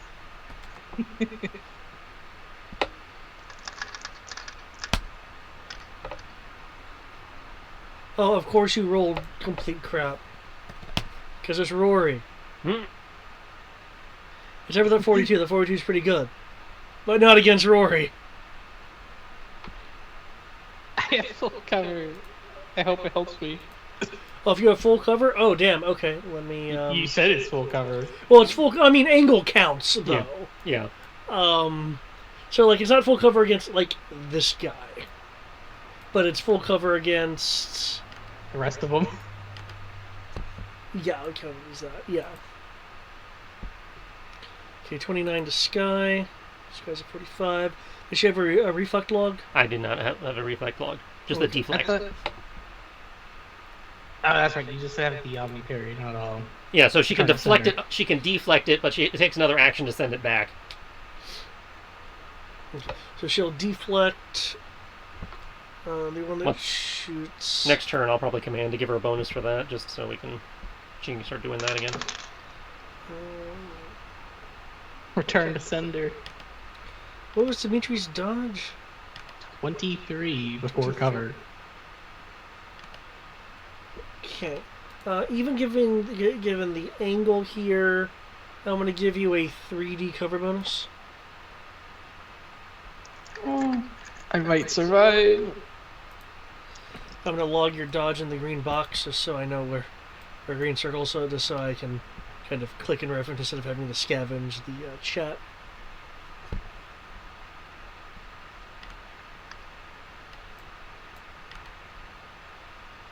Add 15.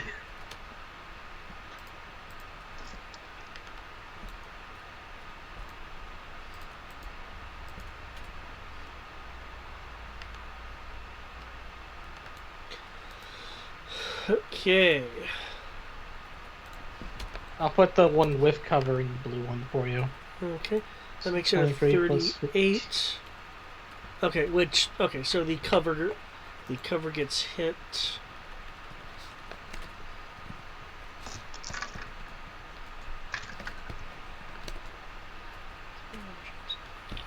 Fortunately, the cover being stone and stuff is pretty hardy.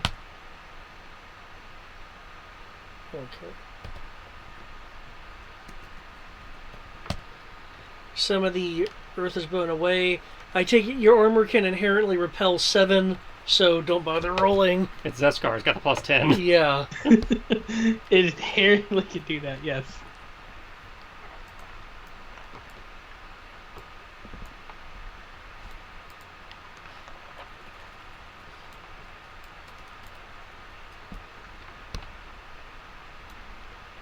Okay. Person goes into the jungle, completely disappearing into the jungle. So I will do that. And this person is behind the tower.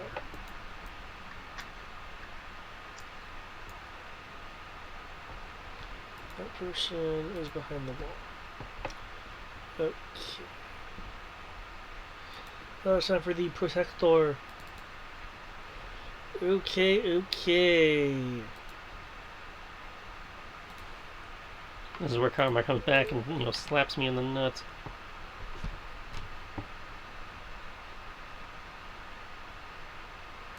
Upside, I put at least a level of stun on him, so it's going to be a penalty. 2 levels of stun, actually. Yep. Got 2 levels of stun. Because of the way his device works, it doesn't... It just made sure he didn't immediately fall unconscious. So if you did it again, you'll probably drop dead.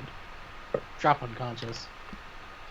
Assuming he doesn't have some of the combat drugs I've got access to. I think there's one in here that gives a plus 3d to resisting stun damage. I mean, you can always hit him with that 50 ammo stun round. Pretty sure that would do Well, it. if it's 50 ammo, it's no longer stun. No. According to the chart, that's technically disruptor setting.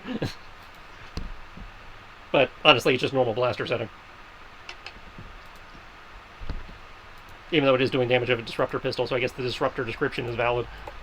Well, the disruptor is also kind of like how it's designed. Yeah, I understand that. 'Cause I'm just telling you what the chart says, because you know the same chart the chart I'm looking at. Yeah. But by that same measure, it's still technically just a blaster pistol, so it could still be that disruptor damage as stun. Well, no, again, if I've turned it up that high, it can't do stun damage anymore. But it totally could. No, that's not how it works. Settings 1 to 3 are stun. Anything beyond setting 3 is considered lethal damage. To do the 7d damage, that's setting 15.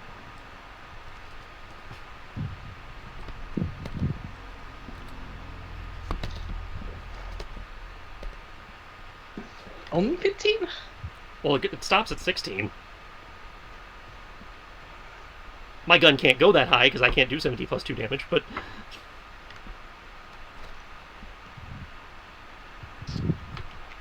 Yeah, I have options of settings 1 through 15, and anything after 3 is considered lethal.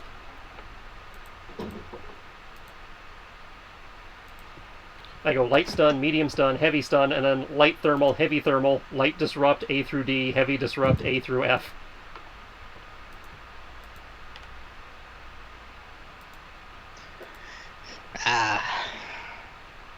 I think you're still going to make an effort not to kill the guy for a while. Well, one, Sky usually doesn't want me killing people, and two, he's family, and I know technically there's nothing saying you can't kill family if you're on opposite side of the job, but I have no reason to want this guy dead. Fair enough, I was just wanting to make sure, because normally you set it for lethal and it's like you let fate decide. Well, that was before I had this option. Oh. Because I didn't want the Mando to have a reputation of going around stunning everybody, which would have been obvious. But now that it looks like a normal blaster. Yeah. Now, that said, if this was a normal trooper, yeah, I would just let fate figure it out. But again, because he's family and he's just a mercenary doing his job.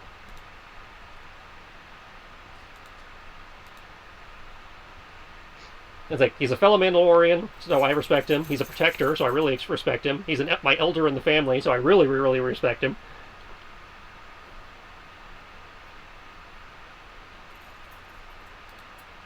Fair enough. And considering nobody knows this guy's here, it's not like I gain any intimidation points by killing him. True, because he's literally protecting a base that, like, next to no one knows. One person and, like, 1-2 people know exist, yeah. Well, that's not true. The Shadow Troopers here know. So I was like, come back from Mandalorian Thanksgiving. It's like, oh yeah, I killed Uncle Krinsk. For no reason, because... Why? Yeah, why? Well, he was guarding a base I was after, and sadly, I don't... nobody knew it happened because, well, nobody knows the base existed, but...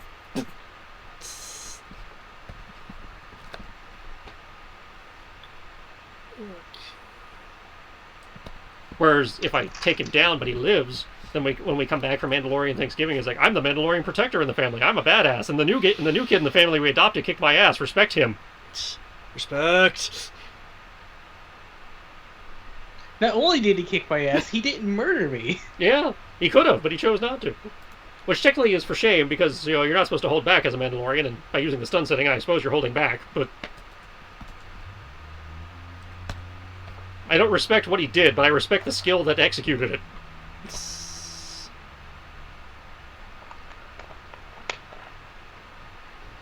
It could just be because of the fact that you respect family too much. Yeah, that's like... I'm role-playing. Oh yeah, you totally are. And I just find it funny, like, one person's been too busy, the other person's been training. But if you look at the results, it would be more impressive if I hit. Well, obviously it was a team attack. You were distracting them to set up his shot. I can start doing stupid levels of suppression instead, and then we can really get at it. Okay. Y'all do you. I've trained you, to take basic direction, and then improvise from there. Yes, you have. Meanwhile, I will continue to attack this guy with my funny blasters, so that nobody realizes that I'm holding back, because funny blasters. That dodge. Let's see how this goes.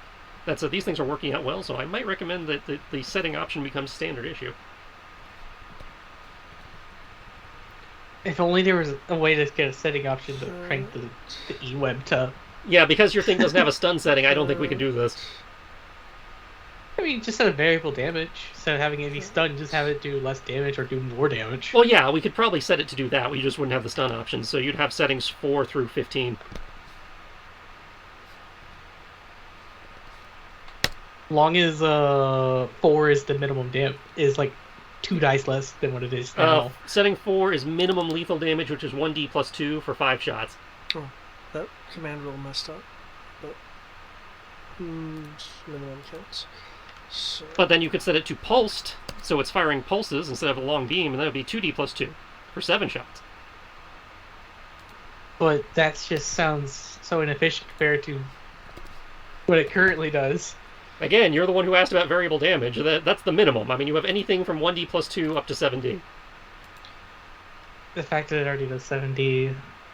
Well, it'll be useful when I decide to stop using the EWO. That is 100% certain. Mm. And the different beam options are nice, like continuous beam for bonuses to hit, pulse beam for extra damage. Okay, he fires a mini rocket at you that goes towards you and then arcs up. I saw this trick a day and a half ago. It's coming back. I see it in my enhanced optics. I'm watching you. Actually, that's right. You have. I have 270-degree vision. You have enhanced. Okay, then you can see it actually next to you. There is a tiny cable that shot out from the rocket and has attached itself to the railing next to you. And I mean, the rocket still has some thrust. Okay, so it's either going to try and take the railing, or it's going to use the railing to change its vector and try to hit me in the back. I'm going to assume it's the latter and not the former. Unless this guy has designed an anti-guardrail rocket just so he can kick somebody off guardrails. It looks like it is trying to take the railing with it, but the railing is designed not to be removed in such a fashion. That's not helping me figure out which one it is. He's trying to do both. He could be trying to do both, though I do like the idea that he designed a rocket designed to get rid of guardrails. Just so he could Spartacus you. Just so every scene we have seen in Star Wars has actually been places this guy has been. This guy is why there are no guardrails in Star Wars. Okay. It's like, why is there no guardrails at the Death Star's firing platform? A Mandalorian showed up and was practicing. Let's see, I rolled a 46, so yeah. Oh, yeah, that misses. I was disappointed by that roll. I can do this. Unless he didn't Kung Fu me. I can't tell with some of those names. No, the power arms. Sorry. It's the power armor arms skill. So he shot you with one of his wrist. Okay, so he's just using ranged weapons. He's not actually doing hand to hand. Okay, so yeah, I can't opportune shot him. Okay, clever boy. And he steps, and he kind of staggers / steps downwards to still be in combat with you, but not provide line of sight to the people down there. Is he concerned that the machine gun's going to turn on him? No, I think he's concerned the fact that first round surprised him and knocked 2D out of his life. So he's like, okay, yeah, we're going to take a minute to shake that off and fight a little smarter than we were originally going to. Actually, I do legitimately need to roll this right here. 1 second. Considering that, I won't do I think he's taking it seriously now. Also, how can he have a minimum of 23 for command when he only has 1 dice in command? Because it's not based on map, it's based on base die code.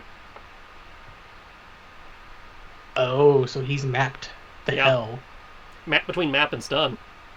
Well, part of that 7, and I didn't change it just because of the minimum, is that if you see, I'm missing a D6 designator, so it's not calculating properly. It's like as long as you have not mapped yourself to 0D, you cannot roll lower than 3 times your normal die code. Yeah.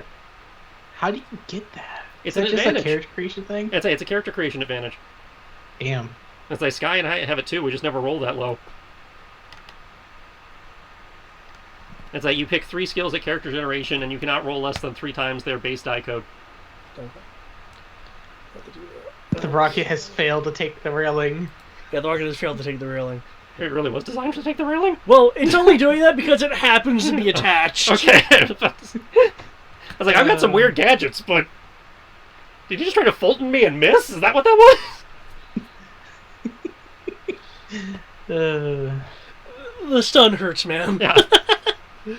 Okay. Well, yeah, that's the point. Look around.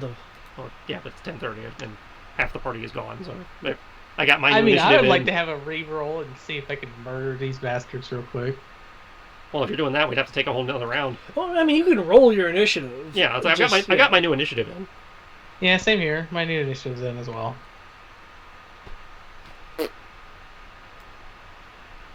I'm just saying, it's 10:30 and half the party's gone, so this is probably a good starting point since we're starting a good ending point and we're ending the round anyway. Yeah. Yeah, it is. Oh my gosh. These rolls. Yeah, Death Knife. Kind of curious if he. I assume he does, but kind of curious if he has the Mandalorian van braces also, just to see those random gadgets fired back at me for once. Start countering my repulsor with his repulsor and shit.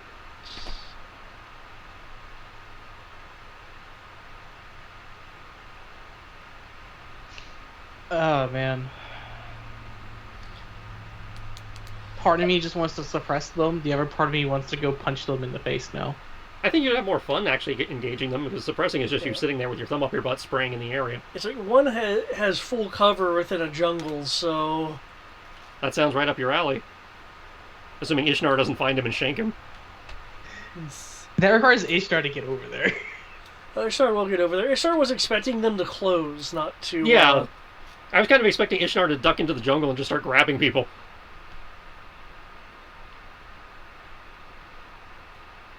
Oh man. Okay. Well, hopefully next time will be good. Will be cool. Should be. Part of me is kind of sorry that that rocket missed, but I also like the fact that it's now an anti-rail rocket. So we did try to Fulton me. Okay. Also, I just realized, almost all of my I have just disadvantages. Yeah, you opted for extra skill dice. Or stat dice. True. But at the same time, all of my disadvantages, except for my broken basic, which I'm so glad I'm not the face of the party, is literally make a willpower to negate. Yeah. That's how those... It's just like, oh, you have Katara.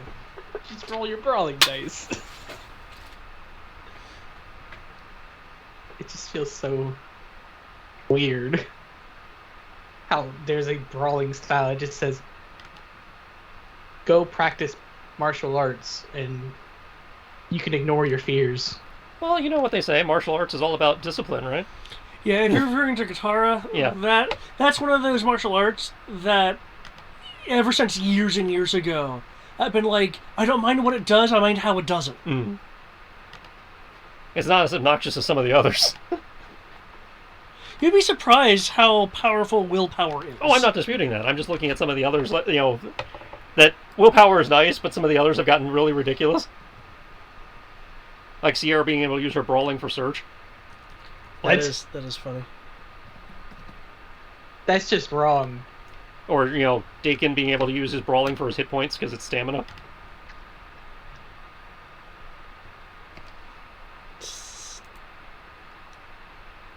That just sounds so wrong and broken. It's only broken once you get to Zorn levels. Yeah. It was nice at character generation, and then just slowly got, silly, then ridiculous, and then just broke. Because it's just like claustrophobia for urban environments. It's a difficult willpower roll. Or it's a difficult willpower roll to avoid your fear of falling. It's a very difficult one for being spaced. And it's just like... Yeah. Thankfully, unless I'm throwing command, we don't have Zorn dice. Well, I know, one of my issues with the thing is I built characters that, okay, make sure somebody doesn't have Katara.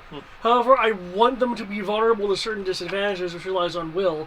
But if they have Katara, they then no longer have that flaw unless they opt to just fail the roll.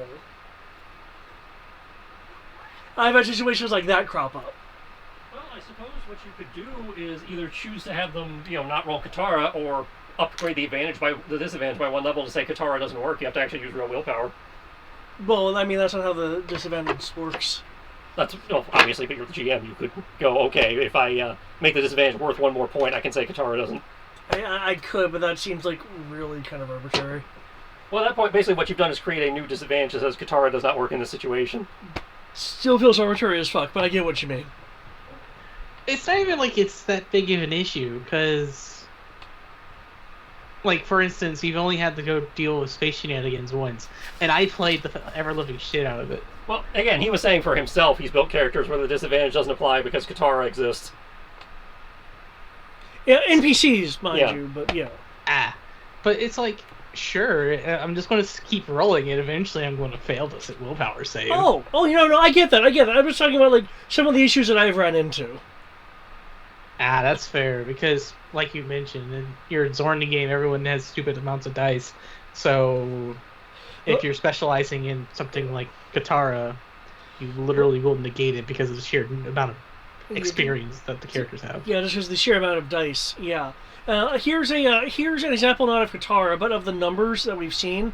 Now, admittedly, this is mostly limited to one character, two if they basically redline themselves, or force points in use. We've had numbers in the 80 to the 120 range. The highest I've gotten is 72. Well, you have less dice than we do in Zorn. Yeah. And I know that was mainly cropping up during the Lost Colony mission when the Totally Not Geth was fighting Lori and also rolling in the 100-ish range. It's a lot easier to roll that high when you have like 12, 15 dice in a skill. It's like, because and there are some NPCs that I actually have. They have 22 dice to hit. And so that's the campaign. That's like we've been going for like 15 years, so our dice pools have gotten kind of ridiculous. And that's why they, for a little bit, had to fight an entire. I'm not talking about that one time. An entire planet.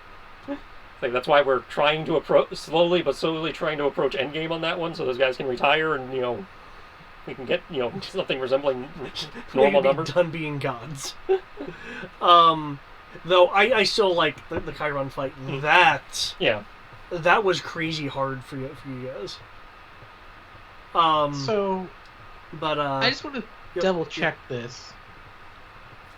The way speed parry works is with a successful skill roll, the character may add plus 1d bonus to any brawling parry or melee parry rolls, and does not incur a multiple action penalty until the third parry.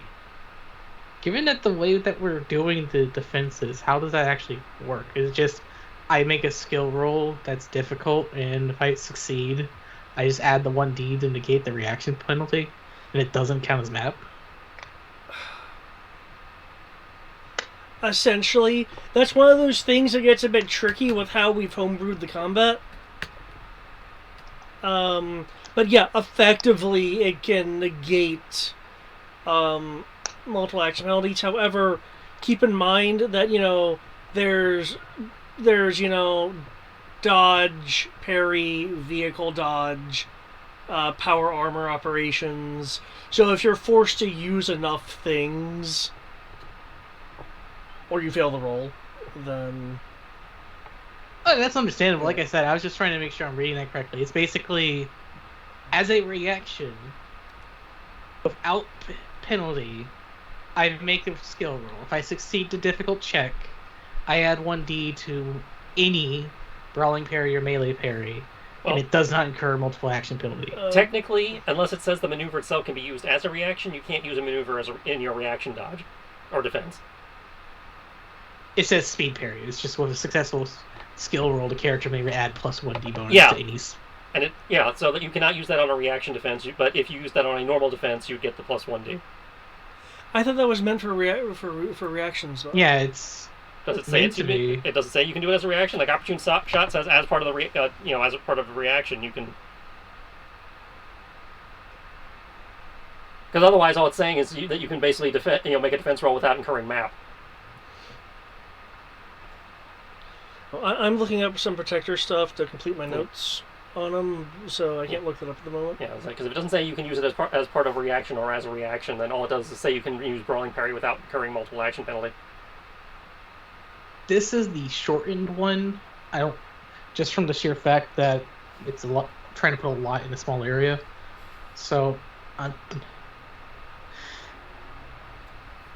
not 100% sure. Besides, I know that flip is if you do a successful parry roll, you can make a difficult check.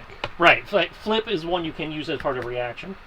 Same thing. Following a successful parry, you can make a brawling skill check for opportune shot. Yeah, it specifies as part of a defense. Yeah, it's just with speed parry, I'm not 100% sure. It just says successful skill roll, add a D bonus to any brawling parry or melee parry. That would be usually when you're using a maneuver, you have to make a skill check to pull off the maneuver. So that's what that's referring to in this case. So to do that move, you would, at the start of your turn when you're declaring your defenses, I mean, I'm opening the martial arts document to confirm, but in theory what it sounds like is at the start of your turn when you're declaring your actions, you make a skill check. If you succeed, you may make a brawling parry as a free action. And I can apparently do a brawling parry and a melee parry. Because it says up to the third parry, but because of the way our homebrew rules are, I guess it's just I can make both types or whichever one. I'm looking speed parry. Which style did that come with? It came from the, if I recall correctly, it came from the Togarian martial arts maneuver list. Okay. Because that's what the Yappy martial arts is. Yeah, speed parry. Here we go. With a successful skill roll, the character may add +1d to any brawling parry or melee parry roll and does not incur multiple until the third. Yeah, so you're allowed. So on your turn, you declare you're making a brawling parry or a melee parry. You make a skill check. If you beat the difficult range, you get to not only brawling parry or melee parry as a free action, but you get +1d to that roll. However, if they attack you more than twice, then you start incurring that. And with the way the homebrew rules are, I just can do it as a free action and get a +1d. Well, it's not a free action. Well, it says it doesn't incur multiple actions. Well, I mean, you know what I mean. It's like you have to make the skill check to make it a free action. Right. And that's what I mean. Is the roll itself becomes a free action pending that speed parry. Right, and the rolling speed parry itself does not count towards your action count. That is just something you can try. Okay, so it sounds like it's more you get into a defensive stance. Yeah, it's like backflip. You have to declare it on your turn. Okay, that makes a little bit more sense then. It just allows me to, if I'm in a melee fight, be more efficient with my action economy. Right, and then if they come at you more than twice, then you'll have to take multiple action and reaction penalty and all that stuff. But how does that work? Because we only roll once, anyways.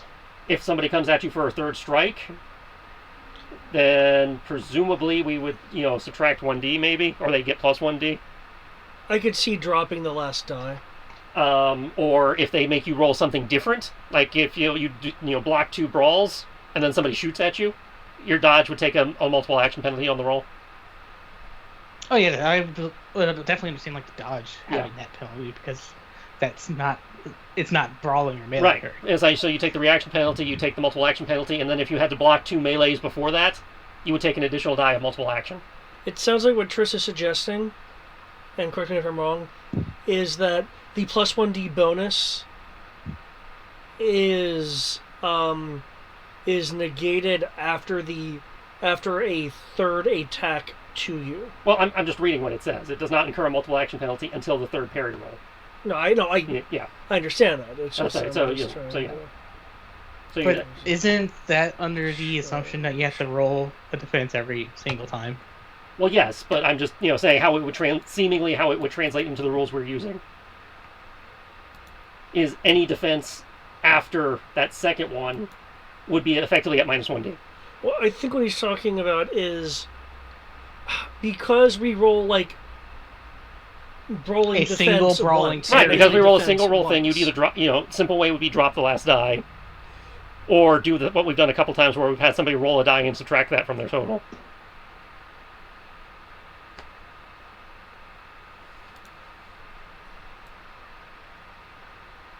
We've done both versions of that. No, I get that, but I think the part, and correct me if I'm wrong, Eric, that you're questioning is it dropping off after a certain number of attacks versus a certain amount of varied skill use. In this case, it would be, if you're going by as written, even with the rules we're using, the second time that somebody apply any defenses applied to your defense roll after the second would lose a die. So your defense would go down by 1 die value, be it dropped the last one or rolled something. I think I get what you're saying, Tris. It sounded like, again, there was some Yeah, I'm just trying to make sure I'm reading Yeah. it correctly. Because I chose that for a while ago, but it never really came up. Where the hell is it? Yeah, it's still useful, especially for the action economy part. Because it basically says, here, take your 8 dice in brawling and make it 9 dice for 2 defenses. And then after that, it becomes 8 dice. It's like, it's not bad. It's just, I was trying to make sure I'm understanding it correctly. Yeah, it's 8 dice before any other actions that come up.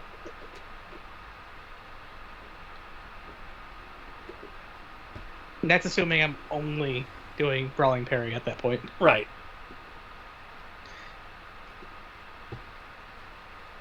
Because if you do like multiple actions, that's like you still have to total up your actions. You just don't count the brawling parry. So if you took 4 actions in a round, your brawling parry would still be at minus 3d. Well, technically minus 2d because you get 1 free action, but you get what I mean.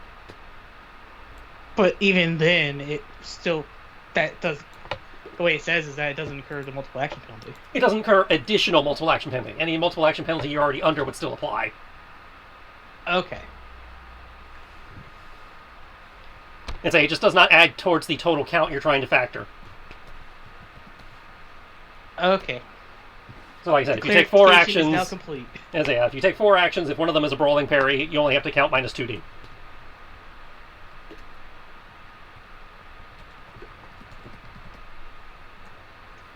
Oh man. I need to stop using an automatic E-web. Because I just see it's like, you can shoot the same target for minus 1 pip instead of minus 1 D for multiple action penalty until you switch targets. It just makes me want to shoot a lot. Well, like I said, we could put the variable damage on there and just not give, since you wouldn't have the stun setting, I would at least let you dial down your damage so you could still get your spam on. Well, the issue is skill. I'm not concerned with the damage. Because I have even less qualms than you do. And if I had to take someone alive, I'd just go beat the crap out of them.